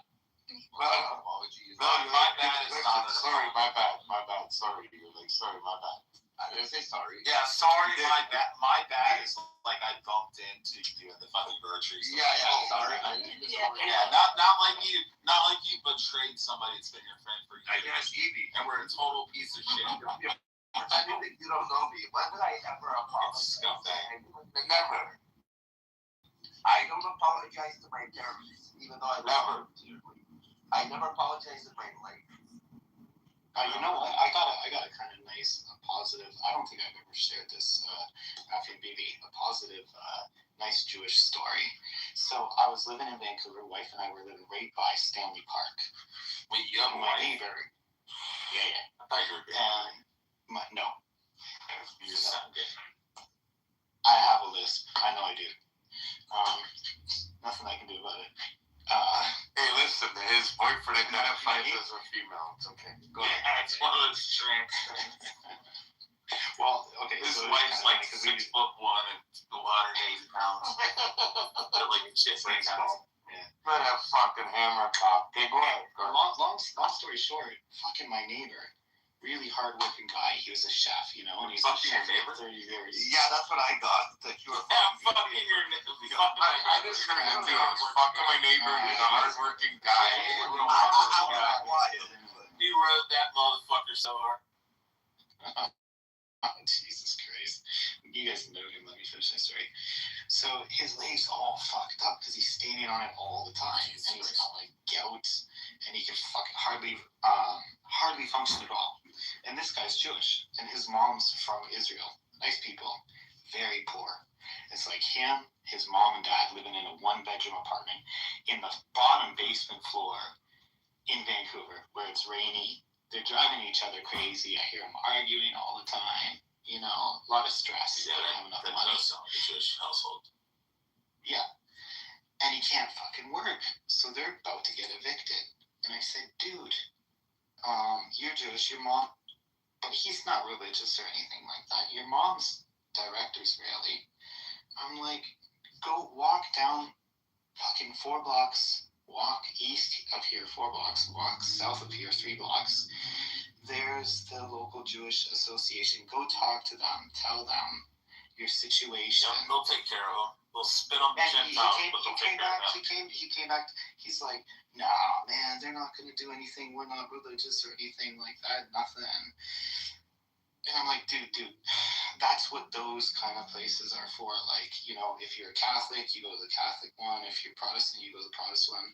If you guys are having a hard time, if you can't work, if you're about to get kicked out, anybody would go to their people's club.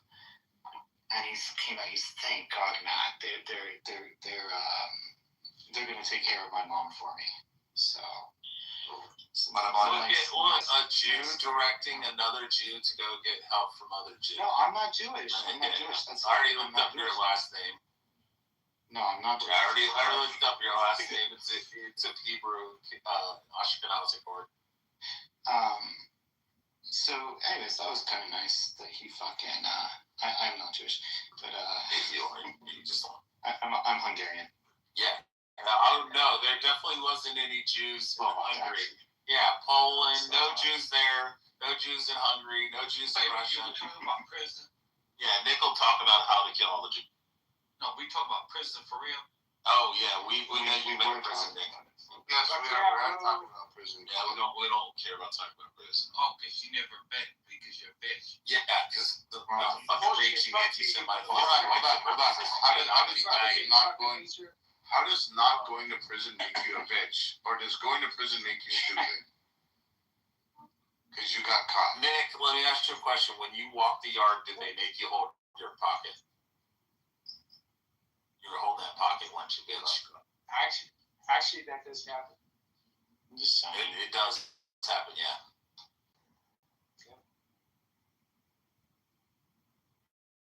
That's not true. Yeah. You hold your daddy's pocket and walk around the yard. No. Father's been to federal prison. So have I. Been to federal prison. So have I, and I've been there. Shut the fuck up. I've been there 20 times longer than you. And maybe in the deep south, that may happen. But no, that's not what's going on. You were holding that pocket, baby. And I was. They call it the pocket, baby. Oh, Father, there was the guy that worked at the federal prison in Florida. He said there was this guy that was in he was in there for like 20 life sentences for murdering his parents and his grandparents and everybody and burned the whole house down and like brutally like chopped them all up and shit. And he was like functionally retarded. He was like 6'8", like 250 pounds, but just solid muscle. And dude would do like fucking just nonstop pull-ups. He would do like 1,000 crunches and setups a day. He was just some fucking beast. But he was fucking gay as fuck. And he said that his boyfriend, which is a skinny little guy, ended up cheating on him. So he went in and he grabbed the metal bar on the fucking bed frame, and he went in there and he closed the door, and he went in there and he just started using it as leverage and was hitting him so fucking hard that he concaved his entire fucking chest and face in. Yeah, that's nice people in prison.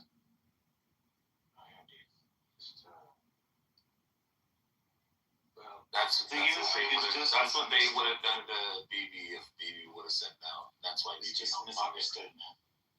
Well, I almost got killed 3 times.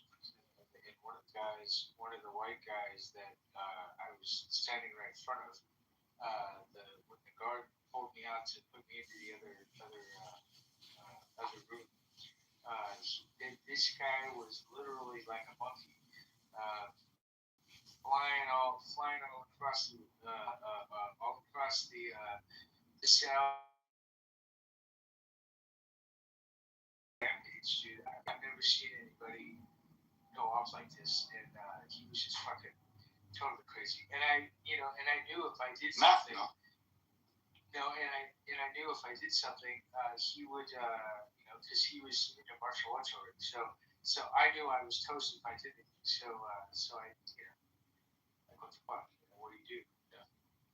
If you want to study the most effective martial arts in the world, there's two things that you study. If you want to clear up your time, if you want to be a very bad human being, study judo and then go work for a butcher for 6 months or take a course on how to butcher a pig. Probably a pig is the closest thing that resembles a human being. So if you know how to butcher a pig, you know where all the tendons are. They're the same in the human body. You know where all the large veins and arteries are. And judo is the most effective, actually, for any martial art. Jiu-jitsu is okay, but you go on the ground, and that's a little bit precarious. But what about Krav Maga? Krav Maga is, I would say, good as or Aikido. No, Aikido, no way. No, my friend. I took 10 years of judo. Yeah, well then there you go. Like it. It's because judo you control the whole human body. Yeah. So then you actually have control over another human being. You have real control over them. The problem with Aikido is that when you're practicing, their strength against them. Well, but there's too much compliance. Yeah. Right? So the person that is being attacked pretends to be thrown. They just allow themselves to be thrown, right? But if you're doing a martial art where the other person is actually trying to wrestle back against you, like real kickboxing or real boxing, or standard wrestling, it's very, very good. Krav Maga is good as a supplement. It's good for thinking quickly, but still they don't specialize enough in controlling the entire body of a person. Yeah, when it comes to somebody with a weapon. I had some piece of shit fucking supposed Portuguese wannabe Steven Seagal fucking sensei back in fucking Florida. It was in Aikido. What was it? It was Jukido. Jukido, he called it. It was Jiu-Jitsu mixed with Aikido. And I was in there taking his fucking 3-day class, his free class to see if I liked it and shit. I've always been a big judo and Brazilian jiu-jitsu and Okinawan Shotokan and stuff. I've been in, grew up in. And I went into his class and he's like, well, he's about 5'9" or 5'8", and he's a fucking Portuguese guy with a Steven Seagal fucking ponytail and shit.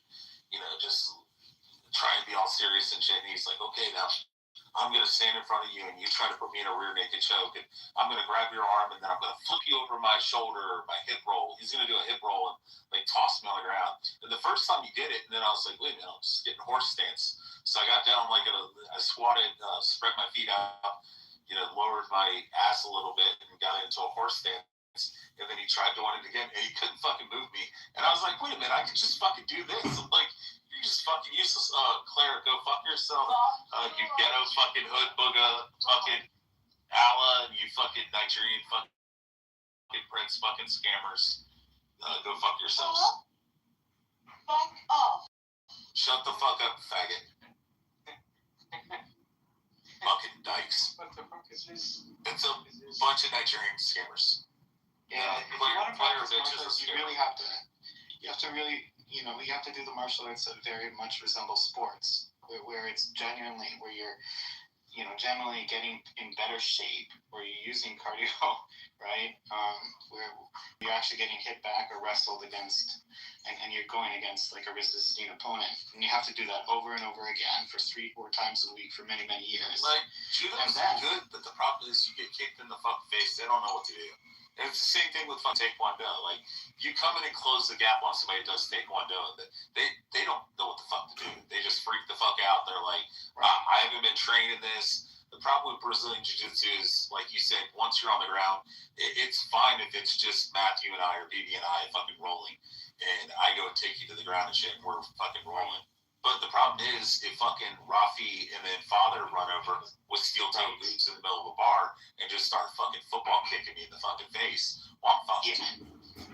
I mean, the best martial arts is to get the fuck out of there. Exactly. Yeah, the real de-escalation sport one. Yeah. But that's what Aikido is, like a commercial industry. Yes, it is. Aikido is not. Yes, it is.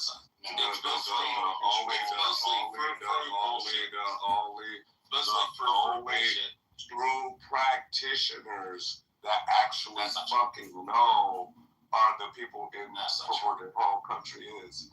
Yes, it is. It's not true. You just you can have Steven Seagal. You can have Steven Seagal. I'm not trolling. Or some, yeah, Steven Seagal's like I've actually great fucking Aikido, fucking. Yeah, Steven Seagal is. He's the first person to go to Japan to become an Aikido fucking master. He's not the example. He's been exposed. In Japan, he's been exposed. He's been exposed.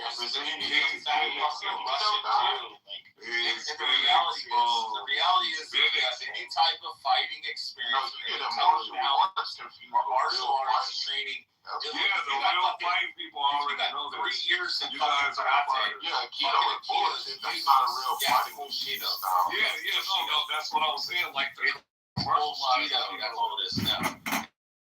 It's bullshit. Yeah, if you're fighting somebody in Aikido and they have zero fucking training, zero martial arts experience, zero fucking balance whatsoever, then yeah, he's gonna mop the fucking floor. But that goes for any martial arts. It's a style that was used like with samurais and shit. But ninjutsu, Aikido, but it wasn't. I mean, I know what it is. It's supposed to fight with a weapon. But his weapon was fighting in the flag, but it just actively run away. What about this? But it is. What the fuck is y'all talking about? Y'all not fighters. It was a bullshit martial arts. Y'all not fighters. It never was supposed to be a commercial industry. You dumbass. Comply with your sensei that he's gonna toss you upside down and shit. But in judo like you that. don't use it alone. Whether they would obey him or disobey him, would they follow the woman who was a hypocrite and who killed their own prophet, or they would follow her? Would they obey their prophet when he said to them, after me follow Ali as your leader, or they would disobey him? This was all about God's plan. Habibi, are you going to be singing in the karaoke event tonight? Okay, we can This is a no. Alright, now interesting. I mean, what your statement is okay. That I call it horizontalized. Okay, what it means is that why you say in that manner? Can we verticalize it? Meaning there is another intention of Allah doing it. Not just saying the one that you're saying, okay, because of this, because I mean you have a point there, horizontalized, but we are looking at the vertical aspect of things. Why God want to do that? Why God want to make sure that this happens? Because until 2026, you're going to meet our guests, going to meet Amir. And now we had ticks all over, and now people were having infestation. So those things have it, and they're saying it's rodents. So wouldn't those things affect the rodents? Because keep in mind, it's kind of like the way that happened a long time ago with the fleas that had that same type of virus, and it affected the rats because they were infested by the ticks or fleas, and that they actually the rats were the ones that carrying that. Because they said it's grown that way. Because the ticks have to bite the animals, so they could be transmitting something to them. And right now they have a whole infestation of ticks and stuff, and them saying that those things on that cruise ship. I mean, and that's just the only cruise ship that they have that's locked down. Because I was seeing the guy that's in there that he wants to go home, and I've been watching his videos. That they had him locked inside the ship. How many died? That they said supposedly 3 or more. So can I just say, can I just say, I've never seen you so excited to talk to somebody in my life since I've been on Clubhouse. I feel like you just found the love of your life. Yeah, because I've been looking for the truth for a while. Hello. Dark Empress, we have a guest here. Hello? Dark Empress, hello. Very charming looking. Dark Empress, do you want to come up and talk to us? Hey, how's it going? Dark Empress has some very luxurious bosoms. Those are clearly royally divine bosoms. Quadruple, triple Z's. Wow. What AI can do with breasts. Wow. Maybe you could lend some to Cora sometime. But maybe they'll be too dark. What am I borrowing? Dark's giant African American cow suckers. You're beautiful, man. I mean, okay, I was telling Amir to close his ears. Close his eyes. Amir, please. Okay, I think we need to make one of those for Dr. Z. I think we need some musical intermission here because this room has been so serious. What time does Narjas, when can you sing us a sexy French song? That is the operative word. Which one do you want me to say?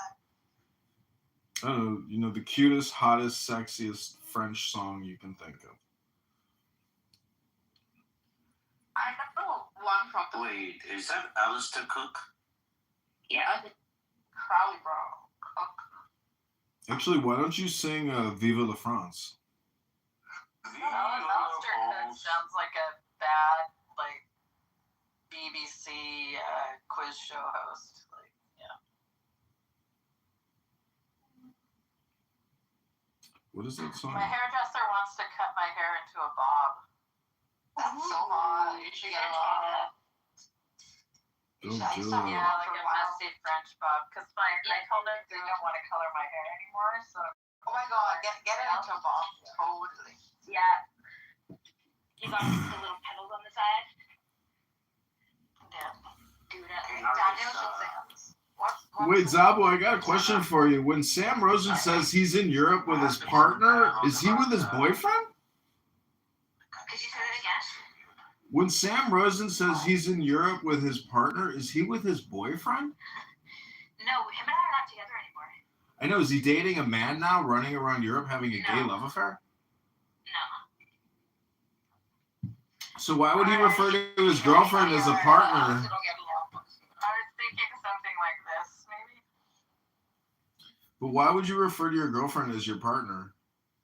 Because they're partners. In crime or what? Yeah. Yeah, that looks good, Cora.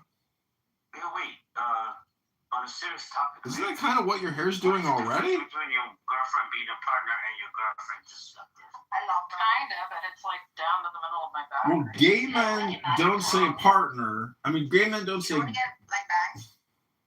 I don't know. Well, I've seen women say my life partner when they're referring to the opposite sex. So Can't you just say the love of my life? The love of my life. how about if you don't love her? Oh my god. I gotta go. If you don't love her, well then you're actually not in love. What are you doing? She can give you good sex. She'll bring money. She's a good parent. Oh, you're like a parasite. You're a fucking stupid motherfucker. That's your projection onto me. I feel bad for you. Sorry to hear that. No, you're just a silly clown. It's exactly what I am. I'm just a silly clown, a fool, sent here to have a little fun. And why are you so upset and agitated right now? You just literally insulted me, and then you say, "Oh, I shouldn't feel insulted." I said that? Wait, if you were locked up at any Illinois juvenile detention center, such as... Okay, I got the song for you, Narjas. Vive la France. I'm putting it in the chat. Listen to it once, and then I think you can master it just once, because you're that talented, Narjas. Stop. Sin, whoever you are, you are... Maybe it's something like this. Like the short. Sin, you are in for a treat. I am so gay. I used to have a hairstyle, but with bangs. But I used to have a Pulp Fiction bob. Oh yeah. for a long time. A Pulp Fiction Bob. The bag is the Mia Wallace cut. That's right. Groovy. I had it for a good, I think, 5 or 6 years straight. Ketchup. Okay, Narcissus, link is in the chat. Watch that video. No, I'm not a Satan worshiper. I believe in Jesus Christ, our Lord and Savior, the King of the universe and the Lord of the earth. Why you fucking around with Aleister Crowley? Oh, you don't like poetry? Huh, it sucks to be you. You sound evil. Are you a demon? Is your first language Arabic or what is it? Mashallah, mashallah. No? La la? Okay, Habibi. Are you gay? Why are you gay? Yeah, Crowley's actually an interesting philosopher. Like, Yeah. Crowley's a philosopher? He's the founder of a religion, for God's sakes. He's a Satan worshiper. How's he? Oh, he's not, bro. He had a philosophy, it just went bad. He has a religion. It's called Thelema. He is the master of the Thelemites. The man is a legend. Who are you, sir? Well, I'm more than him because he's dead and then I'm alive. Oh, really? Well, you're not sitting on my bookshelves, and you're not sitting on the countless bookshelves of hundreds of thousands of Thelemites in the worldwide government. I have lots of books. Yeah, Cora, but we know that you have. I pay for my frequent storage unit, which is mostly my books. Wow. So you keep it. I've read them, bro. I've read them. I still consume books. Yikes. Because I love books. Get rid of them or donate them to a library. Oh, they'll be having Give it to our library. I will be giving it to my child. It's a waste of money to. I hate people that have storage lockers. It's such a waste of money. I have some other stuff too. Oh. Well, Well, you keep jewelry. there's an 80% chance that you abandon the storage locker. I've given most of my books away, but you got your reading books, and then you got your having books. I have a few having books. You know. What's your having books? Reading books that I'm going through. What's one of your top having books? I've got a bunch of Israel regarding. Really? Whoa, Cora, you're a Thelemite. I think books make good furniture. Like they make a room look nice. A room without books is just yeah. Well, a lot of wealthy people are minimalists, and I think you can really what the books that somebody has in their house is really like their personality. So if they don't want to have a personality, they kind of just go minimalist, you know. And That's right. I think that's actually poverty. Because I live like leather-bound OED that I found at the thrift store. What's OED? Oxford English Dictionary. You read the whole thing? Oxford Dictionary too. You read the whole thing? You should get the Birmingham version of the Oxford Dictionary. Rubana Shalom. It has more Celtic and Irish verbiage in it. Well, I just want to say my magic word of the day is triumph. Is that your projection over your penis? You got over your obsession with penis? Okay, good for you, bro. You have success in the face of difficulty. I can tell, sir. It's very sad. Are you a water sign? Are you Cancer? I think you are. How did you know? Are you unsuccessful? Do you live with defeat? No, I'm very successful. Do you live with negativity and confusion? Not at all. Interesting. Do you think you have willpower? No. Are you still trying to find control? No. You're a Cancer. No, I'm not.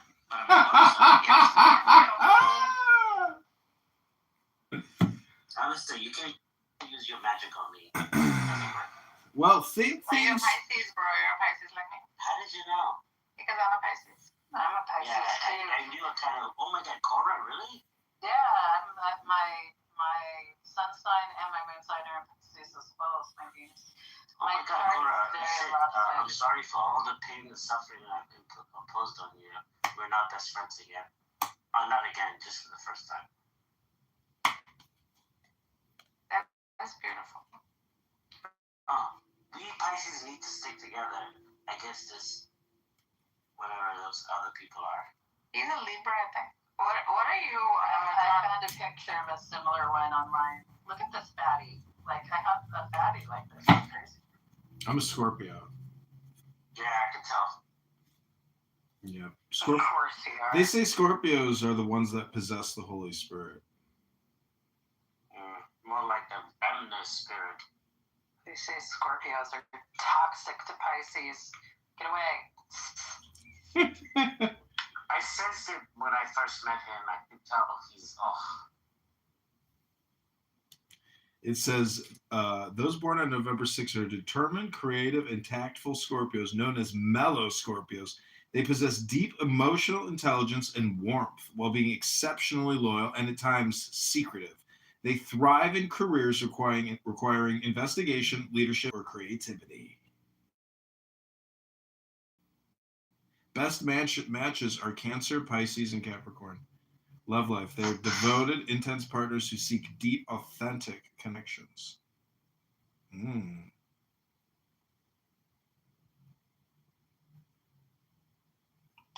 My starter husband was a Scorpio.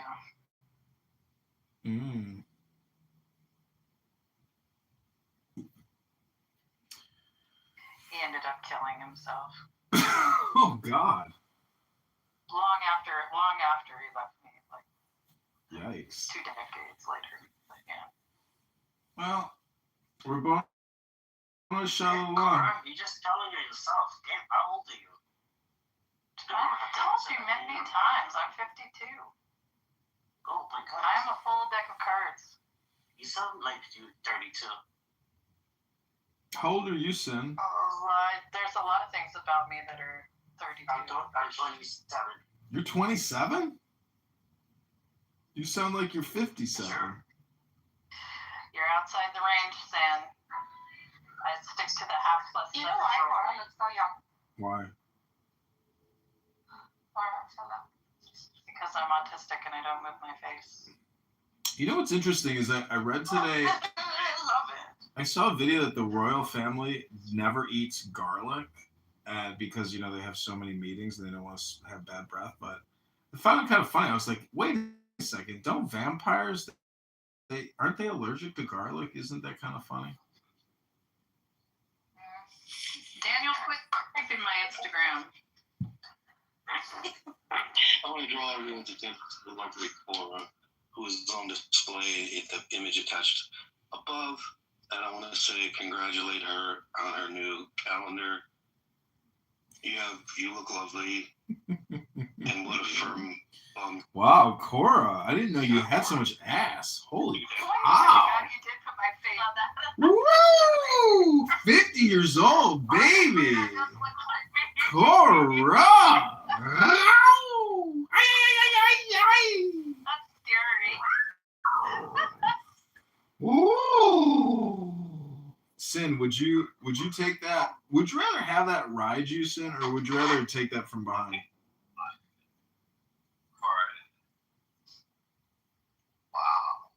Wow, Nero. Nero, you're a great artist. That's remarkable. He's really good. He's really good.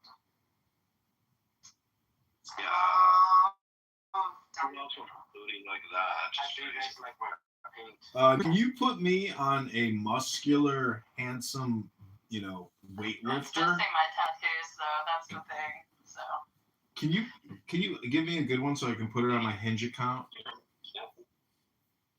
Baby. Wow. Nero, I want you to meet my friend Jared, Nero, because I think you two will meet each other, and you'll be like, no, he's a guy here in Chicago. You two sound so much alike that when you talk to each other, you're gonna say, bro, this is like talking to myself. And you'd be like, I know, dude. You sound just like me. Hello? And that's going to be a little awkward for us, though. Because they weren't infested by the ticks or fleas. Me and Jared. And that they actually, the rats were the... Don't look at your chick friend, just like... Because they weren't infested by the ticks or fleas. Like, just introduce me to all your guy friends. We can all hang out. And... You know what I appreciate about photos? They didn't Photoshop out her side rolls. She looks like a woman.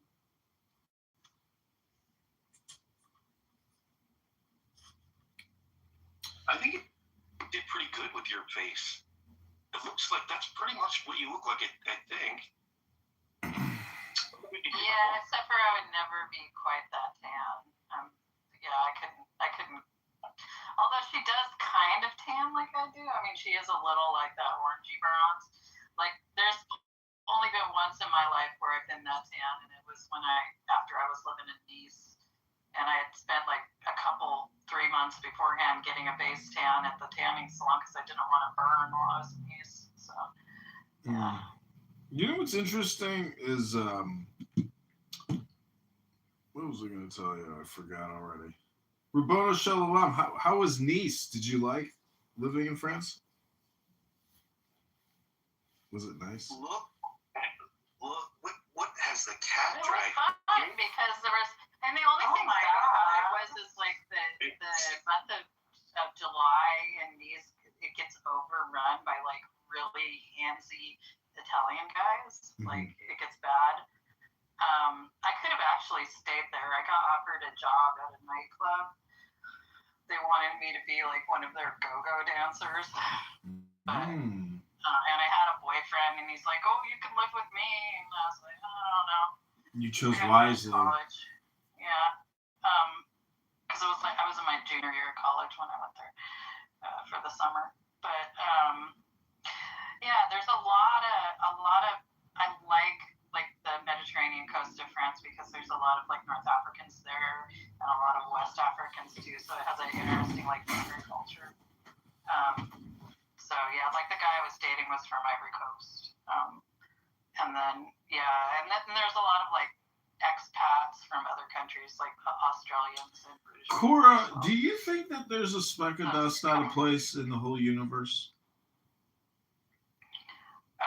I don't think any dust has a place in the universe, so it doesn't fucking matter where it is. So no, it's never out of place yet. Wow. Rabboni Shalom. You heard it here, ladies and gentlemen. Multiple broken hearts, and there's not a speck of dust out of place in the universe. Hit it, Narges! Rabboni Shalom. Did you listen to the link, Narges, of the Viva la France song? I have to charge my other device, so I'm just waiting for it to get charged. Oh, I can't wait to hear you sing this one. Or if you could sing Sade, like Smooth Operator. Oh. There you go, Daniel PCR. That's the tannest I've ever been in my life. And I was 24, I think, in this picture. Do you have an underbite, Cora? No, what was going on? I was doing something. I was trying not to laugh because my boyfriend who took the photo was doing something weird. Oh, I see. And I think I had just taken like a sip of Coke or something, and so I didn't want to like spit it everywhere. So what year is that? 1978? No. Wow. It would have been like 97 or 98. I can't remember. I'm just being, intentionally facetious or teasing. But Narges, Smooth Operator by Sade. Whoa, Narges. Oh my God. What? Can I speak in here? What is going on? Oh wow, Saxopedia. What the hell? What are the manners like in this room? Saxon's here to complain. My husband's a Muslim and I keep complaining on Clonus all the time, but I'm done complaining once and for all. You lot get on, man. You get. What's this dude doing up here? For fuck's sake. Necro, what's that in your PTR? Oh my god, it's a Donald Trump trash can. Well, you can work that. You can regulate him. I think cool. No, I'm not going to take him off this. No, you don't have to do that, but you can keep him in check. You can. Anyway, what's all that, motherfuckers? Anyway, how's everyone been? Not too bad. Daniel, is this a new account? Yeah, man. I got fucking. What? Dude, I made a joking picture of Andrew R's head on a silver platter. And fucking, it was a joke. And I guess they don't like that. You should have just told him that, you were giving him tribute, like the John the Baptist he is, To be fair to Andrew, like he did he did yesterday, day before yesterday, talk about like how he'd come forward and tell Clubhouse. I sent them an email telling them like that it was just a joke and he didn't mind it at all. And I thought that was so Jesus of him to do. I don't know if he did that. I've pissed off so many people with my PTR and chillism.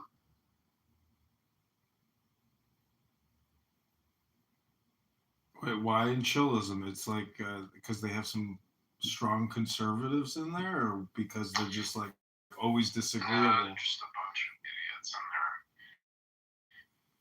in there. Oh yeah, that room is so crazy. Like I actually heard this morning, he boomed the room and then he creates a new room and he's like, "There's a new order," and he's like screaming at everybody and this and that. It's just so stupid and so retarded and low IQ and retarded, and then it's just like, but it can go for 24-hour cycles and they got their characters shy and concrete. Like it is a community, and I think Nathan's art project is retarded, but it's Nathan's art project. And when I go to Art Basel, I like to tell people, "Have you heard of Nathan's art project?" And they go, "What?"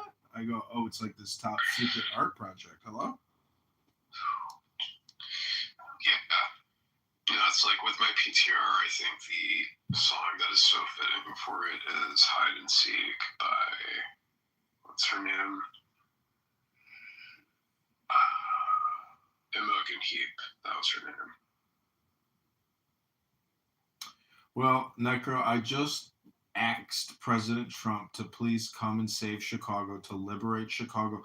And I was saying, if you can liberate Iran, the least you can do is liberate Chicago. Can he liberate one American city from corrupt politicians, corrupt judges, corrupt attorney generals, corrupt unions? Like, can he do something for America?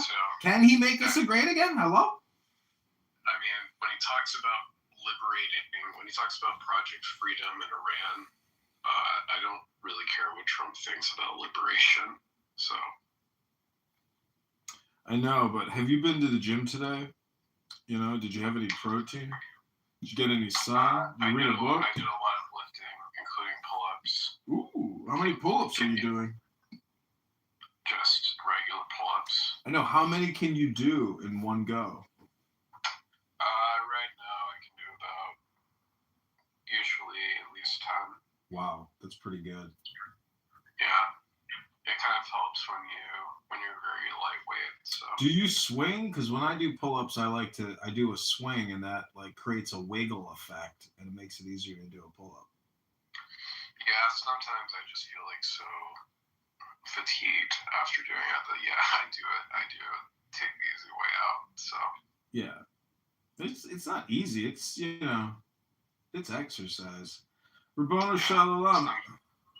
Somebody in the chat said 160 pounds. Well, I'm about 145. Well, when I was in the Army, we did a 20-mile road march. I went out, I think, at like 180 pounds, and I came back and I weighed about 145, 147. That's how much weight I lost. Skin and bones. Yeah, I have pictures of myself when I was pretty much skin and bones. So I'm a survivor. My psychiatrist said to me the other day, "How's your appetite?" I said, "Sometimes I don't even think about eating. Other times I eat so much I puke and shit at the same time." Oy vey! So, Necro, you have earned every one of your successes. Do you agree with that?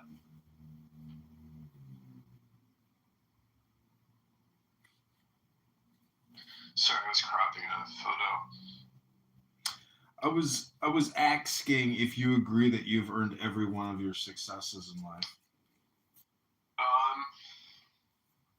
I'd say that it's definitely been, at least been compensated with, or yeah, I mean, I'd say like not everything I got through.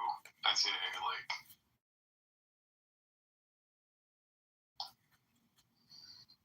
in regards to everything that I've done, I actually think I've not been compensated enough. Do you think you take action on your ideas? Take action on my ideas. I mean, I'm an artist, so I obviously do have ideas that I take action on. Do you believe in your personal power? Yeah, I do believe in the will to power. Do you ever let your emotions get in the way? Yes, and that is one of my greatest weaknesses.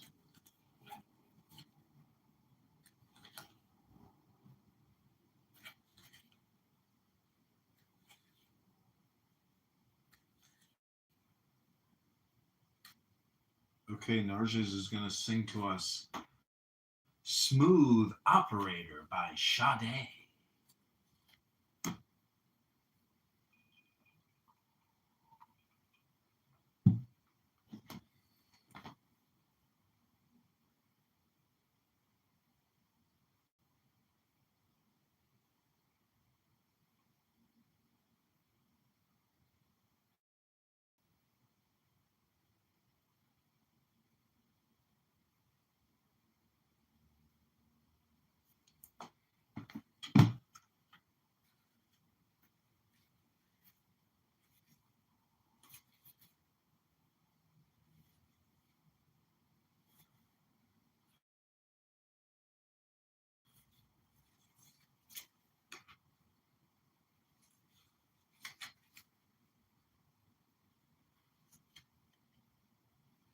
Necro, do you think you seek balance and create a calm atmosphere in your life? Well, I do attract chaos, but I do try to see peace. I mean, just look at chillism. Do you trust your own counsel first? It depends on the situation. It's kind of a blanket statement. He asks his mom most of the time, which is me. Do you think you can make your imagination real?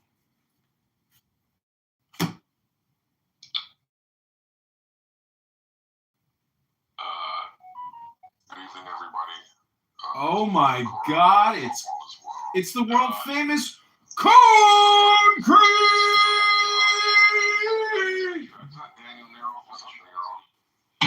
Sorry, you're over talking. You don't have to do that. I don't even have any people. Well, you came in and just started. I said hello to everybody. That's a problem to you. Because I didn't interrupt anybody. I said hello to everybody. No, you came in saying hello to Cora. Saying hello to Cora shouldn't be offend you. Saying hello to Nargis. Daniel made you a poster to put on the back of your bathroom door. Saying hello to Nargis. Your son, 1-year-old, and Katie shouldn't bother you. But if it does, I apologize. Kukri, are you like ludicrous or something in the real world? I didn't hear you speaking or anyone else, and I apologize. I can't believe you're outside of your chillism prison. Nargis, how you doing? Nargis, Did they let you out on a work release program from chillism? Did Nathan the artist finally free you from bondage? Come on, fucking autist. Hello? Sorry, what did you say, Nargis? I said, miss you. Concrete. Same here. Glad everything is good with you. Good to hear you. Oh, where are you hanging out now? You know I'm always at chillism or politically correct. Do you know politically correct, Patty? I keep seeing that on my feed. Politically correct and chillism. I just don't come in. I will. Oh yeah, you should go in there, Narges. So how do y'all entertain this guy? How do y'all keep this guy it's like, come on, bro. This guy's got to be one of the most unique human beings I've ever seen in my life. He keeps recording the rooms on a daily basis. Chillism is my favorite. Chillism and politically correct. Chillism and politically correct are my two favorite rooms to record. Yeah, what have you gleaned? What have you gleaned from all of this people watching? We're no different than animals, like birds in a tree just chirping. That seems very abstract. Do you think you can offer any particulars or detail? Yeah, the longer you talk on Clubhouse, the greater your chances of failure improve. So that seems very non-descriptive. Such that I don't even know what that means. Well, have you ever gone to the website Zero? There's nothing actionable or intelligible about it that I could take with me. Seems very platitudinous. Do you have anything else? No, I have no great. Well, Go Within would be the ultimate. You don't have any deep. After hours and hours of recordings, you have no profound insights into the human condition. Are you serious? Well, black supremacy and hate speech and hypocrisy in the African American community is rampant, and it's really a fallen. I could have gotten that from a right-wing fucking podcaster. I could have gotten that from a fucking late-night Greg Gutfeld fucking. Okay, let me ask you a question. Are you serious right now? Let me ask you a question. How much do you think the Jews got from Germany for the Holocaust reparations? Is this one of your many life lessons that you learned? I'm just asking you a question. How much did the Jews get from Germany for the Holocaust? So is this what you gathered from hours and hours of Clubhouse recordings? I didn't gather anything. The AI companies utilizing your ignorant personality, your ignorant persona. Oh, it's not important what I've learned. It's what's important is my plan. You're not in an interrogation room. You're not under suspicion. You're not on the plantation known as Chillism. You're not under suspicion of a capital crime. Is that what's happening in your life right now? You committed a capital crime? Are you projecting on me? What have you Hello? gathered from your hours and hours and hours? I can tell you, it's all communication is hypnosis. All communication is projection. All communication is political. All communication is spam. That's what's happening. I watch animals all the time on my property, and I go from clubhouse to outside. There's no difference. It's just a bunch of animals. That's it. It's just birds.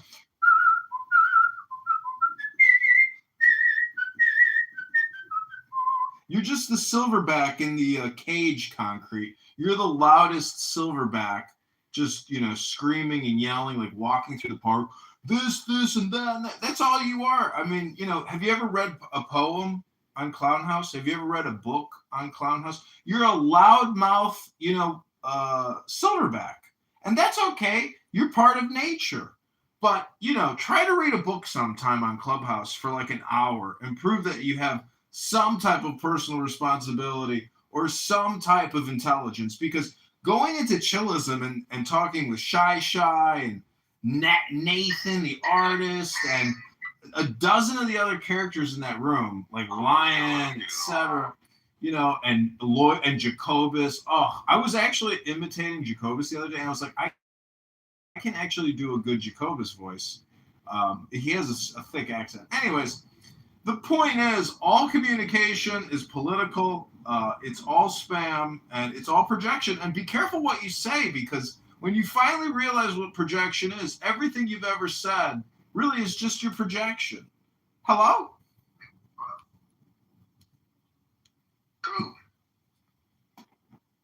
Hey, Gino. You's a liar. Hey, Gino. How are things going at the nursing facility? How are things going at the hospice? Are you in a Russian hospice? I hope you ain't in no Russian hospice. Hello? What? You look like a black me. All I asked you to do is prove it, or you a liar. You asked me to prove it? I'm a liar. You a liar. Motherfucker, I ain't no liar. You prove it, bitch. You come in here with the burden of proof. You ain't never lied to nobody. Sometimes I lie so good, it ain't even a lie. A liar. Nah. Sometimes I lie so good, you can't even tell it's a lie. And so it's the truth. Sometimes when an N-word lies so good, it sounds like the truth. Don't get mad at me because you can't prove it. God damn it, Gino. Who the fuck invited you to this room? So you supposed to believe everything you hear? Motherfucker, talk to CM about the flat earth. Do you believe in the flat earth, too? How do you believe something? You gotta see with your own eyes. You gotta read the book, motherfucker. Get a concept up in that motherfucking dome sometime. You got grandkids or kids or husband or something? I got great-great-great-grandkids. I got 100 grandchildren. I'm a goddamn... I got a family, Gino. This is how you carry yourself in society? I got my own family, Gino. And you got a family? Yeah. When you talk to them like this? 65th and Archer, motherfucker. But do you talk to your kids and your husband like this? You ain't my kid and you ain't my husband, Gino. Right. So you supposed to talk to your kids and your husband like this. You ain't in my household. No, they in the garage. They cooking dinner. Your band be in my household. So you need to go cook. We got a crock pot cooking. We got a potluck brewing. That's in your household. You can do what you want to do in your household. Man, Gino, you are full of shit. Right, you is too. Nah, look at your beard. That is a scruffy ass, fucked up beard. Try to trim it, groom it, line it, do something with it. What are you, 85 years old, Gino? You're probably 27 years old. You look 85. 27 going on 85. Why you got a veil over your face? Put your real face up there. Hello? I got my real face. That ain't your real face. That's an AI face. That ain't real. Okay, what are you, like half Indian? From India, the dot forehead people with the African? You look like Mahatma Gandhi. I know the streets. I've been in the streets. You been in the streets? Anybody that had you got PTSD? That's what it is. You got PTSD? Cleveland, Ohio. I have my own business, AG Property Management. You manage property? Who is you? Who the fuck is you, Gino? What kind of motherfucker asking who is you? Only a motherfucker at going around a conference call app saying, who is you? Management. Now, who is you? I asked you first, who the fuck is you? I just broke it down to you. I got no business name. You ain't shit. You ain't shit. You ain't even in the phone book. I know I ain't shit. You ain't in the phone book. I know I ain't. I've been to. You ain't even in the yellow pages. Property management. Okay, now, have you ever did something? Gino, you don't even know how to change a lockout, motherfucker. Have you ever lied, did something to somebody? Sometimes I lie so good it ain't even a lie. It's the truth. You ever treated people how you want to be treated? Do you treat people how you want to be treated? Gino, you ruining this room. We had something cooking. We had something special. And now Naja is about to sing. You to treat your kids, your husband, your grandmother, your mother. Do you want to hurt them and do something to them? Man, you projecting your own fucked up life into this conversation. Out here in the world, how you think people die? I don't know. At the hands of Dr. Gino. How you think people get killed? Shit, I don't know. How people die in your family? Natural causes, of course, because we're lucky like that. Oh, they had natural causes? Yeah. Oh, your family doing good then. Yeah. Another lie. We lucky. You's a liar. We lucky like you that. Know what? We only die natural because God is on our side. You prove it. You disprove it. No, you the one saying. Man, Gino, you ruined this motherfucker, fucking room. I was trying to get nauseous to sing some music. You're not a liar, man. I'm talking to you. I'm reporting your account, Gino. I done heard it all. I done heard from the women. I done told it all. I'm reporting you. Yeah, you can't. You up to no good. A snake know a snake when he hear one. No, I'm a snake catcher. I just caught you, snake. I know. I'm reporting you to the snake authorities. Right, I know a snake. Right. Yes, indeed. Look how you carry yourself. Don't know grown person carry themselves like this. And in the city, because anybody that go along with this, y'all not no grown people. Y'all can't even control the household. Because if y'all deal with something like this, just imagine what your household is. Man, you fucked up, you know. I know if you got somebody that play along with kids, and don't just why you probably out there shooting with them. You probably take a ride and you can't,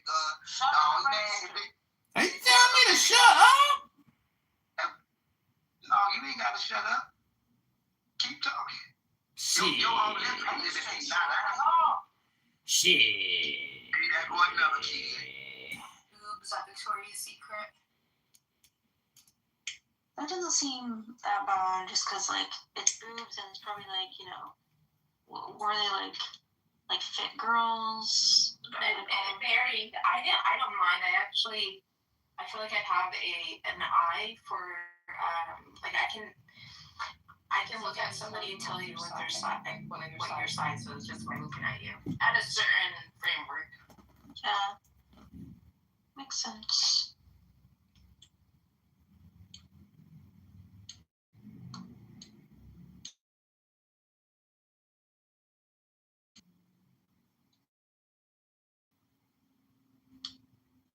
Your friend Kitover wants to come up. I don't know why he's. What it was. Okay. What was it? Why he? Oh, the account. What? Is it related to the account? Remember, you told me recently, Brittessa, you wanted me to delete something, but you didn't send me what it was you wanted deleted. Oh yeah, no, I remember. Is this your Anon down there, Kitover? No. Okay, did you make the Ghost of Blue account? No, that was not me. I'm telling you, it's John Andrew. Because a lot of people think that it was you. No, it's definitely not me. I wouldn't waste my time making a burner account about Lou's passing. I did not do that. Yeah, see, I never thought it was him. But like, people think it's him.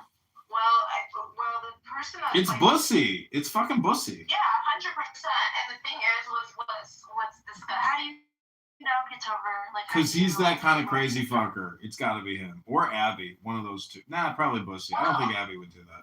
So, like, when Tim was like, if you one of three people, John Kitover, Abby, or Nora, it's like, John Andrew is the person that did it. And you didn't even identify him as one of the people. Who's John Andrew? I don't even know John Andrew. Who's that? The person you just said. Oh, that's Bussy? Oh, okay. John Andrew Hermoso. We don't like saying Bussy, so it's good thing. Yeah, that is a gross name, but you know, in terms of like vulgar, crude comedy, like that guy is like at the higher end of insanity and vulgarity and just disgusting behavior. Are you Bard Shakespeare? No. Okay, then that's definitely like you swear that you're not Bard Shakespeare. No. Okay, so then that's definitely the Ghost of Blue that became Pony, then became Bard Shakespeare. Yeah, I would agree with that one. Really? Pony. Like Pony and then Bard Shakespeare? I don't know if it's Pony. It is Pony. No. Are you Pony? No, but Pony comes in my rooms quite regularly, and I'm like, who is this? No, Pony doesn't exist anymore. Oh, Pony became Bard Shakespeare. Oh, I haven't seen that one yet. So does Pony still come in your room? I mean, like, not in the past, like, 2 weeks, maybe, or a week and a half. Yeah. Pony became Bard Shakespeare. You know how I know that, Olivia? In one of the replays that they had, the picture that has Bard Shakespeare is of Pony's previous PTR because it keeps the PTR you had when you do the replay. Okay. Yeah, and we know it's John Andrew because he's the only person that knows Pocahontas' name. Yeah. Well, I don't know who Pocahontas is, but We should have questioned Allister and Alice, but now we can't because we just said that. See, nobody should suspect me of anything because you can just go to my YouTube live and like literally just see what I'm doing if you have any suspicion. I mean, that is what I did with Pony. I was like monitoring Pony in your room to see if you were writing in the chat. I did do that. How do we know you're not Pony and the Ghost of Lou? What? How do we know you're not the Ghost of Lou and Pony? First of all, that person says my name in chats and attacks me regularly. Second of all, I would never, ever, ever do that to the dead and also to somebody that's very close to people that I care about, like Diego and Olivia. Like, that's just insanity and disgusting. Yeah, I agree. It's pussy. It's John Andrew. It's definitely that guy. Are you gonna delete the room? Like, are you gonna delete it? What are you talking about? Delete what? You said what room? I had asked. I was like, if you want. Yeah, I thought you were talking about a YouTube video or something. No, it's a room on here. Oh, well then again, you'd have to just like send what you want me to delete and I will delete it. I really could care less at this point, but it's so much time passed, I don't even think it matters anymore, does it? Okay, no, it matters because Tim uses it against me. Oh. Well, he owns JohnKitover.com, and he's using it in like, he hopes somebody comes to my house or something to harm me. So, if he ever happens to walk in front of a bus in Ireland and his existence is blighted out, well, Roboto Shalom! So it's in the Green Dragon Tavern. Mm-hmm. Oh my You God. still have access to that house? I can search for it. Let me see. And it's called Diego the Movie Part 2. Is it funny? It's me, like, having the stuff that happened when Diego blocked me when I was, like, when you were rage baiting me. Let me see. How the fuck do I search houses? Oh, all houses. Or you can just go to Tim's. Oh, Tim was in the room? Yeah, it's on his profile, on his MF. I can't find the house. So what's Tim's profile? At YSOBMF. At? His at is YSOBMF. Okay, I see it. Let me see. No, I don't have access to that on this account. I may have lost access to that. Oh no, let me try with another one.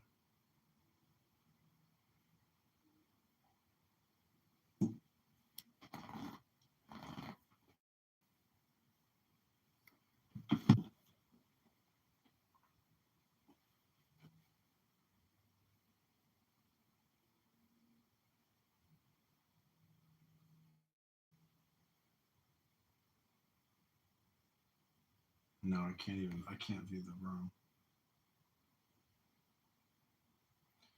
I cannot. I can view Fatima's congregation, but I can't view the Green Dragon Tavern. I can't get in that room. It's gone. That was December 26th. Yeah, that's 5 months ago that my Clubhouse account was terminated attached to that one. Hello?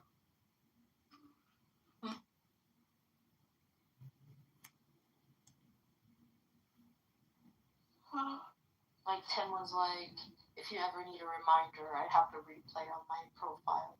Like,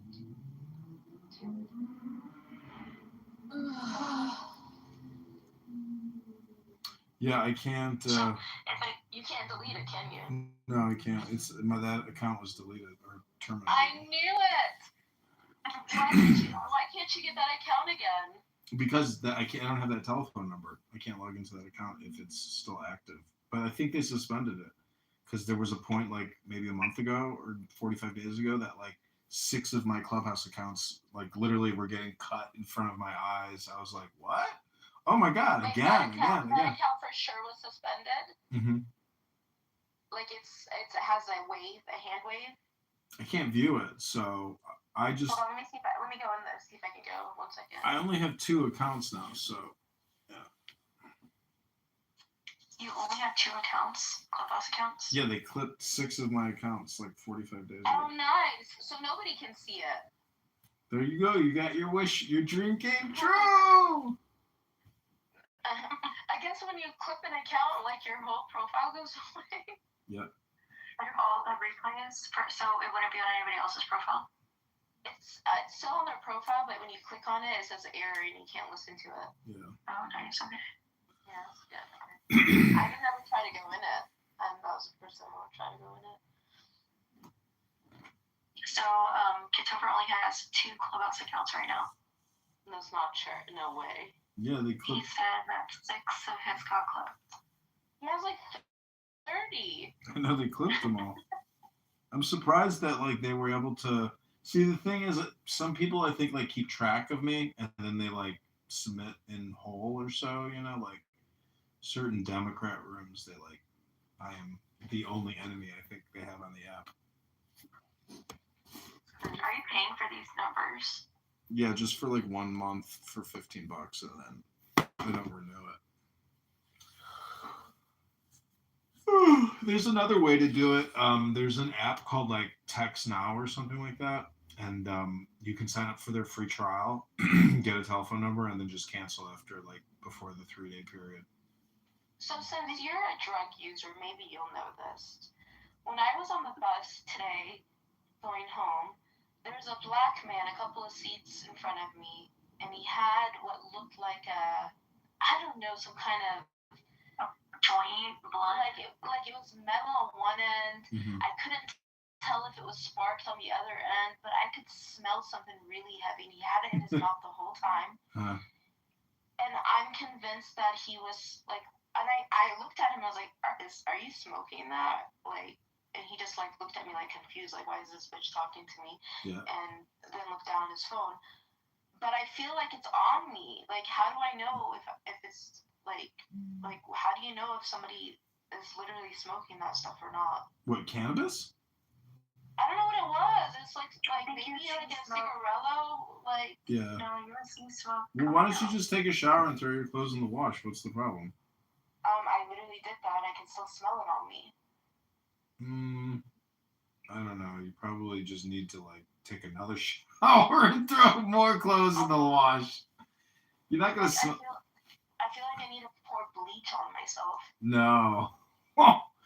Trust me. When you get up tomorrow morning, your olfactory receptor will like reset, and you won't smell anything.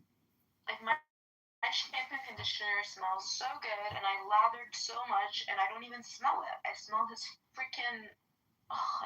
Well, do you have any like? I can't do the best anymore. Do you have any like garlic white sauce or like pepper? Or what can you put like to smell? Do you have lavender? I sprayed perfume on me, like everything, and I still can smell it. Yeah, you're just like reliving it, maybe. I hate drugs. Like it's so nasty. I hate the smell of them. Marijuana, weed, Black and Mild, cigarellos. Ugh. I think it reminds me of a Black and Mild. Yeah, I remember when I was younger, my sister would like come home and smell. I'd be like, "What is that smell?" Ugh, and it was because she was smoking weed and like spraying perfume on herself or something.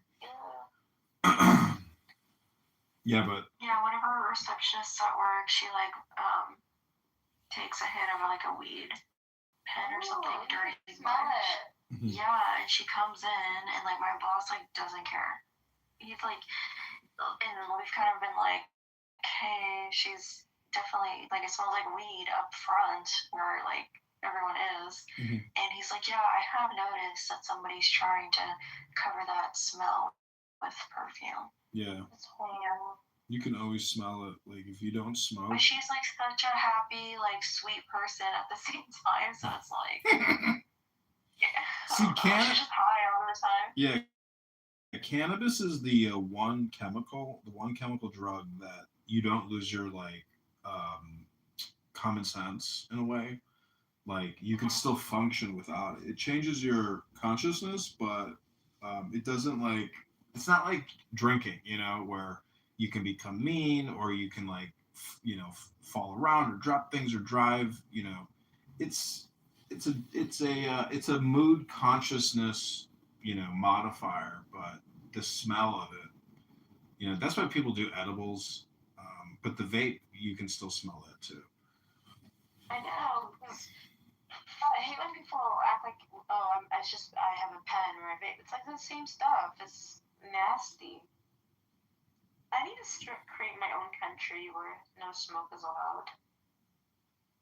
Yeah, some people really hate cigarette smoking, and it's an absolute no. Like, I hate cigarette. I hate argino or hookah. I hate weed. I hate it all.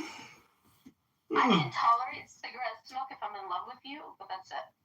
damn, this one girl that I was dating, like, I couldn't believe she smoked cigarettes, and I was like, couldn't believe I even like wanted to date her. But like, I knew that even as I was seeing her, there was like no way I could be with her because, like, cigarettes are just pretty gross. I think if you're really, really attracted to somebody, even their cigarette smoke, it becomes attractive to you. So you become a cigarette smoker via the relationship. Yeah, Lou would smoke cigarettes all day fucking long and vape all day long. Oh my gosh. Oh, he smoked cigarettes? You'd probably love it if you were around. It was kind of hot. It was just like a part of the bad boy package. Mm-hmm. Well, they say if she smokes, she pokes. Pokes? Yeah, like girls that smoke are more sexually aggressive. Interesting. I used to take my dad's cigarettes as a kid and break them in half and put them down the toilet.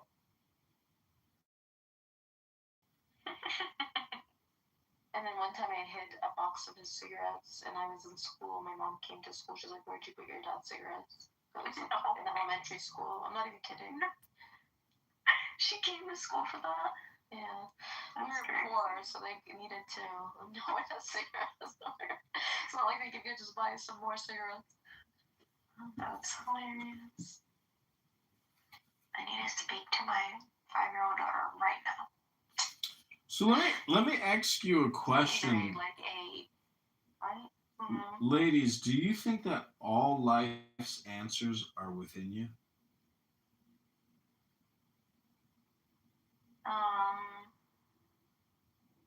Are they within you? No, I think you can talk to somebody about it and you can get different perspectives and then kind of decide for yourself whatever the question is. But even if you get the other perspectives, doesn't the answer still live within you? There's times, for me, most of the time, if I have a problem and I'm talking to somebody about it, then I'll kind of figure out the answer while I'm talking about it. So maybe, it's within you in that way. But sometimes I like other people's insight when it comes to, problems, questions. Do you think you can make your imagination real? Yes. Depending on what it is, but yes.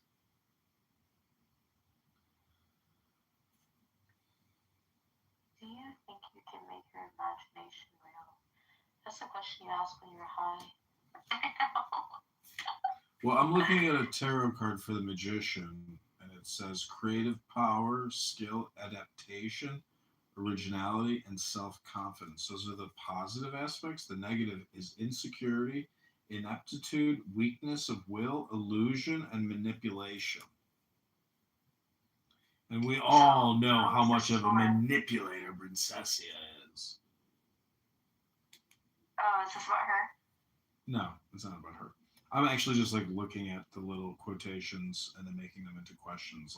You think Princessia is manipulative? All women are manipulative.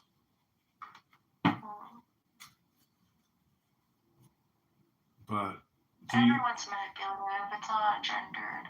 No, I agree. Do you think you can make your imagination real, though? Just depends on what you're imagining.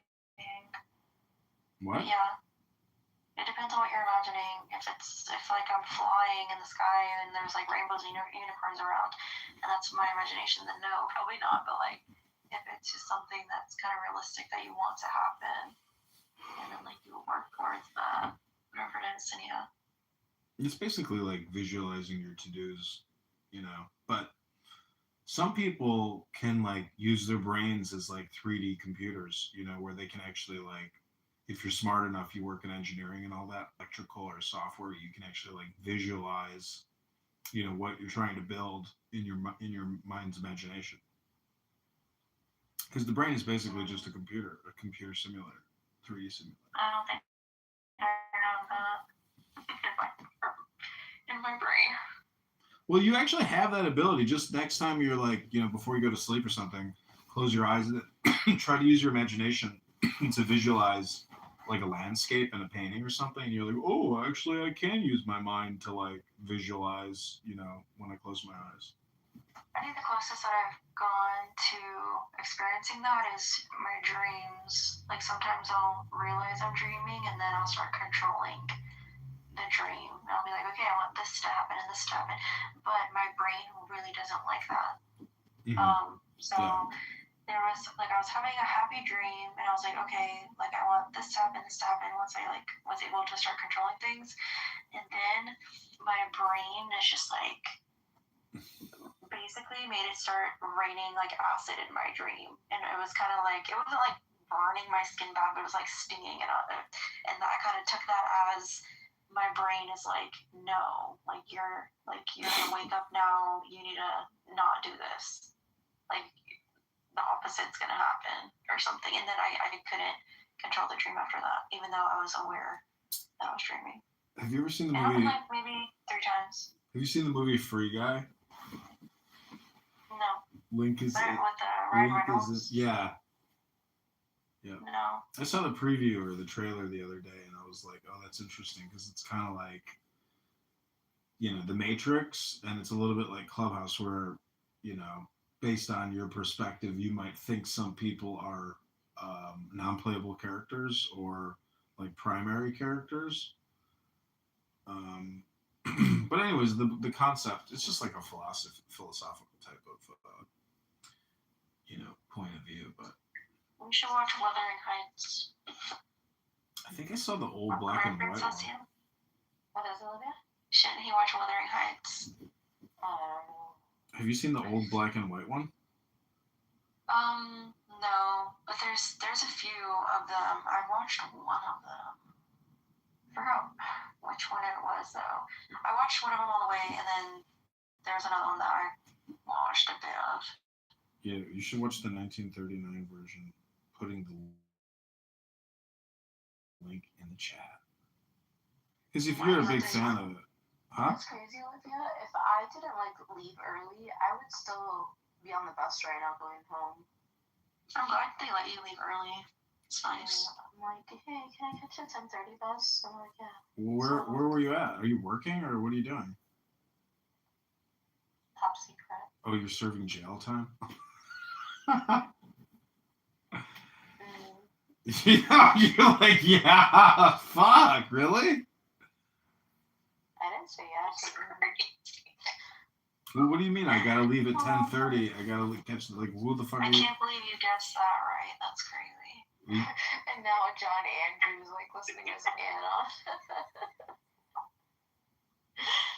So what is it? It's like supervised release or something?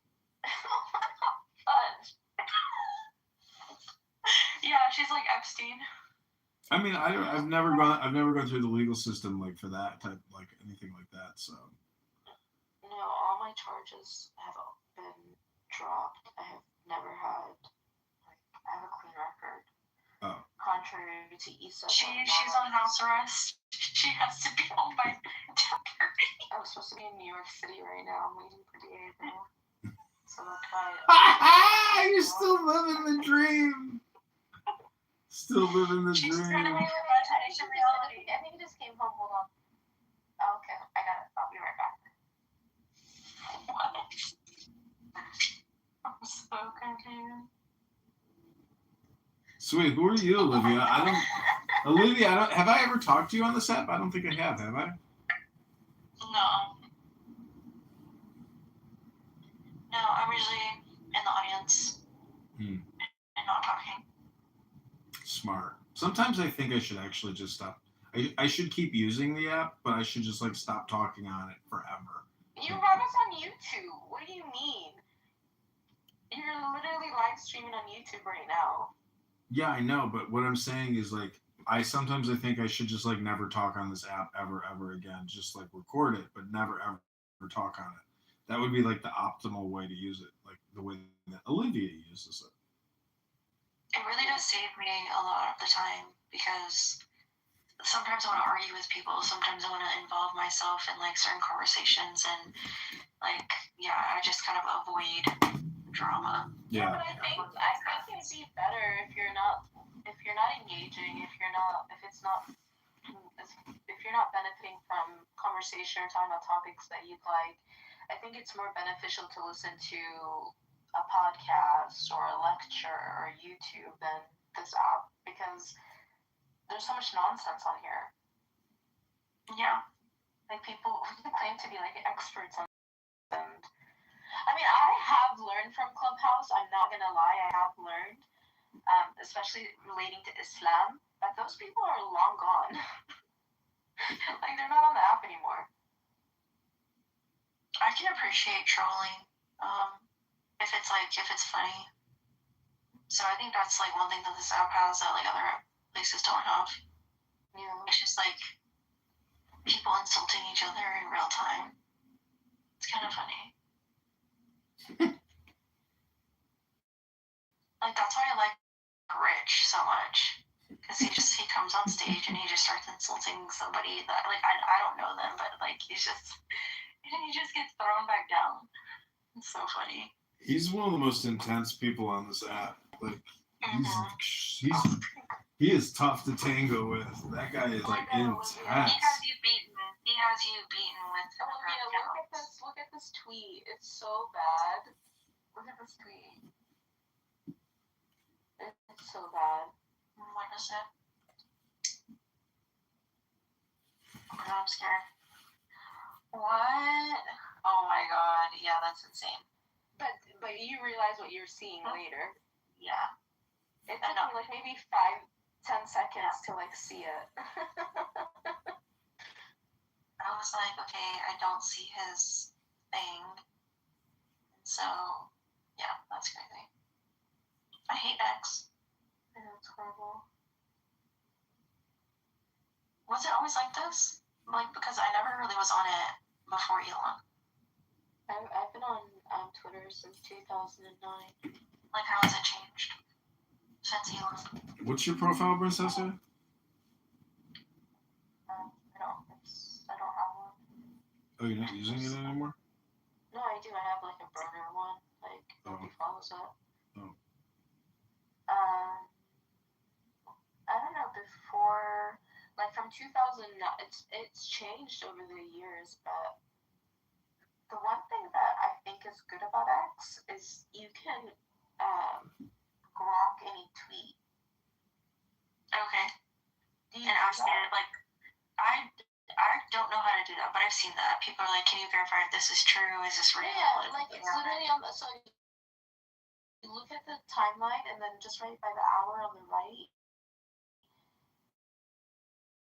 there's a, I don't, so, like just because it's on AI doesn't mean it's like real. Like it says I was born in Jordan and I'm at Jordan, like whenever I engage with it, you know? Okay, wait, where is this? So I clicked on a tweet. Yeah, do you see right by the hour to the right, the top right of the tweet, that rock symbol? Oh, okay. So then later I click that and then it gives me like a summary of what's going on. Yeah, and then you can ask anything. Exactly. That's what I do. Like I engage it in that way. So I think that's like a positive. But because it's been because there's monetization, people have a lot of incentive to try to go viral, even if it's like garbage. And so, if I read something really ridiculous, I don't like I don't acknowledge it, just move. Sometimes I block just so because you can hurt somebody by blocking them. If they're monetizing. Jeez Louise, Nora. Take it easy. I'm out of breath or something? No, I'm just saying you can hurt someone if you block them. Yeah. Like if you block them, it negatively affects their monetization. There's like a thing on X now, like people there's accounts that are just reposters or retweeters or whatever it's called, and they're getting monetized. Like they were getting monetized because they had so many views of whatever. Like people are viewing so many of their tweets, and now they are taking away their monetization. And apparently there's really large accounts that are just repost accounts, and they're all pissed that they're not going to make money anymore. I don't think it's cool that people are making money on social media. I mean, it's just ruining social media. It's just there's just all this fake stuff, just fake skits, It's just annoying. Yeah. Fake images. Or they'll say something crazy about somebody, and the video doesn't match what they're claiming. It's whenever I see those, I'm like, okay, no, you're just trying to get people to watch your video. Oh, the show more thing. That's one of them, but sometimes I'll say something really ridiculous that's just not true, that doesn't happen in the video. No, I'm just saying that's another thing that they do. Yeah, the show more when it's no show more. Yeah. Yeah. I hate that. Because I was falling for it way too many times. I shouldn't have fell for it that many times. I know. I literally just had a show more, but it was a real one. And then stupid Clippic Killer and his peoples on my timeline. I know. This kid. And he's not even his content is just him drinking and chilling with his girlfriend. It's not even, what is it? Or him making out with two girls. That's the extent. Hey, do you have Kick? Do you watch him on Kick? No, is that what he uses? As his streaming? That's I guess where he started was doing these Kick things. I've looked at Kick. I'm I don't even know I don't understand how the fuck they use this stupid app. It sucks. Why don't you stream? Why don't you just put a camera on your face and stream on those apps instead of on YouTube where those people make money? I do TikTok, Instagram. That's how these people make money. They stream on Twitch and Kick. Yeah. Yeah, and then they get clicked on these other social media. I'm an ugly bald white guy. Nobody cares to watch my stupid streams. Olivia, this girl that keeps coming up on my timeline. She's always in a bikini and her breasts look huge, and she's just being gross on she's doing OnlyFans but live, and it just keeps coming up on my timeline. On X, yeah. I don't follow any of these streaming services. I didn't know that you can there's actual porn on X. Oh yeah, there's definitely porn on X. There is, but I never see it. There's some crazy Asian type porn, and it's oh my god, it's so insane. I looked up Lily Phillips and Bonnie Blue, their X accounts, and then it's all their nudity. It's little clips of their content, and they're just fully nude, they're getting banged, and I'm oh my god, wow. Seriously, yeah, that's what their X is. That's what their X account is them just promoting their OnlyFans with clips of them actually I would love to know that answer. It's insane. I don't know what happened to Anne Hathaway, but I think she's so beautiful now. I swear, when she was younger, I did not think twice about how she looked. I think she's so beautiful now. She's just an adorable person. I think that's what it is too. She's just always been this nice woman. No, I just I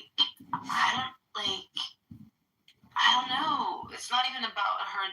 She's just looks so. I don't know. Maybe these are AI photos. Maybe that's what it is about this.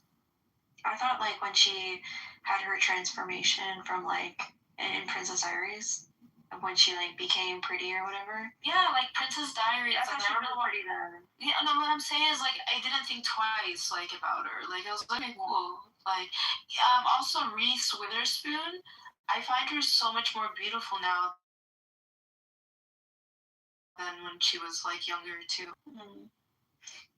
Yeah, I think they had features that they grew into more. Like, Anne Hathaway's eyes are so big that when she, like, got older, maybe they're not as, like, big now, so with age, but they're still big. And then Reese Witherspoon had, like, a very distinct chin, but, like, with age, it like, doesn't, like, feel like as Jay Leno-esque. Do you think also it's, like, it has to do with makeup? Yeah. It has to do with makeup and skincare and just, like, dressing better, like, dressing more grown. Like, I don't know.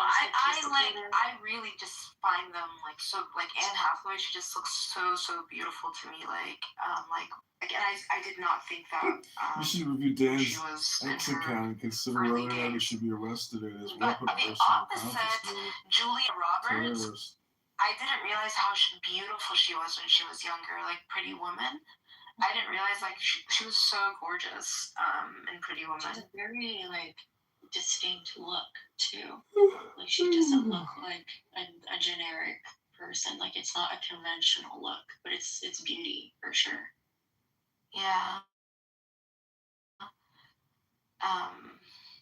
Yeah, she has such a wide smile.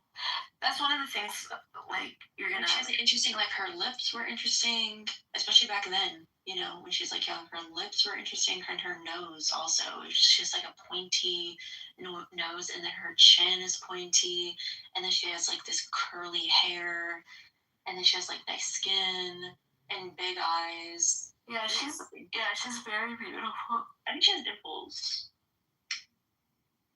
I think. Yeah. My favorite, like, when I was growing up was Penelope Cruz. I thought she was, like, the most beautiful, like, for sure. I think, and I probably still think this, Angelina Jolie. Like, I don't think anyone has been able to touch her. She's pretty, but I just like the beauty of, like, Penelope Cruz more, like, because it's, I'm looking up Angelina Jolie. And it's just, it's it being natural too, you know? I think Penelope Cruz, I like her beauty more because I like her nose because it's like longer. Let me look Penelope Cruz. Penelope. Like if you look at it, Penelope Cruz. And she's 52 now. Oh my gosh, she had a very long, slim nose that just... I don't get Penelope Cruz. Like, you know? Okay, here's what I don't get. I don't get why she's as famous as she is. Like, what was she even in? I don't know. Let's see. Exactly. I mean, I used to watch her on talk shows, like night. So she's getting interviewed. Yeah, she was being interviewed, obviously, for movies. So let's see which one movies she was in. But it's like, I don't feel like anybody can actually name a movie. I mean, I don't really... There's only one. There was, like, one that she was in with Adam Sandler that I watched. And she was, like, a maid or something. Let's see. So she's in movies recently. Let's look at old movies. Like, a long time ago, bro. Yeah, but, like, nobody who watched these. The first time I saw her was in Pirates of the Caribbean. She was in Pirates of the Caribbean. She was in Blue. I saw that. But yeah, everything else. Like, why is she such a household name? I think it's from the interviews. No. I wonder if it was, like, it was her beauty. Because, okay, personally... Oh, she was in Vanilla Sky with Tom Cruise. Vanilla Sky. And then... she was in Blow. Zoolander. Yeah, Zoolander. She was on... She hasn't been in a lot. Like, she's barely been in any movies. Spanish actress. She was in a movie called The Butterfly Effect from 1995.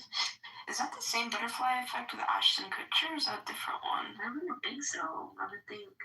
No, it's a different one because like he definitely was not 1995. Or is Penelope Cruz so famous? I wonder if she did like sexy pictures and that's why she got recognized. So I mean, I remember her from Late Night, like talking to like Jay Leno or David Letterman. Like I remember seeing her there. Like that's like my like, or maybe the red carpet. Even Selma Hayek. Vicky Cristina Barcelona. So do you remember that like that movie title? I haven't seen it, but I remember like hearing Vicky Cristina Barcelona. That's like a movie that's a big deal. So she won an Oscar for Best Supporting Actress for that movie, and that movie is by Woody Allen. Okay. That made her one of the most internationally recognized Spanish actresses of her generation. Because she is from Spain, right? She's actually Spanish, right? I don't know. Yeah, I think so. It's a Spanish actress. But no, it's still, like, okay, fine. You've been in, like, some movies. But for you to be this household name and for everyone to know who you are is kind She's just so gorgeous. Like, she's just literally just such a breathtaking woman, in my opinion. I just find her so beautiful. And I love that her features, like, okay, yes, Angelina Jolie has, like, a very, like her nose is short, like, you know, but Penelope Cruz, like, her face, like, it's kind of, like, if you look at it, you see her, like, her forehead's up, and then her face is all, like, kind of squeezed together, like, her eyes and eyebrows are close to each other. I don't know how to explain it, but she's just so beautiful. It's like, the way it all comes together is just so beautiful. Okay, she has a beautiful smile. She's pretty, but there's a lot of people that look like her. Okay, show me one person that looks like her. There's just, like, a lot of people that have the same kind of, like, thing going on. Like, nobody looks like Angelina Jolie. No, there's actually people that are her, like, I've seen them on, here, let me find her. Look like... No, but, like, my point is that I've seen a lot of people that look like Penelope Cruz. Like, I'm in Texas, right? So there's, like, Mexicans everywhere. There's Hispanics everywhere. And there's a lot of people that look like her. And it's just, for me, like, she's pretty, but she's just nothing, like, special or different or, you know, like, Angelina Jolie has a very specific, very unique look. And, yeah, like, that to me is kind of, like, more beauty. Like Gigi Hadid. Gigi Hadid, I think, has a very, like, natural, distinct look. Like, a lot of people don't look like her. Who else? I don't know. Gigi's very pretty. Angelina's very pretty, but... Like Britney Spears, Christina Aguilera, like, these girls, they're pretty, but a lot of girls look like them. A ton. Not a lot of people look like Angelina Jolie. I'm trying to think of, like, another actress who, like, has a distinct... Like, okay, for example, like, Emma Watson. Pretty, but there's a lot of girls that look like her. Let me look. I will never understand why people think Scarlett Johansson is pretty. That I will never get. I think she's beautiful. Natalie Portman. Pretty, but a lot of people look like her. Jennifer Lawrence. Pretty, a lot of people look like her. Julia Roberts doesn't look like anybody. Charlize Theron. Gorgeous. Not a lot of people look like her. Keira Knightley, a lot of people look like her. Sandra Bullock, a lot of people look like her. Jennifer Aniston. People look like her. Like, when she was younger, yeah. Hilary Swank, yes, people look like her. Like Mila Kunis, a lot of people don't look like her. She has, like, a distinct, like, face, jaw. I don't know. I feel like everybody, you're saying you could do one way or the other. Like Mila Kunis, in a way, has like favors Angelina Jolie. Yeah, I can see that. Amanda Seyfried. Honestly, Amanda Seyfried, the girl that's in Housemaid, the mom, I think her acting is so good. She's such a good actress. Like, she's probably like my favorite like female speaking voice, you know, of an actress.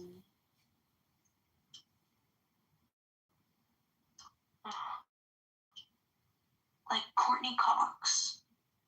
I don't feel like she looks like a lot of women. Like that was like beauty.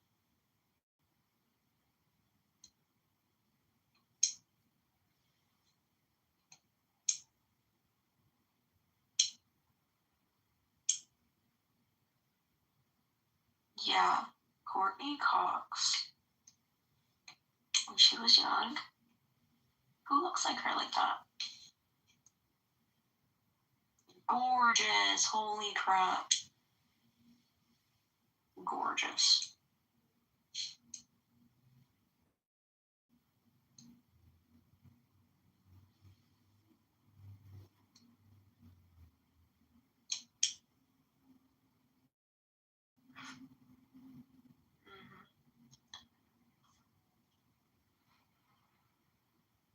Like Aishwarya Rai.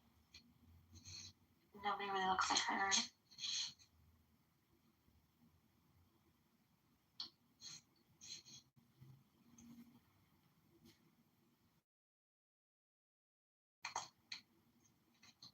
There's this girl that I think is pretty. She's Indian. I'm trying to get you to stop hating Indians. I don't hate Indians. Ooh, this girl's pretty. I want you to Google her. She married a white guy. And she's like very Indian. Like born and raised India. Like all the Indian stuff. She had a really pretty wedding. Actually, I think she has a really nice Instagram too, I think.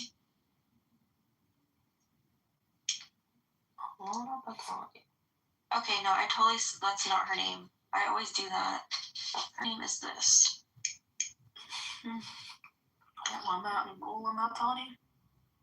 That is so wrong. Okay, it's not her name. Her name is Alana Pandey. So it's Alana Pandey. But like I put in Alana Patani and she came up. So.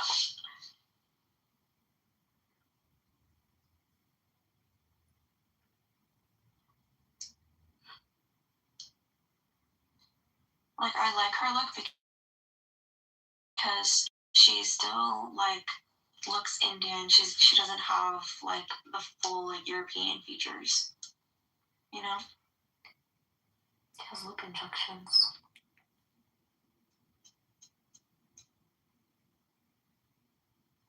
Actually, yeah, you're probably right. It's probably all fake. I mean, I'm sure she was really pretty, but she definitely has lip injections. Oh, I see the before. She's pretty. But yeah, she does have lip injections, but I do see the before. She has a pretty Instagram. Yeah, she has a soft look to her. Like, soft, feminine. I think I usually like looks like this. Oh, they had a kid. Let's see what he looks like. Looks like straight up white boy. Looks kind of like East Asian, actually. It reminded me to look at this one girl that I used to like love looking at her journey. She probably is not truly fitness.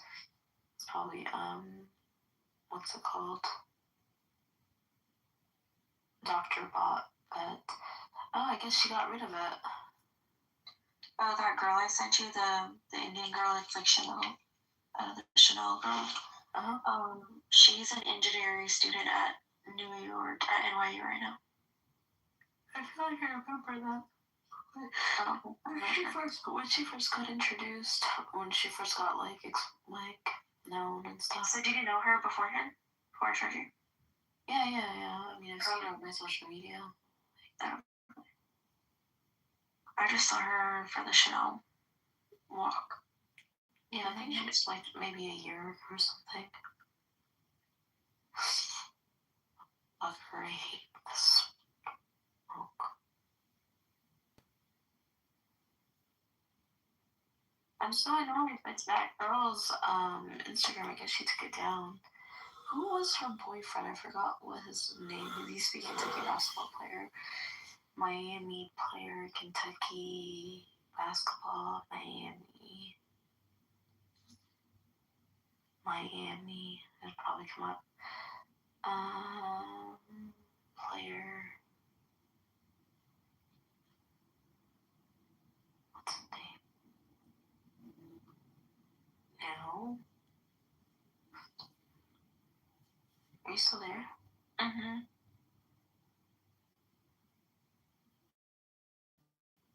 His name. I'm getting sleepy. Other players. Is Kitover here? Yeah, I'm about to go to sleep. Probably.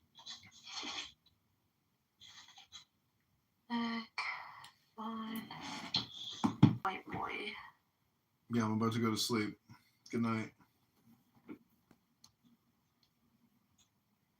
Take care.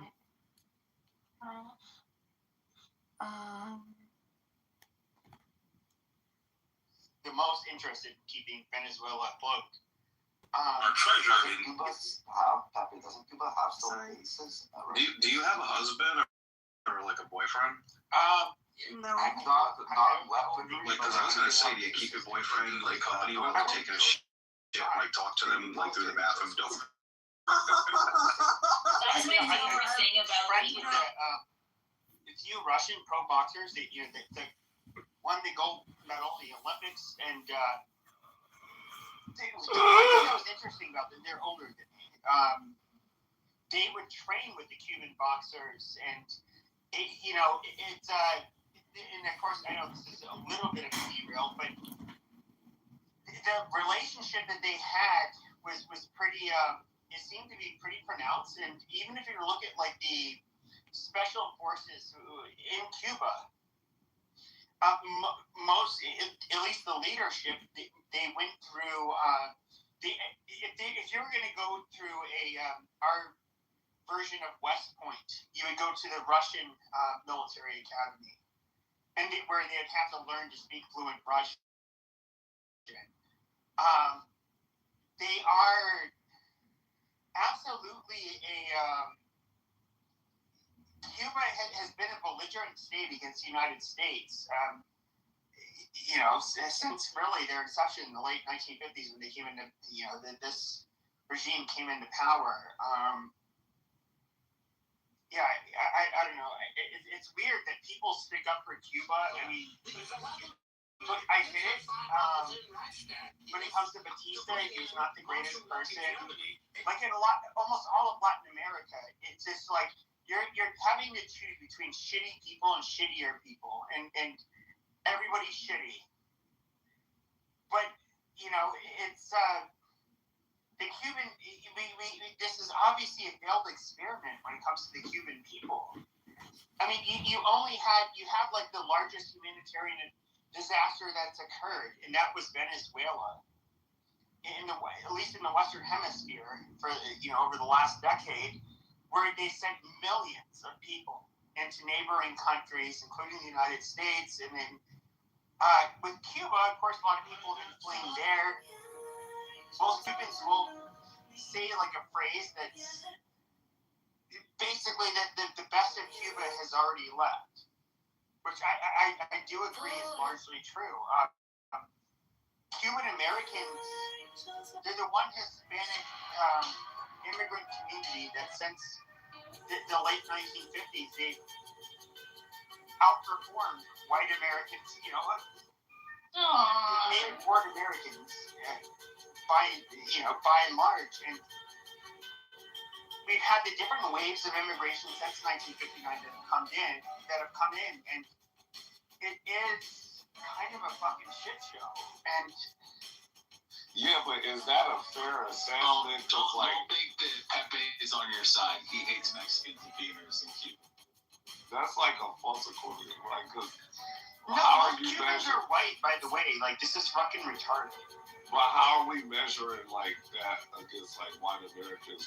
Like white Americans, of course. Do you want them to come That's like the biggest demographic. No, so the very first wave of immigrants, so you had the professional class, the doctors, the lawyers, the engineers, all of those people, and you had the large business owners that obviously to be wealthy enough to have had a successful business.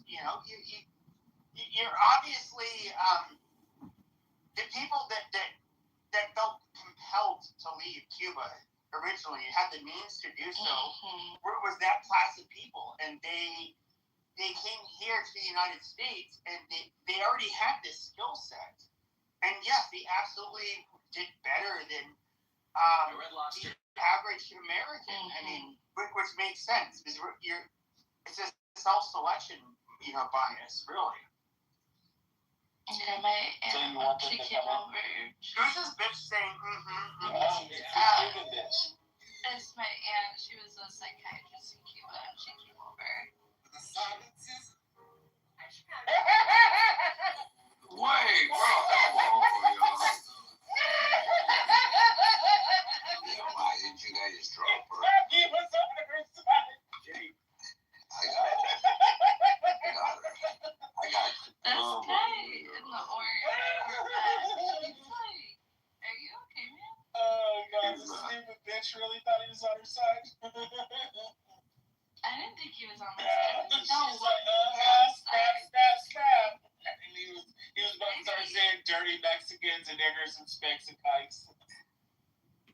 Does he think he's like... Oh, that guy's making us racist. This is retarded. Like, I'm going to say Ted Cruz and Marco Rubio are not white because they fall under the ethnic category of Latino.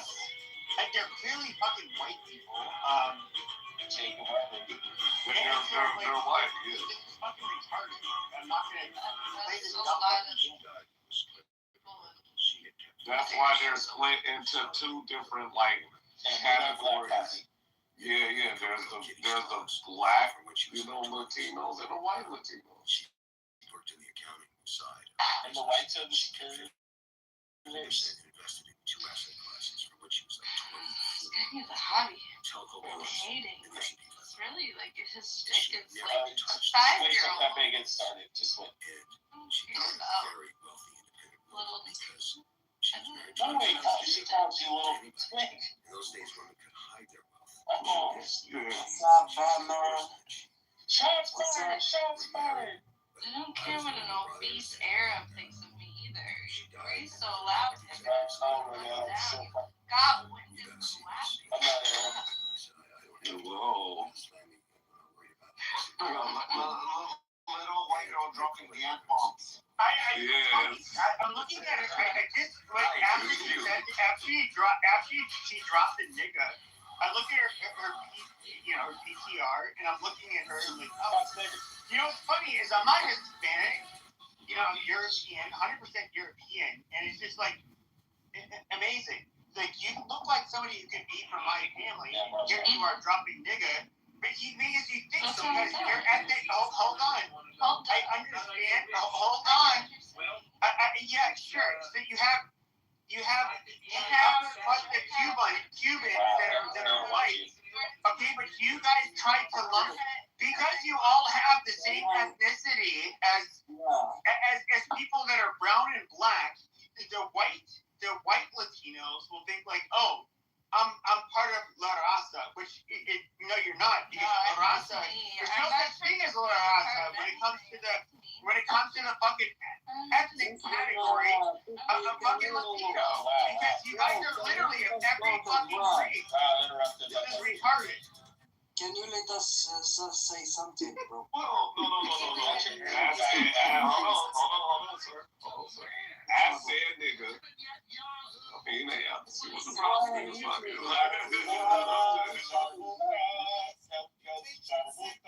It's a little fucking black nigga. Don't fuck me. I'm thinking about white people.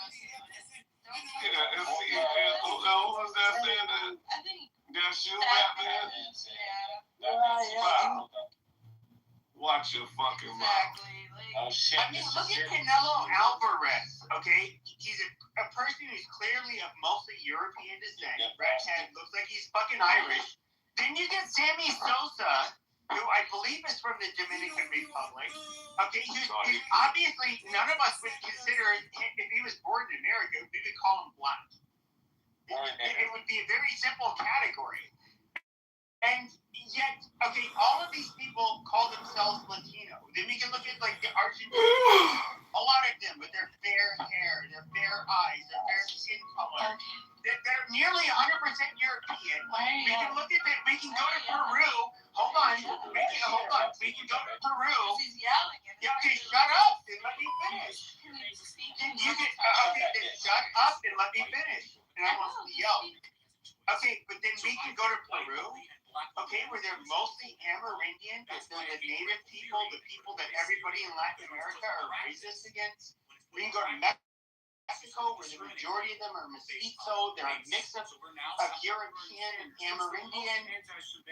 You guys literally are not a fucking race. You guys are a blend of a bunch of different races.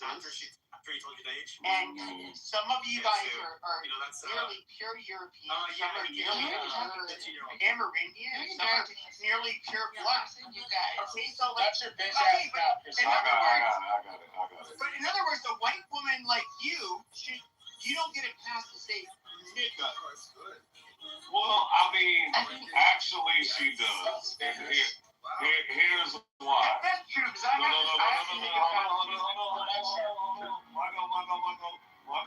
finna qualify her saying nigga, right?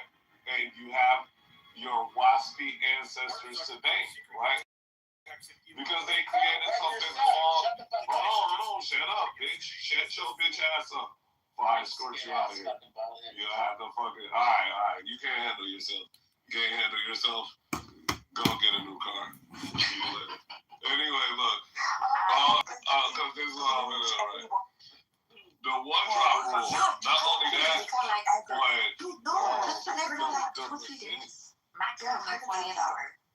Fuck, that's cool. I don't know if that's true. I don't know. There's also like fruit that tastes like walnut. Oh my god. Gross. Are you talking about durian? Well, there's like fruit, and then there's like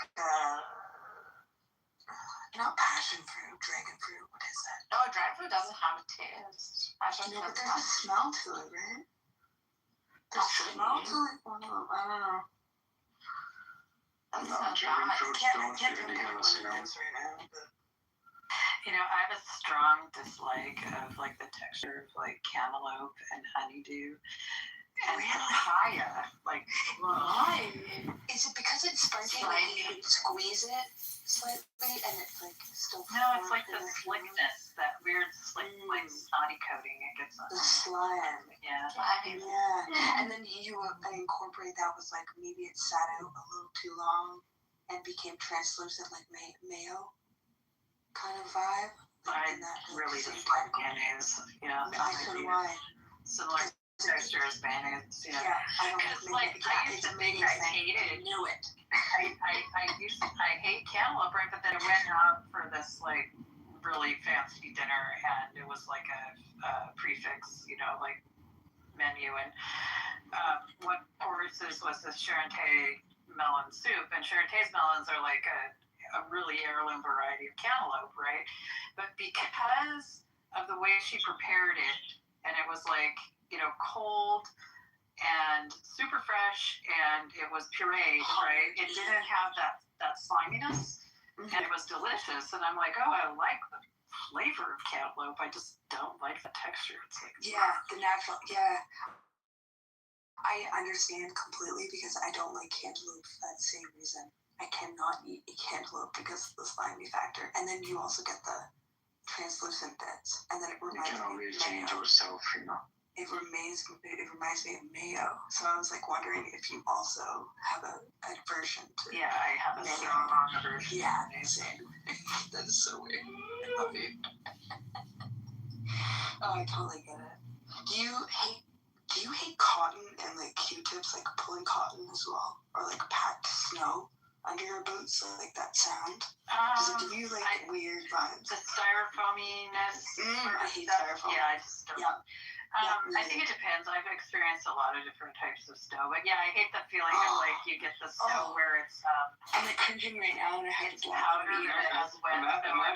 Imagine that sound when you're taking satin or velvet and caressing your skin with it. Satin and velvet, that's fine.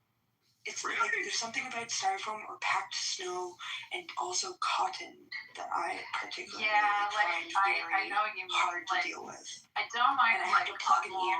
I don't mind cotton wool that much, but if I take like a cotton ball and like kind of roll it between my fingers, I can't. I don't like it. No. Yeah, I don't like that. I'm like covering in here right now. For me, eventually, it's like edges of balls. I actually hold my stomach because I fucking feel the piercing. I can't do edges. I can't do all edges. Really? Oh my god, I can't. I think we're all like really weirdly neurodivergent on the spectrum. I'm not synesthesia, so for me, like, I'm so weird.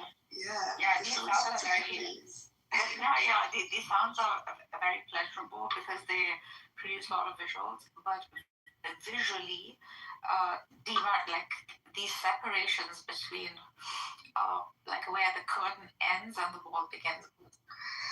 Okay. Just separation. I think you guys just need some bigger problems. After my weird. I wonder if that's the same with me, Nergis, because like I really don't like I've color washed all my rooms. Like the trim is the same color as the walls. Yes, for me also. I've trimmed all of the sides. Yeah. I can't do it. And my bedroom, even the ceiling is the same color. And I do have like a half wall of cream behind my bed, but I don't look at it. Yeah, same. I don't look at a lot of things around me. Yeah.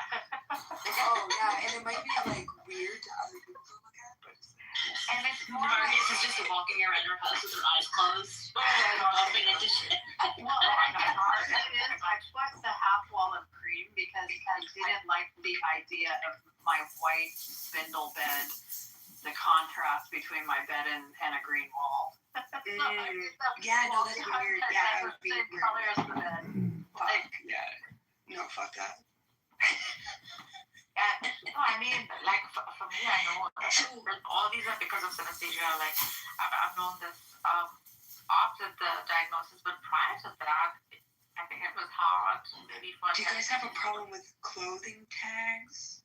Oh yeah, love those tags. So I don't know, like even wool. I have a problem with wool, certain textures, certain fabrics. I will not touch, like fucking microfiber, fucking rags. Hell no. Hell no. Fuck. Those are my worst nightmares. No, I don't like. No, there's like certain textures like that I cannot deal with. Fibrosity of the microfiber. Cloths are a big no. Light clothing, wool sweaters. It's like I crochet, but I'll never fucking touch whatever I make. I love the mundane thing of like acrylic yarn. Yeah, fuck that. Yeah. Ooh. I can't do nylon and things like that. It's like people that like put tinfoil in their mouth or like stuff on their mitts. Exactly. Hello? It's a weird thing that happens in the back of the goddamn throat where I'm like, you guys didn't test yourselves for synesthesia. These are all like signs of like all your senses working similarly. Like it looks like one sensation is producing like other sensations at the same time. Yeah. Jeez Louise, Narges. Where's that huge flower from in your PTR? John, that's the corpse flower. Fucking look it up. It takes 5 to 7 years to grow. It smells like rotten freaking carcass. It smells like rotten trash. Dies in 1 or 2 days. Okay? Stays dormant. Reboots in many years. Sounds like my dating life. It's like a fucking phallus. That's cool though. Well, is that the flower from Dennis the Menace? A lot of flowers are very like sexual looking, like orchids. Very like orchids. So sexual. Yeah. orchids. It's quite literally like you bloom into a flower. Yeah, there's like a clitoris, the labia, like the labia, all of it. I am a flower. I just love that the Latin name for it is giant love dick. Like, I just love that. I mean, flowers are sexual organs anyways of plants. Yeah. Yeah, of life. The weird thing is that, we give each other flowers. We basically take out the sexual organ of another. Seeds are the jizz. Each other. Even old poetry talks about blossoming like a flower opening up. The tree in my yard kisses on my car. Imagine like you cut off a donkey's penis and then I gift it to somebody like you. Yeah, and it pollinates. Did you see they cut off Napoleon's dick? You guys are so. He's right. He's saying we give each other like sexual organs. Somebody has Napoleon's cock. We're giving each other the expressions of sexuality in nature. That's what we're doing. It looks like. You know what's really funny? I drew a comic. Like I draw like cool stuff, like punk stuff, and I put like flower heads on these like punk transsexuals, like which are really cool. And they were like hookers too. And it like made like kind of like a porn comic about it. It's pretty cool. I can never like draw. I've never made art with woman as a woman and man as a man. It is very disturbing for me. I must have both elements in one. What? It's quite important to me. You can call it Hermes. Yeah, I have to do that. Like somewhere a mustache must show or somewhere. Oh, I have a mustache.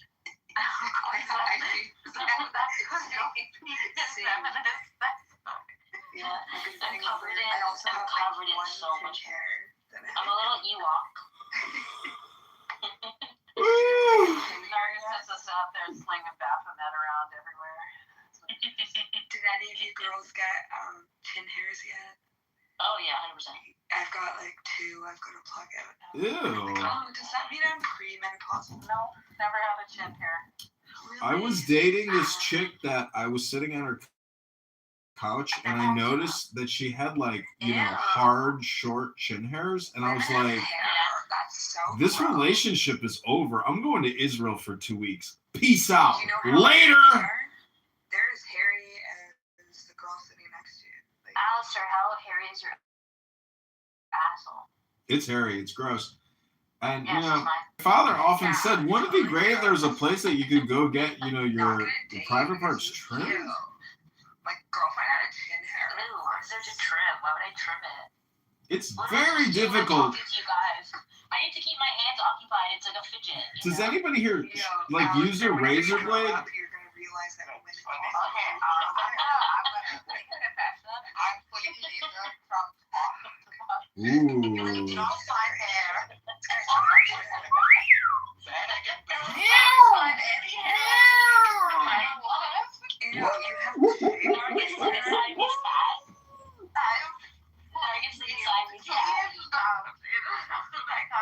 And I like a lion. Like this is the opposite. I'm a lion too. I'm a Leo. Actually, yeah. Is that your birthday? Is the day before mine? Yeah. Fuck yeah. Yeah, I'm hairy as fuck. When humans have hair, okay? Hair is attractive, but if you don't groom yourself properly, that's unattractive. Oh, you want us to comb it for you? What I like to do is braid it from my heel all the way up through my ass crack, through my pubes, and then all the way up to my hair. Get used to it. Yeah, like if I had lots of hair, I would probably just like leave it. Like, but like my hair is like so sparse and sad that I'm just like, nah, just take it all off. Like, there's so many like weird fads that like are just like we normally use because of like either like vanity or like systems and stuff like that. But you ever think about it? Like, this is a weird tangent, by the way, but like. We find it weird to drink human milk, but we'll drink cow milk. Yeah. You know, like breast milk, like those things, that's really good for humans. It's got so many antibodies in it. It would make sense that we, produce for humans, right?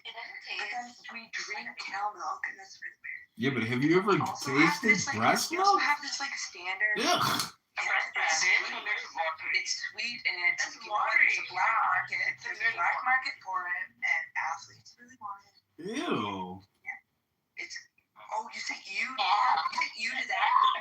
Yeah. Bestiality, motherfucker. Ew. And the house's jizz tastes so gross. Think about it. You're saying ew to human milk, but you're saying yay to cow milk. And not only that, Ooh, Nards, yeah. Trim, talking about my jizz flavor. Mmm. Why is that? What does it taste like, Alice? Why is that? Well, one time I was jerking off with a vibrator and I busted a load and I sprayed myself right in the face. And you're not saying ew to cow milk. Like, why is it that we are? I'm saying ew to cow milk. Isn't that weird? I don't drink it. Yeah, me either. I drink almond milk, whatever. In order for us to produce cow's milk on a regular basis, the cow needs to be like forced to be pregnant. Yeah, exactly. No, yeah, but like, you're saying ew. Sexually assaulted the cow, Neil? Paul? You're drinking the emulsified fucking embryos of an almond. Like, yes, but they fortify it and you can get vitamins and it's not bad. Do you guys understand what I'm saying? Like, we say ew to human milk. Yeah. Right, we get it. Yeah. Got it. But I'm going off of experience. Men want women to be shaved down. Listen, there's nothing more exciting than grabbing a woman's breast and seeing milk spray out of it. Women have hair, and it's just like weird. There's such a weird juxtaposition in our, like, what it means. Right, Like, it's so weird. We're full of contradictions and paradoxes. Yeah, it's fun. Yeah, and double standards and. It's like, ew, gross milk. Get out of here. But let me tell you, you should definitely grow your ass hair, right? Ew. Ew. I have. I'm a wild woman. Ew. I'm sure you love it. No, I wouldn't. That's disgusting. Hair, humans. Listen, if I can't see what I'm doing down there because it's completely concealed, that's disgusting. You should close your eyes and just feel the experience. Just clean it up. Clean it up. You know how many girls I've been with that have not shaved their bushes? And that was the end of the experience. I was like, I got no respect for you anymore. You can't even take the time to trim yourself down there? Disgusting. Yeah, I spend a lot of time grooming. I mean, I like to be groomed. Yeah, I go in the bathtub, I lift one leg up, I take my blade, and I shave right down my ass crack, right there. I get it all right, clean it right out. What about you, Rigo? Rigo? Do you spread them cheeks? Well, no, actually, I don't have a hairy butthole. Men should be hairy. Women also hairy. Like, I got hairy legs, and like I'm hairy in all the places I should be, but my asshole's Oh. hairy. I don't want to go to sleep tonight thinking about Regal's hairless butthole. Too bad.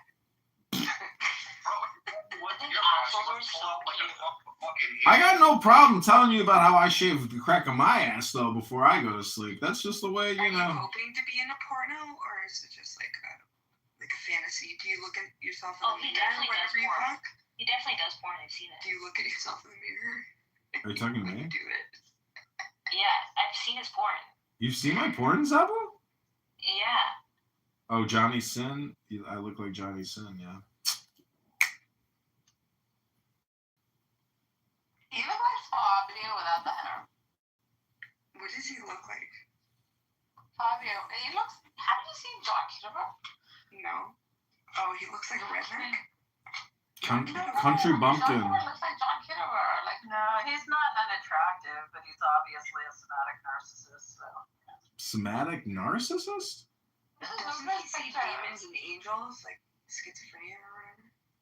Look at his picture. Listen, they have medication. They have medication for schizophrenics now to make you less schizophrenic. John's face is the vagina. Still see them. He's so sweet, though. Man, he's just Islamophobic, I think. No, I don't like Islamic law. Let's talk about the law.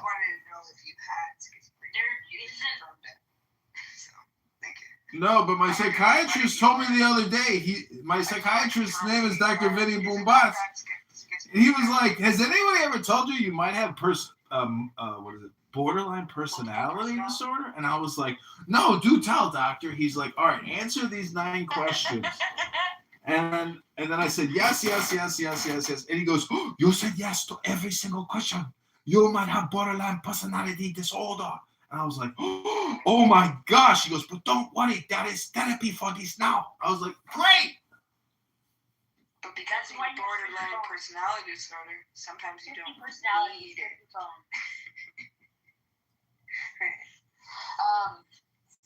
So you take medication? What kind of stuff are you on? I try to drink coffee in the morning with cream, and I smoke weed and I read books. And so you're not on medication from the doctor? No, I got prescribed a medication the other day. Oh yeah, no, I was wondering what kind. Oh, I actually don't want to let out my HIPAA information, Health Information Privacy Rights Act, because I believe in, security. Oh, that's fine. No. You don't have to answer anything. Rabboni Shalom. But look what's in my hand in my PTR. Look at that little silver book. Have you ever read a book encased in silver with red rubies and emeralds? No. Well, that's the Sefer Avodot, Tel Aviv, Israel. It's got the magic power. You know what it? I'm from Algeria. Rabboni Shalom. Do you know what it says to do after Shabbos? You know Algeria, the biggest country in the world. Algeria? Yes, we are very strong in Algeria. We can. Algeria. No, So, Algeria. Those We have the biggest army. rubies look like. After Sudan was broken up, Algeria became the biggest country. They're blood diamonds. They're dragon emeralds. What are you talking about? I know, I had to glue it back on. Have you all forgotten about Russia? Oh, you got it. The actual biggest country. Dr. Panda. Oh, what happened to Dr. Panda? Why not, Dr. Z? Please come up. I love you so much. So wait, Narjis, have you sung any songs yet tonight? What's going on? We were doing karaoke. That was the plan. You're a real singer. Amitza is great. No, shut up. She's a professional singer. I left because of this. Great, you have to sing something. Yeah, Greg, come on. Yeah, yeah.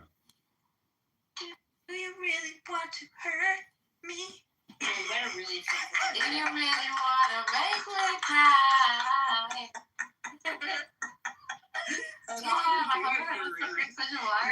you guys even know how shy? Do you really want to cry? Let's go, Grace. I'm fucking Go, great, please. No. Yeah, okay, fine. It's any song you want. Any song. I have to do it quiet because my baby's sleeping.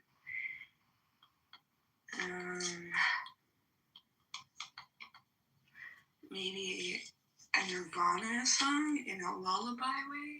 Yeah, do that. Okay. Oh, fuck me. If I had to lose a mile, if I had to touch a feeling, I would lose my soul the way I do. I don't have to think, I only have to do it. The results are always perfect. That's old news.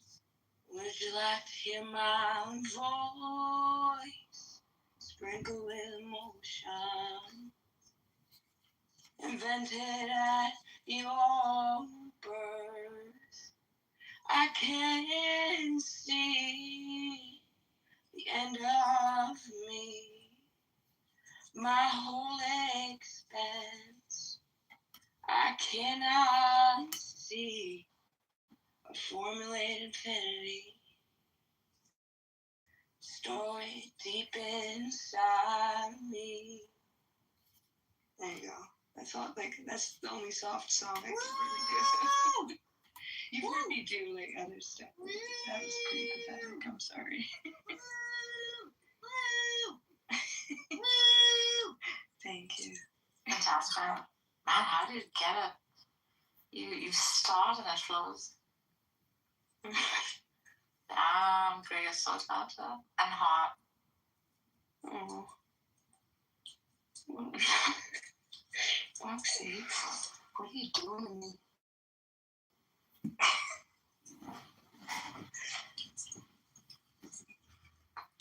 So is that like an anus, or is that a top of a volcano, or an eyeball in your It's PTO? called a corpse flower. What is it? How many more times will you stare at that? I talk about it.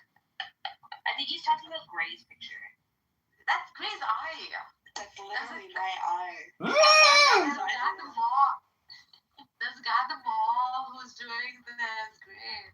Oh yeah, I know. I was downtown Montreal, and they did like focus pictures. Wow. Yeah, man, I've been to Montreal. It's so beautiful. Oh, it is, and the food. I had duck coffee. Oh my god, Montreal Jazz Fest is the best. Yes. Oh, You know what's so so good. I'm a part of the Poutsa Fest. Pizza. So it's like The a Poutsi? Poutsa Fest. Yeah, there's a lot of poutine and there's a lot of punk music. Right. You know, it actually looks like a black hole in a universe or something, doesn't it? Or in a galaxy. That's why. Wash away the rain. So men have erectile dysfunction. You know, what can women ever have orgasmic dysfunction? Yeah. Yes. Is it generally medically induced, or is it just like psychological or physiological? What is it? Psychological. That they're involved with. Yes. Oh, I see. This joke, You could literally sit beside someone and curl up and dry out and die. Ooh. That's how women have you are. guys heard this joke? Why do women fake orgasms? Why? Because you're stuck at it. Yeah. Because they think men can. Yeah, just keep talking and it'll happen naturally.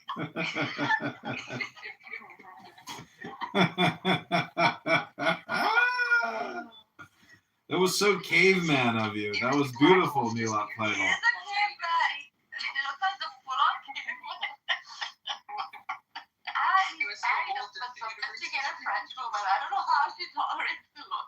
Because he's funny. I recognize that Neela's profile pic. That's actually a DNA-based reconstruction of a Galilean man that was alive at the time of Jesus. So that's like probably as close to what we're going to think what Jesus actually looked like. He looks like my uncle. That's right. He looks like. Yeah. Not a good one either. Just like the creepy uncle. So sexy. Oh my god. Yeah, how many women do you think threw themselves at him and he constantly had to rebuff them? He's gay, right? I don't think so. I think a lot would have liked Jesus. I think Jesus was gay. I think Jesus was gay because. No, I don't think he needed to procreate. Well, gay, bisexual, or trans? Because I've often speculated he's probably trans. He's probably hermaphrodite, right? Biologically, if Mary was his only biological parent, he would have to have monosomy X, which would mean that he wouldn't have a Y chromosome. So if he was living as a male, then yes, he would be trans. Yeah, he'd be trans, right? See the. Can I tell you something? Chromosomes, I'm sorry, but like any deletion, even partial deletion, can lead to retardation. So if he had half on all chromosomes, I'm sorry, he's retarded. Do we have like any case of like freaking what do you call that? What is the birth called?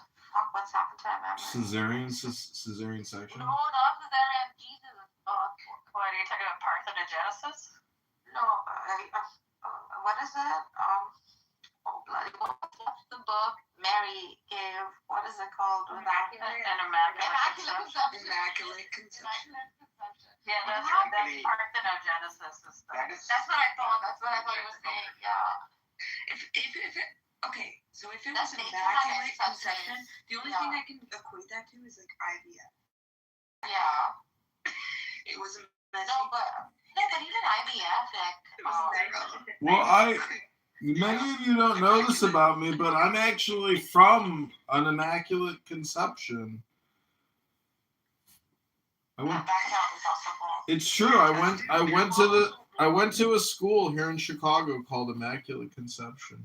No, you went to I did. I'm not kidding. Conception. It's just immaculate high school. I went to Catholic school 1st through 3rd grade. Yes, and there's immaculate, but it's not Immaculate Conception High School. I told the priest a dirty joke. You want to hear what the joke was? Yeah, what? There's 3 nuns on a tricycle, and they hit a bump, and the 2 nuns in the back start giggling. So the first nun says, "No more laughing, otherwise I'm going to punish you." So they hit another bump, and they keep giggling, and she says, "Get off the bike!" And she puts the 2 back seats back on the back of the tricycle. And the priest was like, "Who told you that dirty joke?" I was like, "I don't know, I made it up. Hello?" Do you want to hear a dirty joke? This guy can't tell a dirty joke because his mouth is full of priest cock.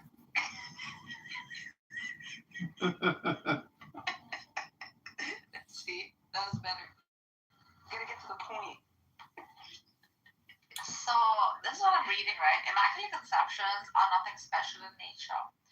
Well, not really. However, the ability to reproduce without a male taking part in fertilization, called what Cora called it orthogenesis, is more common than you might even think.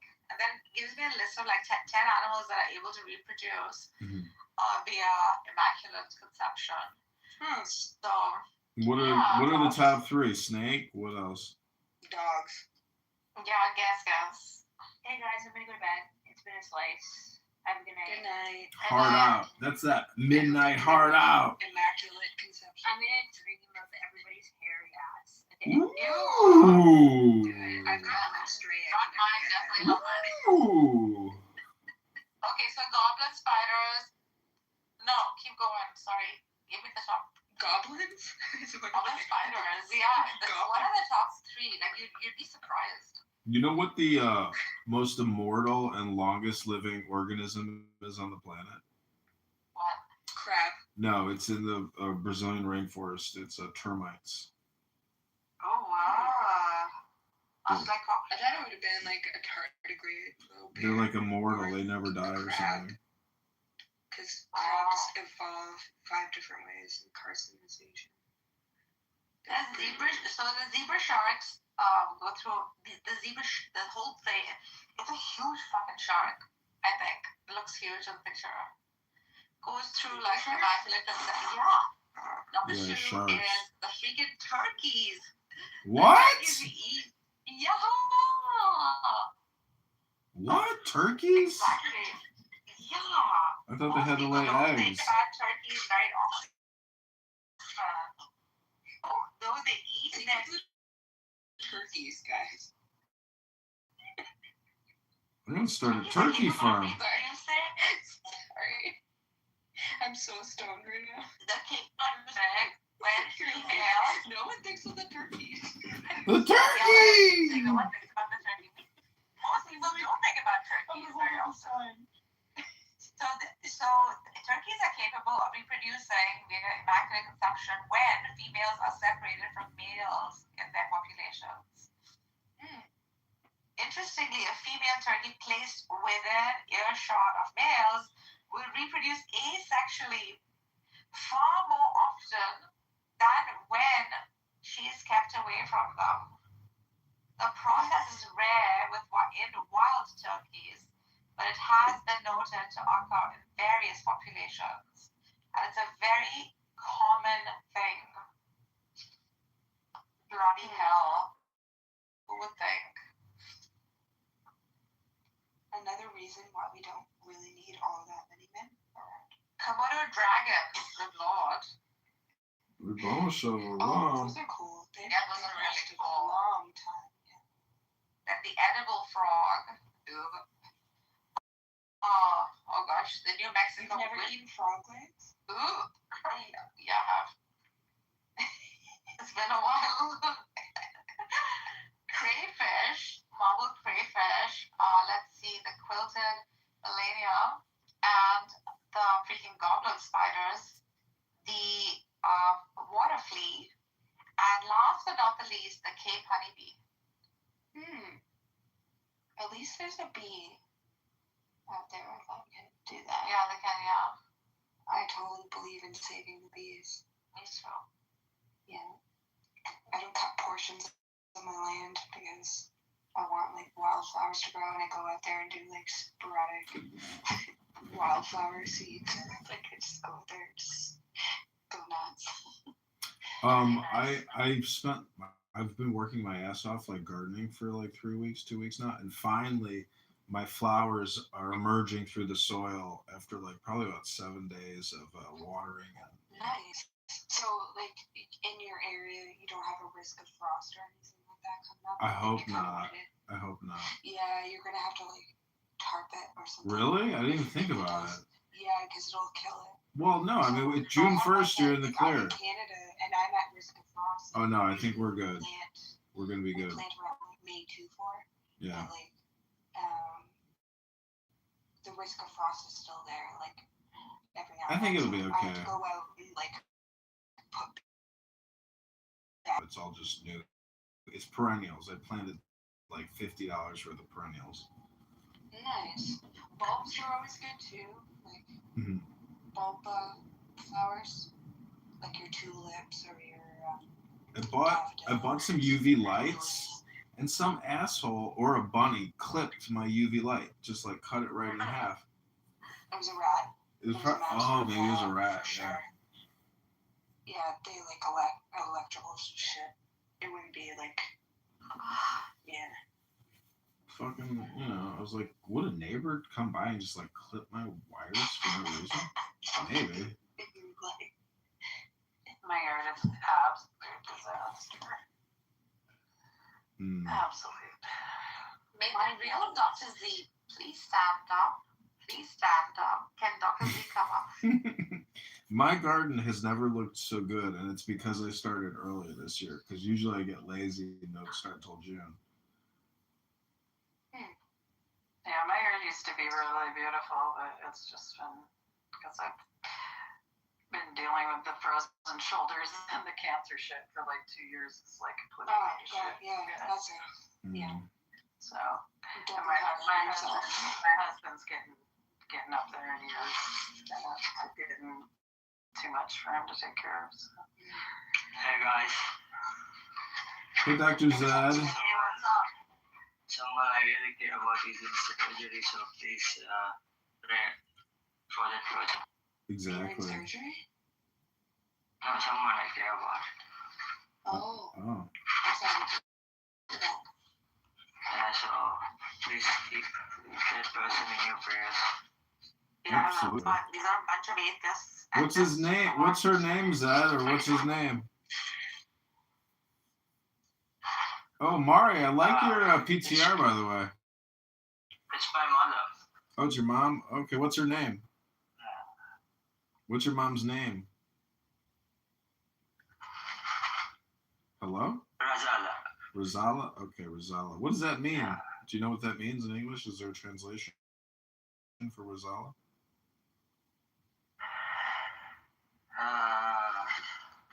Yep, there's Cora's big fat ass. Let me look up Rosala.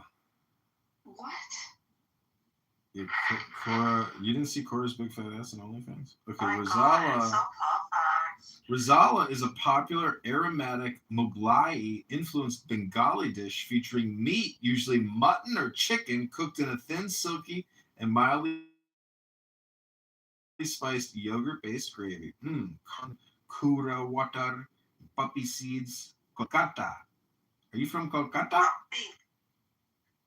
No, it's from Kerala. Poppy seeds. Oh, no, Zed. It's poppy. Poppy. Amari, you know what I want to do is take your PTR and put it through Grok and like enhance it and modify it. You said modify? What do you? Just like how would you do that? I'm just gonna say, enhance image, make high res 3D. See what comes back. Make it more high resolution. Oh, okay. I mean, yeah, I probably could do that myself, to be honest. But this Clubhouse, so I just didn't. But it is a nice picture, yeah. Yeah, it's got everything going on it, you know. Very mystical. how Shias depict their holy figures. Ooh, Just you're like gonna this. like it. Did you know that, Amara? Say that again. It's how Shias depict their holy figures. Like, I like it because it doesn't have a face. that's right? exactly how they depict it. Yeah, it doesn't have a It's face. light. Yeah, it's just light, and it just describes how just how biblically he's with I guess the apparel he would wear and what he's riding on and stuff like that. But I liked it because there was no face, it was the light, like you said. Yeah. Okay, PTR. That's the enhanced version. Oh man, that looks really good. That looks really good. Yeah. Let's update it and turn it into Donald Trump. No, don't do that. Please don't. No. Oh, let's see what comes out. It'll be fun. That was AI that did that? Yeah, Grok. Grok, okay. I mean,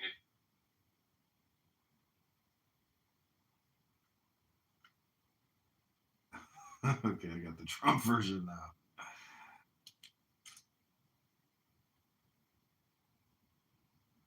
It did it so fast. Oh man, generative AI, man. Insane. It's amazing. Like I do probably once a day. I do like I write a paragraph basically. Draft, create AI images, and it's just unbelievable because like I could possibly do good stuff by hand, but it's like the fact that you can do it in 3 seconds. It's like the ability to put out high value communication instantaneously is like just remarkable. Really? Yeah, but there's so much stuff like this. I can get behind generative AI for like this kind of enhancement, or making pictures look smoother, maybe videos will smooth out some edges. But I just what I really don't like is like there's now like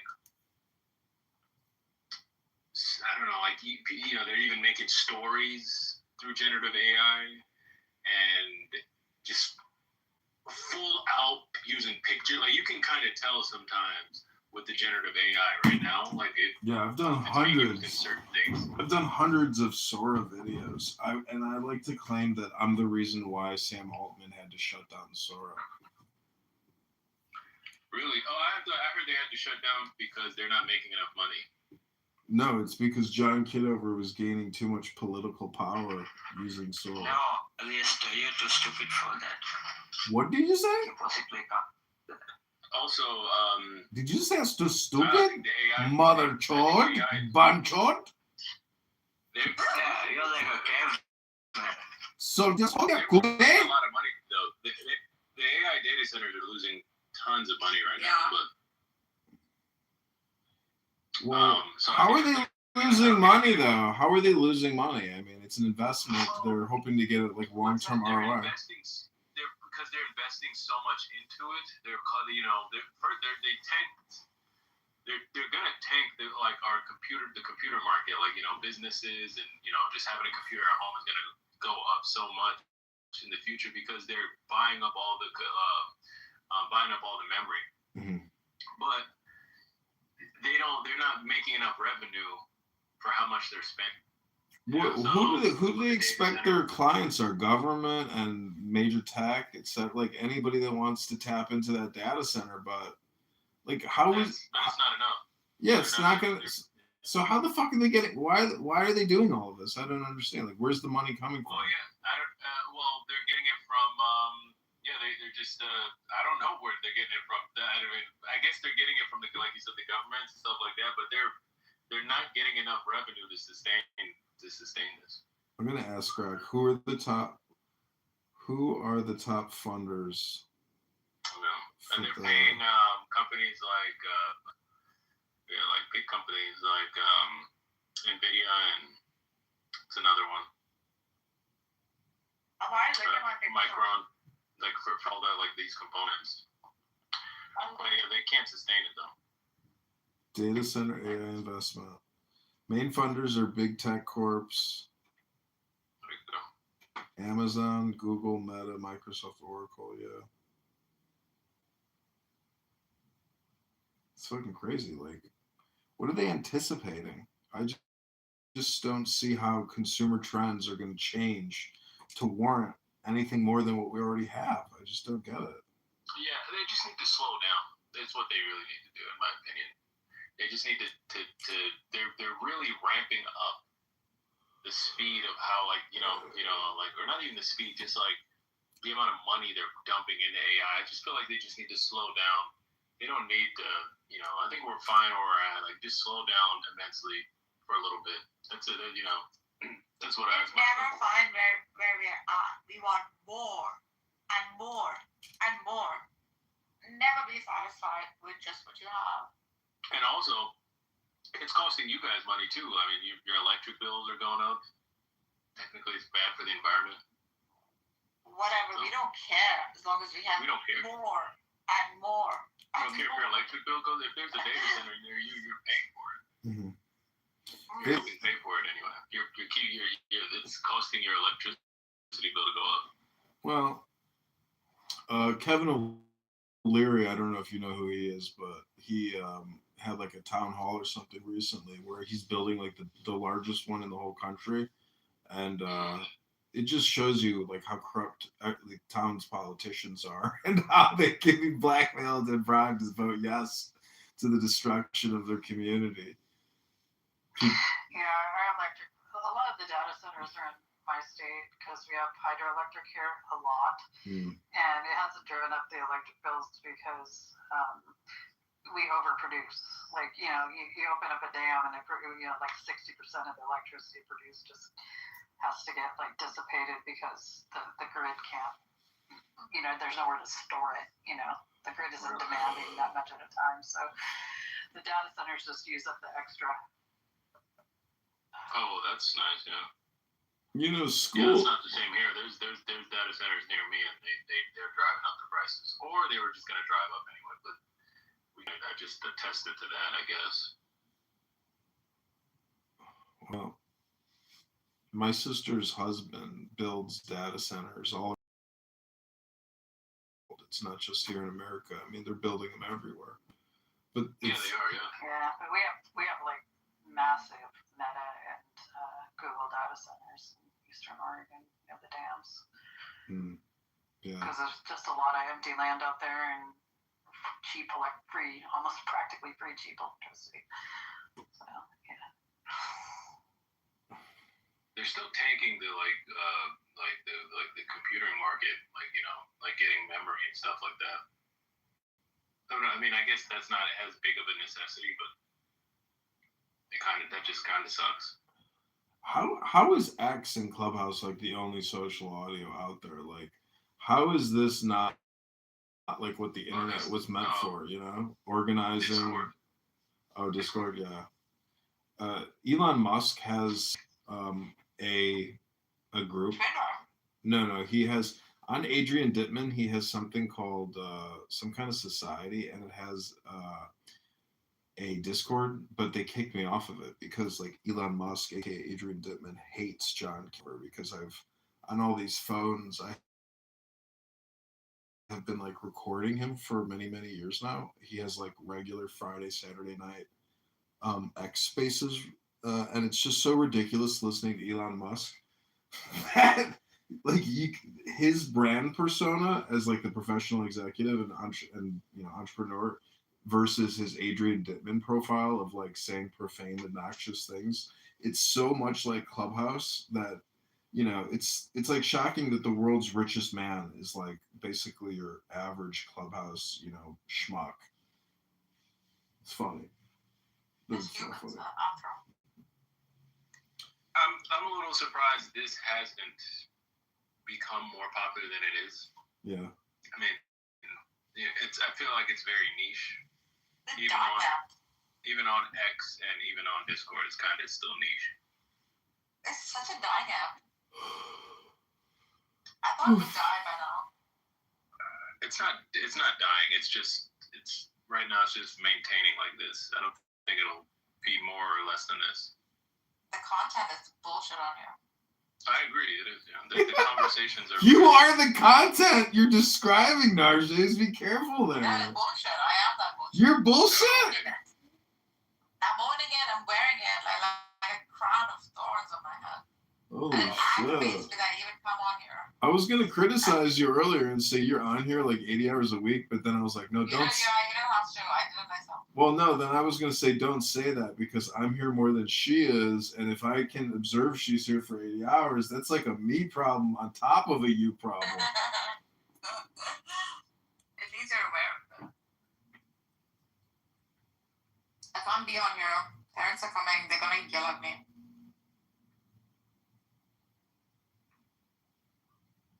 Is your picture generative AI too? No, I don't know. I just picked it off of, I don't know, on Google. Oh, Google, okay.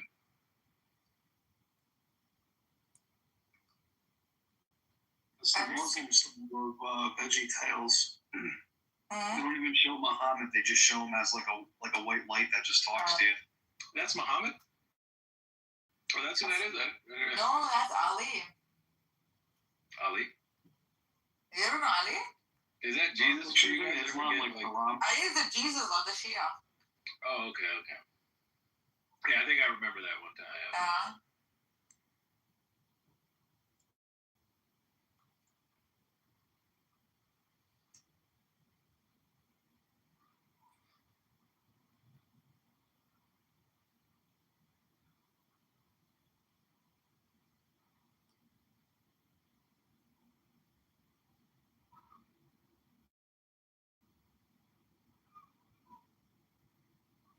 But shit, I didn't have the room tonight. I was gonna have a room debunking the Abrahamics.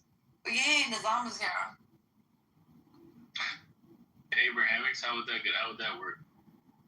Like, debunking the literalist perception of it, right? Okay. So you believe they're all allegory?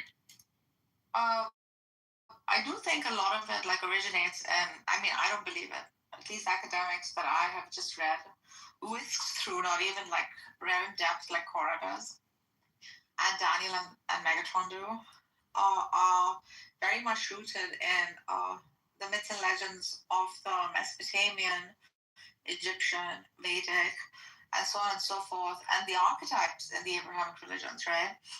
AKA Moshe, Jesus, Muhammad, refurbish and repurpose these myths and legends, right? Because Noah's Ark, the flood, the sleepers in the cave, the etc. etc. I mean, and all these stories have actually origins from way past. You'd be surprised at if not the exactness, the similarity. But have you heard of Nimrod worship and Samraza, whatever? So basically, that's like the rebuttal, I guess you could say. The theist rebuttal would be, well, all these religions are just derivatives of Nimrod worship. Yeah, I can see that. I mean, it is not to say there's no God or there is no religion that can be true or is true. It is to say that the human family has loved tales, stories, and these have had great moral value that have actually added to and been productive to the growth of the collective, right? And every era, these stories have had such great impact, I think, on the human psyche and the way we live life and things like that. So no one can truly claim exclusivity like that, in that sense, right? The truth has been one. The way in which it has been generated has been very similar. And this human pursuit for God and some kind of system of life, aka religion, community, etc., has always existed. It just came with different names in different geographies, etc. People of religion that hold on exclusively to one particular and die on that hill do not like this, right? This academic historian perspective very much, right? And it's like And I'm not even saying that it's false. I'm saying metaphor too holds truth. Allegory too is true. It's just a gradation, I think, that we can put it on, right? Its school of thought has got it truly, right? And it's closest to truth, and some are just more windy roads, I think.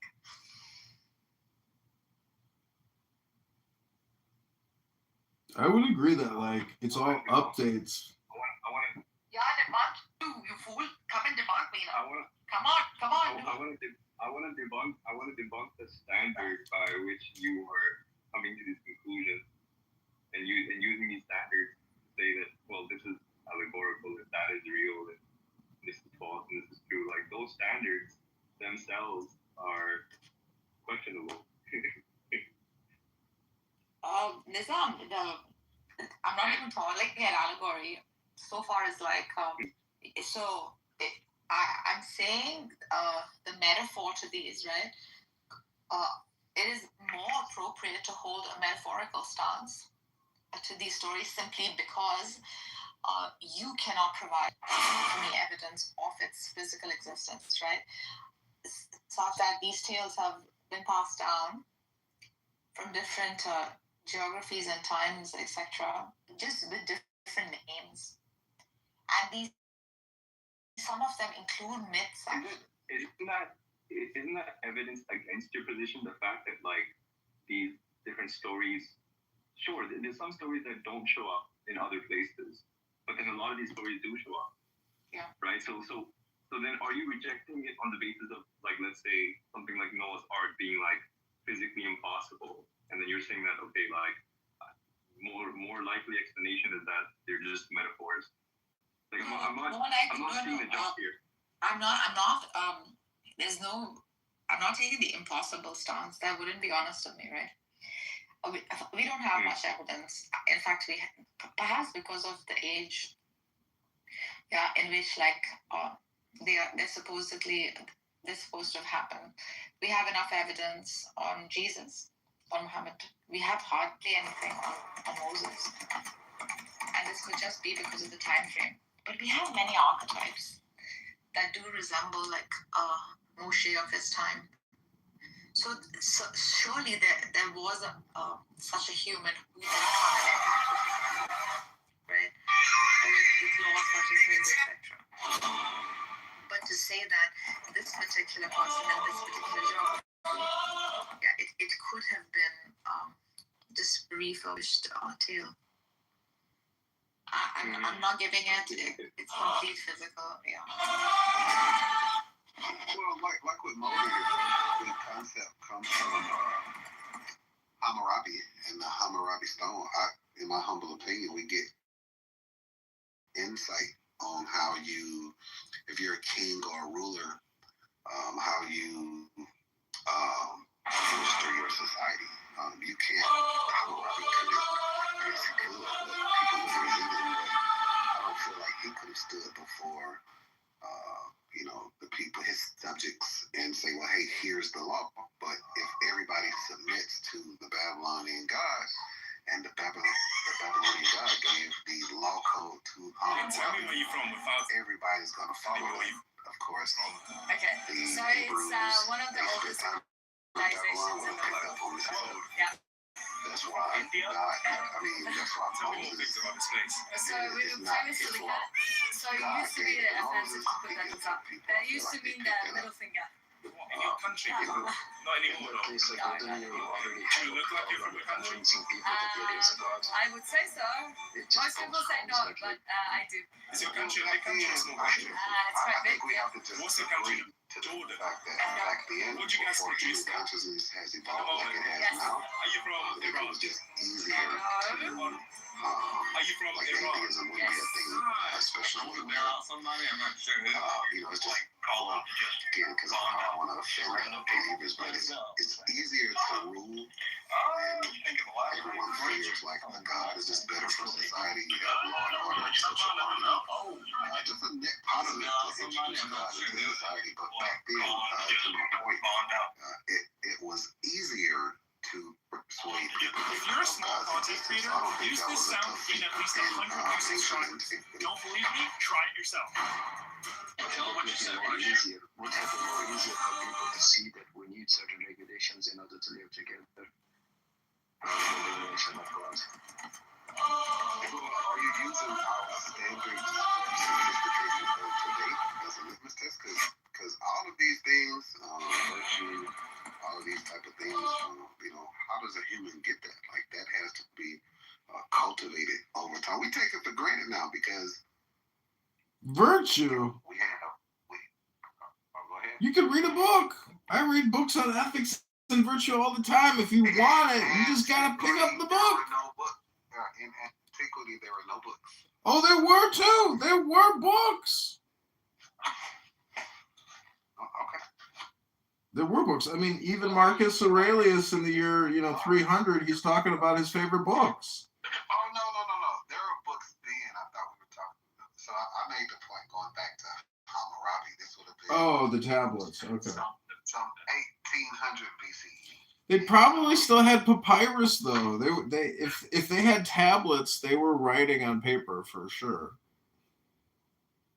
It's not as if like humanity hasn't attempted the project of organizing society with motivations other than religion.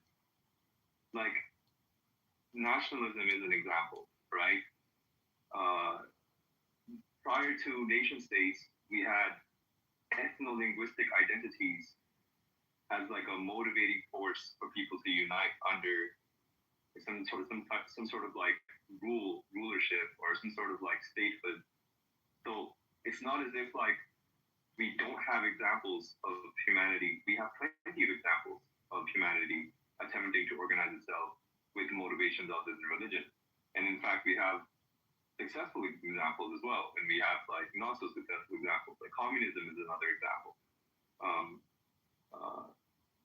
So yeah, I mean, I'm not sure. I think the conversation should be. There are not many examples, man. There are not many examples of non-religious societies.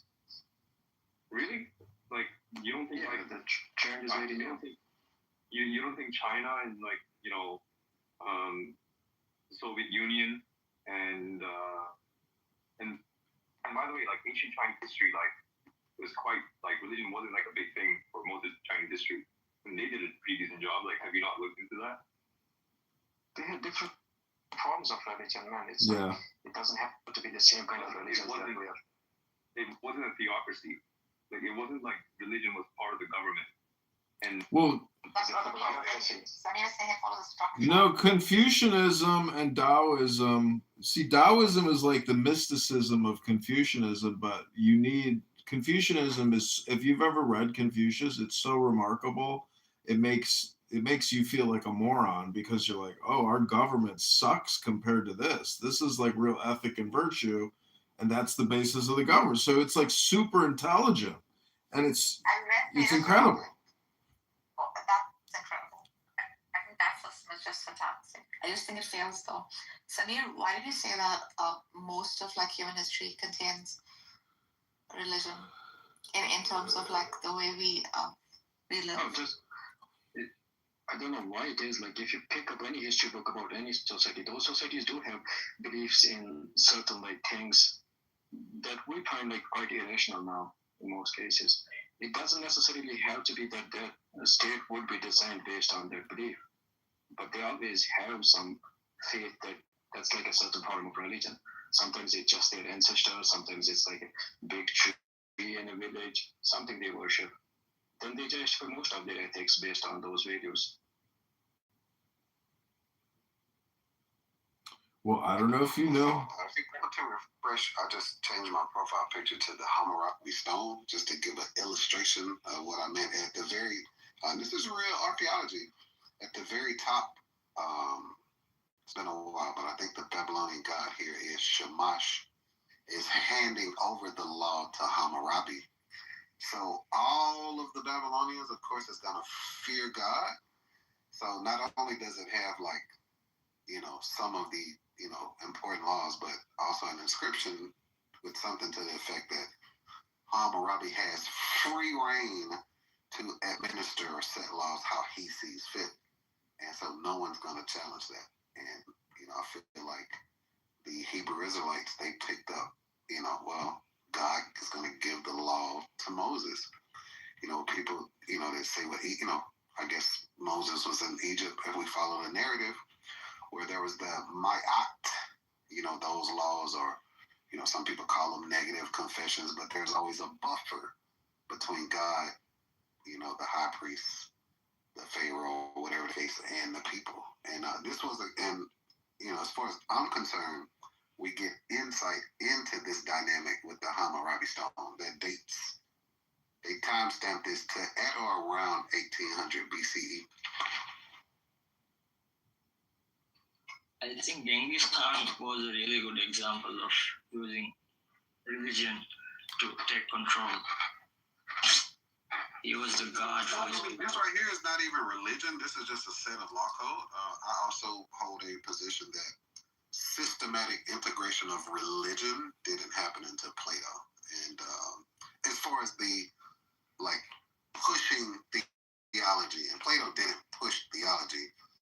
It was just a concept, theoretical concept that he was just speaking on in this, theoretical city. And people after that subsequently used that to integrate systematically religion to their societies, in my opinion.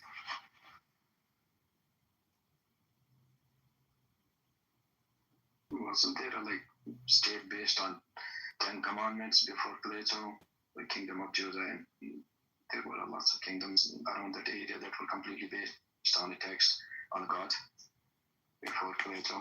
No, I mean, again, that's a law code, so I will grant that. I personally don't believe that any Israelite text existed until some point after the Babylonian exile and during Hellenism. So I don't think it was much more ancient than that. Just my personal opinion, and which would have still put them contemporary or a little bit after Plato.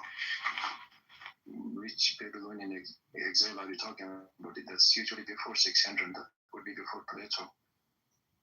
Oh yeah, I know, but if they were so-called captives or whatever the case, servants in Babylon, they weren't, scholars, they weren't writing, but being adjacent, even in a servitude capacity, they could still pick up and learn. And then, once they get out of that, with the assist from these new methods, by way of Hellenization, the stuff that this contact that they're coming into, they could be able to put their story together. Like, I don't believe that there was a book of Genesis in some 1500 BCE or something like that. All of that was conjured up much later. I'll grant you, on a stone somewhere, they may have had 5 or 10 commandments or whatever the case may be.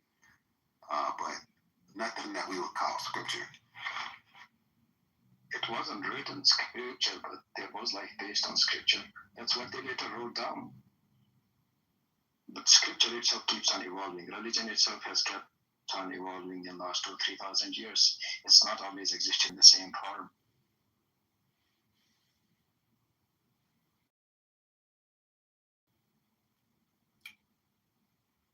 Well, I just looked over this link to this stele of Hammurabi, and if you look at the laws, it's like an innovation in reciprocation, eye for an eye, and other things like if you break into somebody's house, you can kill that person if you make an investment, and there's a bad journey, the person who takes the investment still has to repay you. There's all these standards and of practice, and it's very interesting, and it's really quite a beautiful piece.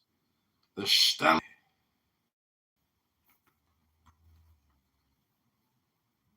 Yeah, well, look at it being, Babylon, that Mesopotamia area was central to world trade, so they're dealing with or have a connection to the Indus River Valley, of course, to the Persian Gulf,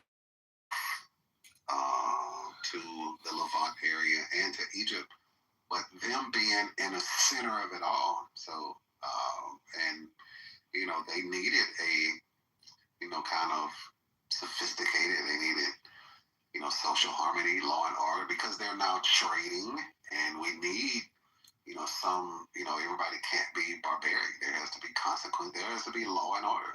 And I think, just, again, my opinion, I think this is how these things evolve.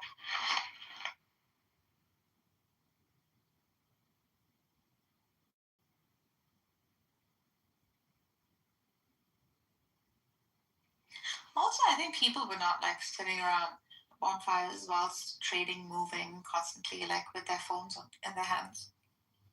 They're exchanging stories, right?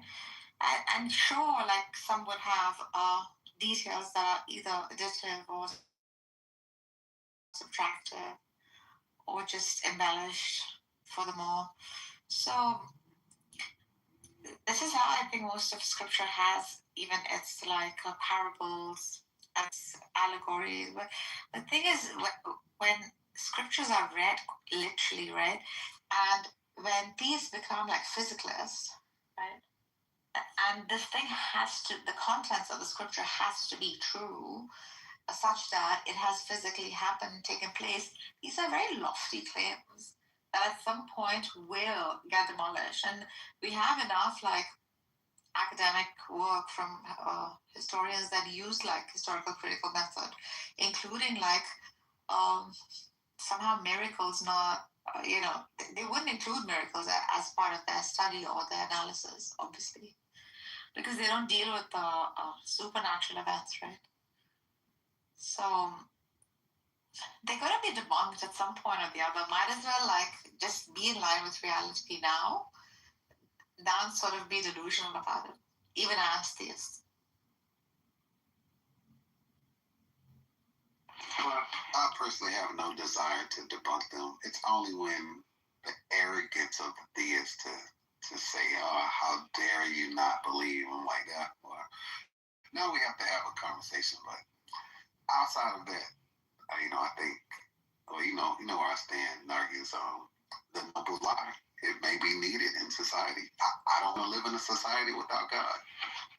That's the thing, right? Like even that noble lie that the archetype used had its purpose, right? And that purpose was to bring about well-being. So to know this would just be, I think, fair and just to one's own pursuit of truth, if one is interested in truth. If not, then okay, so be it. But you're right, do not force it upon another, or do not give it that metric that it should necessarily have physically happened, right? Because we don't have much on it. And we have enough information in the form of like archetypes who have had like similar storylines around them. And there's also enough myth that sort of has been going around since the time of the Mesopotamian era. So come on, especially like when the claim is this is the speech of God. These are very crucial, heavy claims. Either one says their faith claims and stops there, wherein there's honesty in that, or don't make it like an objective sort of thing, right? Yeah.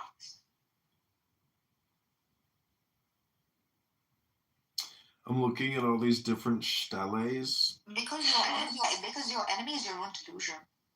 Like, and I'm saying this for myself. To not be raised in it and to look at it from the outside, it looks very flowery and smells very good. But once dissected, that's where like truth starts to like seep in through those cracks. So then, what would you say? What counts as sufficient? What would you say? What counts as a sufficient foundation for morality? Virtue, like the system. Exiting the texts and books. Yeah.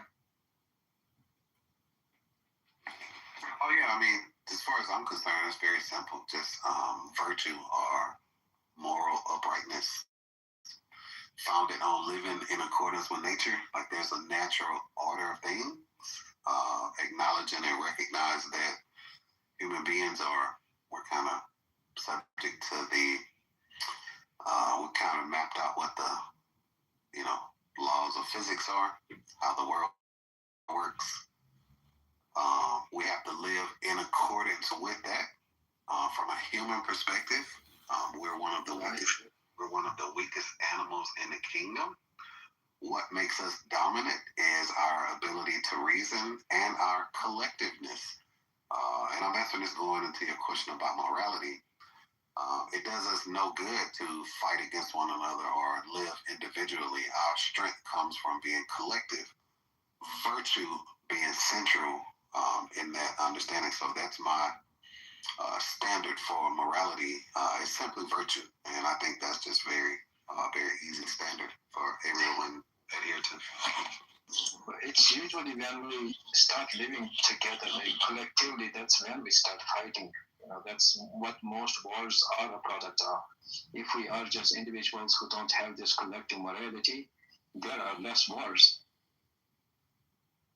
And we don't necessarily have to live according to nature. Like there is no push to that. It's not like a commandment from God. Like there is no convincing power in that. If we can go against nature, there's nothing stopping us. By the way, to Mario, I have a different question to ask you, or something you said earlier. But to say be virtuous, I don't think that did anything. It's almost circular, because like they're basically synonyms. To be moral, to be virtuous, they're like basically synonyms. Yeah. I think like a more reliable foundation for morality could be coexistence, because I don't want to die, you don't want to die, you don't want to kill each other. So in order to guarantee that coexistence, there need to be certain moral laws. That would be like only way to justify it to a certain extent. So would you say like existence is a virtue? Like existence in and of itself is a virtue? No. Oh, that's meaningless. Why? No. Why is it meaningless? See, don't make statements that you can't make it substantial. Existence is a virtue. Like, what does that mean, Maurice? This is more of your little beautiful poetry. This is why you have to ask questions instead of whisking it off, right? It is better to exist than to not exist. No. Depends on what. Is it better to exist if you're like in 24/7 pain or something? Like, no. Yeah, better to exist than to not exist. When you say like it's better to exist than non-exist, it already assumes another value system on which you would define what's better. But like we can at least take existence as a fact, we do exist, so that's there. Then we can start from here. When you have a child, when your child is born and you carry the child upon your hands, and then when you feel that happiness, then at that moment, if it doesn't come to you exactly, but that's a virtue of existence. That's not virtue, man. That's like the physiological necessity of evolution. You have to enjoy it, otherwise like we wouldn't be here at all. It's biological. It's not like a spiritual decision or something of the sort. Yeah. Enjoyment and happiness are virtues, right? After all, like morality is what when it comes to a collective.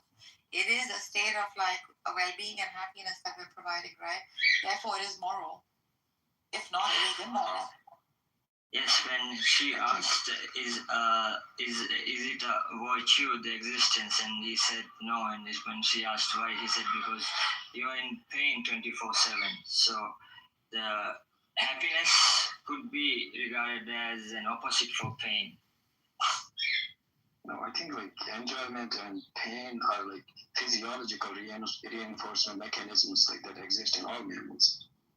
It's not something spiritual. or something abstract. They have no like psychological impacts, even though physical. Like, do they not like generate any kind of spiritual well-being? Of course. That's why like this is the foundation. Then the products will be psychological, spiritual. You can go more and more uphill, rather than like coming from the up down. You know, Yeah, then it would be hard to justify. Yeah, I agree. Therefore, physical existence is a virtue, right? That's it would start from there and go uphill. I mean, yeah, but when you say like it's a virtue, then you are already. Because when you say it's a virtue, I mean, like it always has potential to actualize. Existence is such a thing that allows for actualization, and non-existence does not allow for anything to actualize. So in that, it is a virtue that it holds a potential. And also, Sam, just to make it less circular, you say it sounded a bit circular. And that's only because I didn't want to go into my typical Stoic sermon. But obviously, I gave a simplified answer, which I thought I hit a lot of bullet points and build a foundation. But in Stoicism, as far as the root of that question, how do you ground your morality? People seem to think that you need God. In Stoicism, the four cardinal virtues are wisdom, justice, courage, and temperance. Obviously, virtue being central to all of that. And there's even an analogy, the Stoic garden analogy. So picture a garden. There's a fence around it. The outer layer represents logic, your reason. This is where you get your discernment on what can come into this garden. Within the gate, you have the physical grounds, understanding the physics of this world, the natural harmony of how things work. And so when you have proper discernment, you have a good understanding of nature and how it works. That's how you cultivate good and virtuous ethics. So, Martin, can you show me some examples in nature? No. So it's not about tree hugging. It's just understanding that there's a natural. You see this shit? Well, you need a grounding by when I ask for an explanation. What the fuck is this shit? Because when I say like the battle cry, if you will, for Stoicism is lit up. People think, what do you like? You love trees? Like the thing is because you label yourself an atheist, you get to get away with these platitudes and this kind of nonsense, and it goes under the radar of other atheists, right? Well, I'm not. They don't realize like it's like still spiritual woo woo, like you're talking about. Yeah. Talking about anything specific. Nothing he said has to do with atheism, bro. Yeah, this is rooted in reason. It's not. Sam, did I say it had anything to do with atheism? You brought up atheism. He's an atheist. I'm not an And you're an atheist. And when you hear the same gloomy nonsense that you hear from Christians, you don't call and go,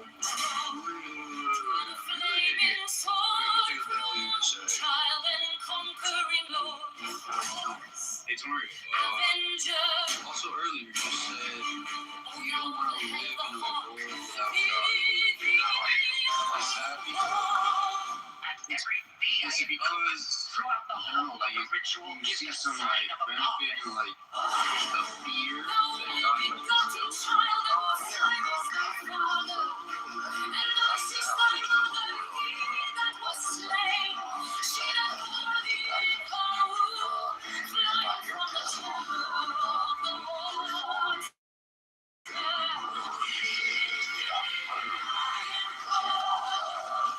Maybe there are more people that have, that think like that. They may not come across Plato, or they may not come across, science, or whatever the case may be. And it may be God that reaches them. And I accept that. And also, some people, if they don't have the belief in, some, purpose or an afterlife, or, they may not be able to handle the fact that humans are here unsupervised. I don't know that everyone on the planet needs to think that, or because I don't know what they're capable of. So I don't want to live in a society without God.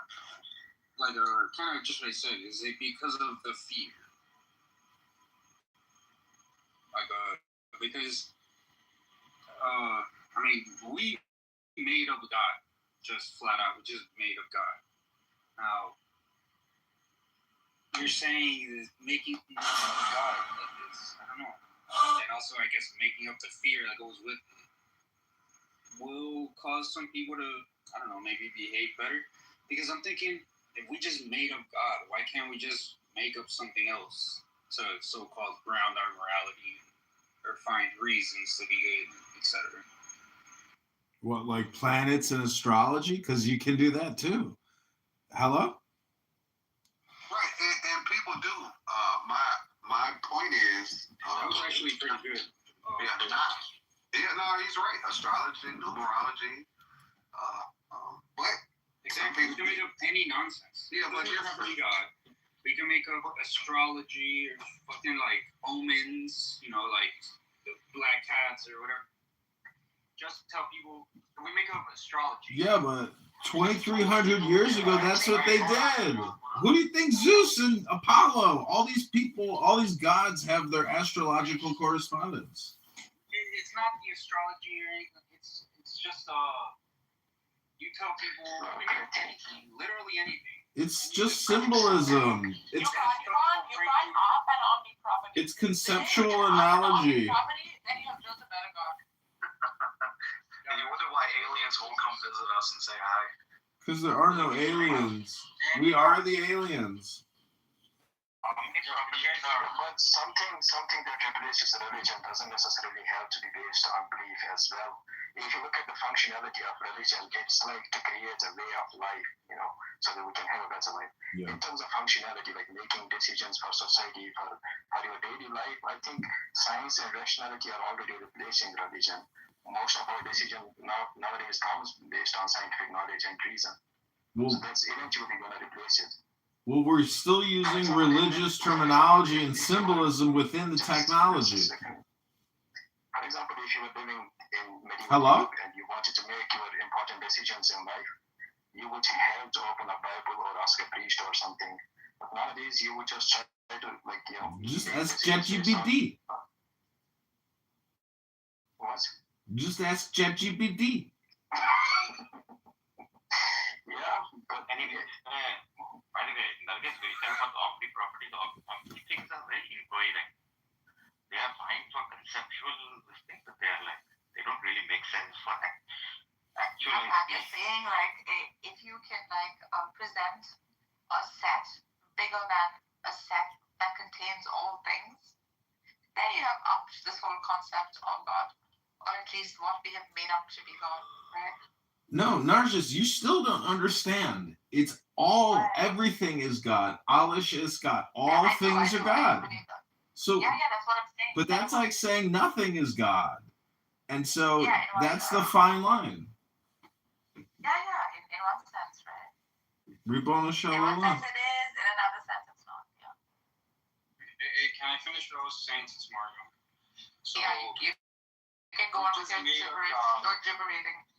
Yeah, we just made up God and whatever. I guess I understand the. Who's that in your PTR statement? Is that the future you? Yes. But since we just made them up, if we make up any nonsense, again, astrology was a good example. It has nothing to do with the stars, though. If we just make up, I don't know, anything and just. What are you talking about? It's got nothing. Have you never studied the stars? Little Dipper, Osiris, the North Star. The polar star. It's the Seaman. It's the Seaman. Hello. We make up any fucking thing and say this stuff brings you back karma. You don't just make shit up. Otherwise, it has no analogy. Shut the fuck up, John. Hello. What are you getting so upset about? It's 1 a.m. John, loud man shouting. He's gonna eventually demolish us himself. Go ahead, Sam. Yes. I'm saying, more or less, You guys are demolishing yourselves. Samir, hold on. If we make up any nonsense and say this stuff gives you bad juju, this stuff gives you good juju, do you think it would have more or less the same effect? There's one extra thing somebody said earlier that we can talk about next, which is this idea of afterlife. But dude, before we get to the afterlife, it's called laws, bro. What planet do you live on? Fucking John, shut the fuck, dude. If I was moderating, Well, I put some links in the chat. Look at these different steles. Look at the steles. Look at the steles. And Sam is just talking nonsense. Sam is merely giving opinions like he always does. So let him do it. Go ahead, Sam. I'm the only person fucking here. Maybe even besides Samir, I'm the only person making any fucking sense, bro. Okay, make your point. Go ahead, Sam. You're so smart, Sam. So smart. Yeah, we're just talking about compelling people to do good things, not do bad things, etc. Obviously, God gets the job done. But like I'm saying, we just made up God. That's a fact. If we just made up any other nonsense, doesn't even... Again, just say... Would that basically have the same effect? Like I said, we can talk about the afterlife next. You know, Jesus Christ. Yeah. You said all that just to say what you said. Juju. Good juju, bad juju. You make it up. You make it up as you go along. Have you read a book? Do you know what the law is? Hello? Let's just make shit up right now about good juju, bad juju. Now mod me because I feel emotionally upset. Mod me!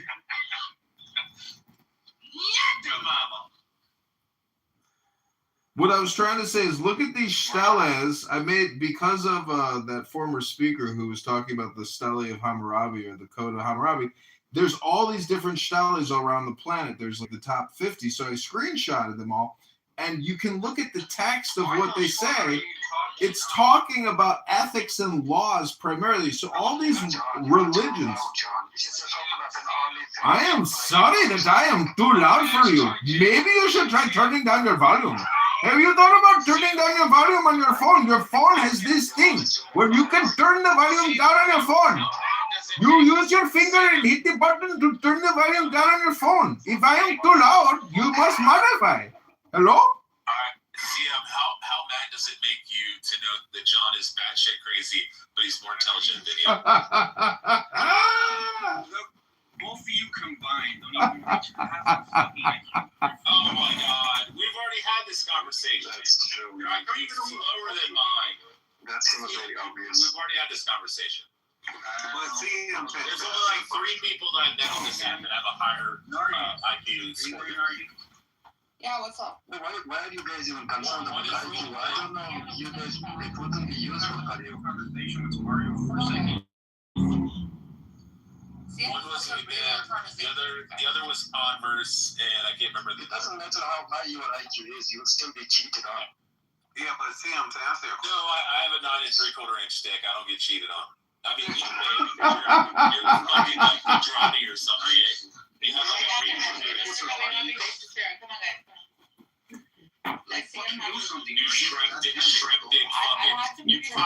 Narcissus, do what CM tells you to do. Do what CM tells you to do, Narcissus.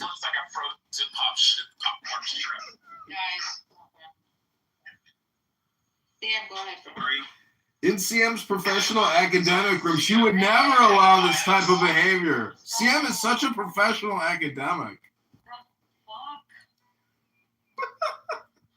Also, can y'all bring my friend Abby up? But yeah, CM, to answer your question, could it have worked? Sure. But I think that we take the standards that we have today for learning and put that on the process of how we got to that point. Unfortunately, through our trial and error, we had to start with these mythical stories and religion, and it worked. I think your and I disconnect is, I I don't think that religion is inherently evil. It's people being dogmatic about it and, kind of forcing it on you that alienates probably you and, a lot of atheists. But it's not inherently bad if someone, and I'm going to always say this, if someone knows how to read scripture, why they're reading it, basically what they're looking at, they'll have scripture can bring about a great life. And so, yeah, that's how I respond. Again, the point was whether it was God. Hold on, dude. The point was whether it was God. When you're talking about religion and scriptures, again, we could have made up, our scriptures could have had other stories, not the current stories we had now. Yeah, that was always a possibility. But you know what? They didn't have the ability to just sit there and create spam at infinite amounts. They had to fucking come up with a determined story and publish it. You can't begin up the biggest. There is no bigger than biggest. The theist has set this quote-unquote made-up God at the highest standard. Hey, CM, you can't up the biggest. Uh-oh. Projection alert. Projection alert. Oh, I'm sorry for upsetting CM. Is that a me problem or a CM problem? Exactly. It's not a John Kitover problem. It's a CM emotional problem. Hello? I want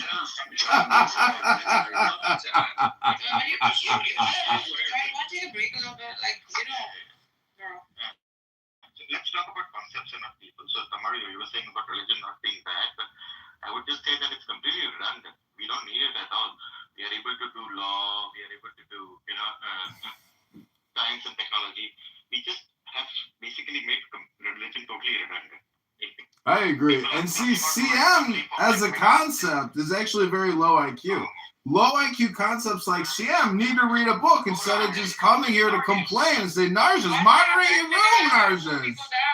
Narjas, do it! CM is ordering you. Do what CM tells you to do. So I get what Mario's saying. Because, even though we have replaced it, it's not about religion being bad. Because, religion could be good too. It's about compelling people to, do the right thing. It's trying to, teach morals or values and stuff that'll compel people to do the right thing. Yeah, so that's not necessarily the bad thing is that it makes people not think in, rational terms. It just makes you believe in, really woo-woo, silly stuff. And you're not... So those are some of the bad things. Sure. Yeah, a lot of religious people will just believe that evolution is false because their religion basically tells them that, God made Adam out of, I don't know what. So what's the point in having something that makes people, believe in, reject current justifications? I agree. It is because it is content. And if you've got entertaining content, well, then you can manipulate the people. Instead of CM's poo-poo, foo-foo, woo-woo. So, I know religion can do a lot of bad, and what you're talking about is a lot of the bad stuff. Stop kicking John off, dude. No, it's not everything is bad. Some of it is good. And it's just your opinion that it is bad. Let us go create a new room. And Narjas, you need to learn how to moderate your room. Remember, I gave you over 100,000 accounts, John. If you get kicked, just come back in one of my burgers.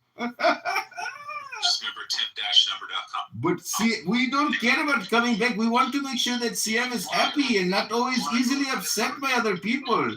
He wants to have his long-form conversation with you. He could also just do a ChatGPT or a graph.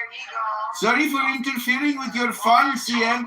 Sorry for not being so professional for you, CM. So sorry. I am so sorry that I was not professional enough for you, CM, Dr. CM. We come as a combo. we come as a combo. John Kitover going, he's like Cornholio, dude. He can't help himself. Yeah, we're like the value. Help you. Fucking help you. Help me help him. We are all John Kitover. I'm Spartacus! I'm Spartacus! I'm Spartacus! I'm Spartacus! I'm Spartacus! I'm Spartacus! We are all John Malkovich. I don't wanna. Yeah, you know what's going on. Regal, what? So, Neil, We'll start to spurg out. Pancho, Uli. CM had to leave now. people here, we've been We have one fucking rule in this room, and the rule is nobody with an Indian accent is allowed to talk on stage. How dare you? Go to the audience. Or Arabs. Yeah, we've been talking about what grounds morality in this room, and then there were so many different answers. John, you gotta come back to the first hand Smell your body odor from come back to those No, I can smell his Indian curry body odor from here. Yeah, I got Through the fucking phone. racist filth. So Hello? Go sit in the audience. I'll just come right back. Okay, bye. Okay, I have 100,000 accounts. So, Nilotpal, or everyone here, my question is that what judges the groundings themselves? Hello? What is the judge of the groundings themselves? Hello? What is the judge of Hello? grounding themselves? I mean, you can just make some proof fact like God, Hello? or you can put some other proof, right? Like gobbledygook. What is gobbledygook? What is gobbledygook? The religious text reflects your belief. What is woo-woo? What is poo-poo? There's a fucking cord, Julio. I'm gonna lose my shit right now. It's because you've been here for 23 hours. It's time to go to bed. Take your dog on a walk sometime, Nargis. My God, take your dog on a walk. You're on Clubhouse all day long. When did you go to the gym and make dinner? When did you do something productive? All you do is talk in incomplete sentences all day long. Do something with yourself. You know, as long as Donald Trump is your president, you really can't be the judge of people's. Oh my God, here we go, talking about President Donald Trump again. This is so pathetic. Oh, hey, Sam. Hey, Sam. Hey, come on, these actors are having a serious convo. What is the grounding? Is that no? Is that?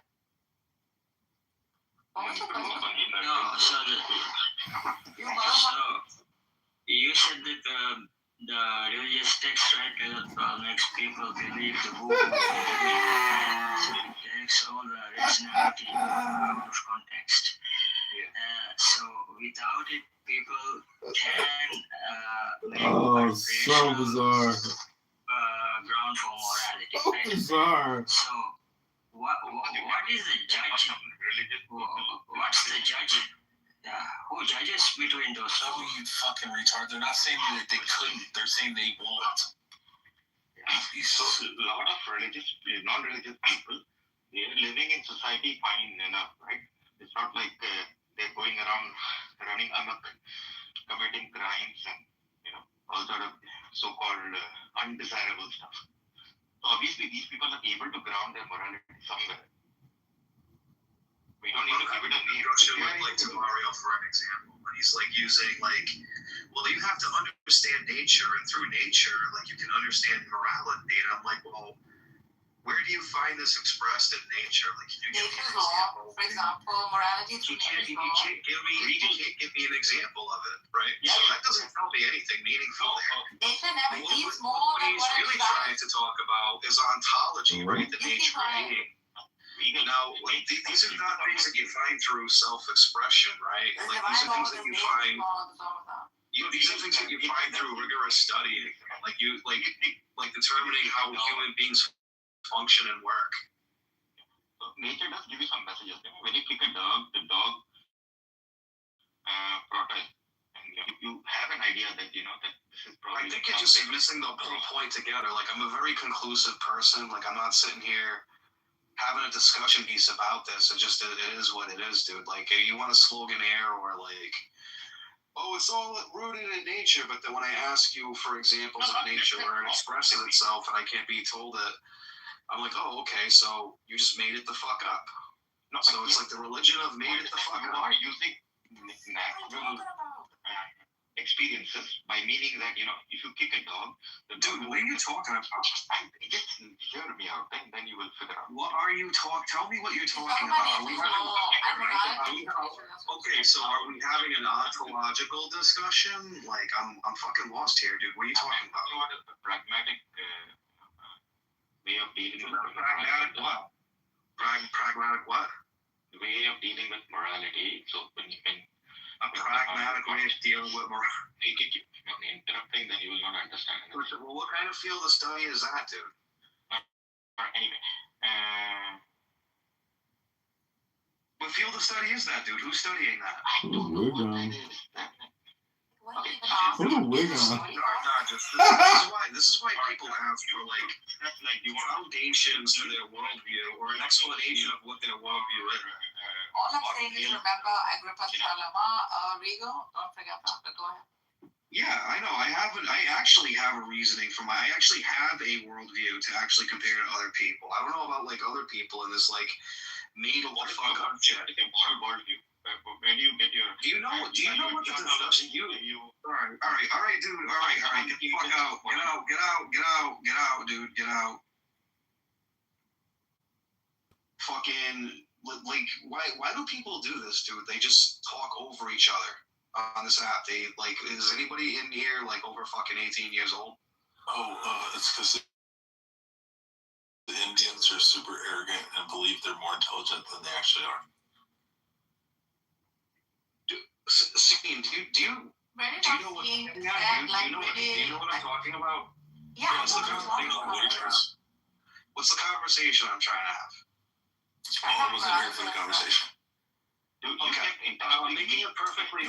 Nargis was too busy kicking me out. Then don't, bro. Listen. The conversation I'm having is when people are asking for grounding, right? They kind of want an explanation, not something that's like indexed to your personal axiom that makes it circular, that makes it dogmatic, right? So like, we kind of want to avoid all of that and have grounding. You don't want them to say they can just be good just because they're good. Well, let me finish. It's basically grounding is saying this is a justified true belief. That's essentially like what we're trying to get at here when we're talking about grounding. So then when the example here is like I'm talking to DeMario, I'm listening to what he's saying. I'm not replying to any of this. I'm just listening to what people are discussing here. And it's like, okay, he's talking about nature of some type, the ontology of, let's say, how we arrive at morality, right? That's expressed in human nature. That's ontology, right? That overlaps with purpose and epistemology. So this is what we're discussing here. Well, explain that. Well, there's no explanation or no examples and blatantly in nature that he can give me that overlaps with human ontology.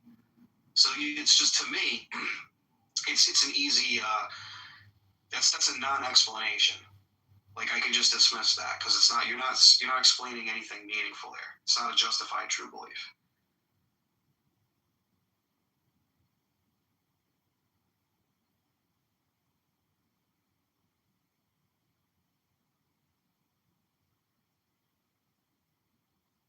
It's like you're saying nature is not true, right? That's what you're saying. No, that's not what I'm saying. I'm saying on that person's worldview, Tamario's for an example, he's indexing this to like nature, right? You study nature and then you can come up with some examples of like morality or like how we run a society or interact with each other.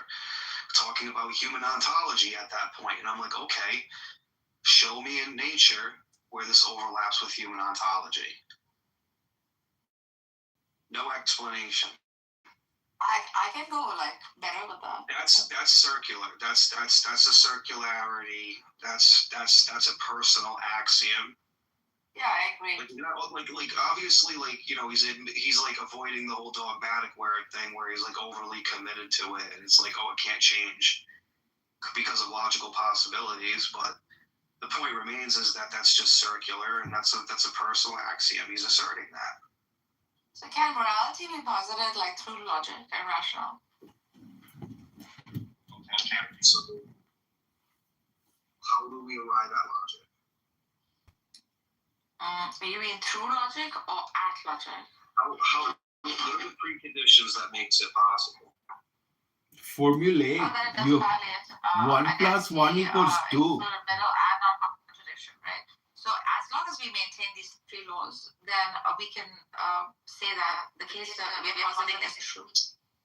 Yeah, but that's just brute forcing it. That's just saying it is because it is. Because we use it and it works, therefore it is, and that's a justified true belief when that's not. That's I'm sorry, how are you positing just what? How are you positing God? And all like I don't have to posit a God. I'm just asking for like a justified true belief based on the assumption.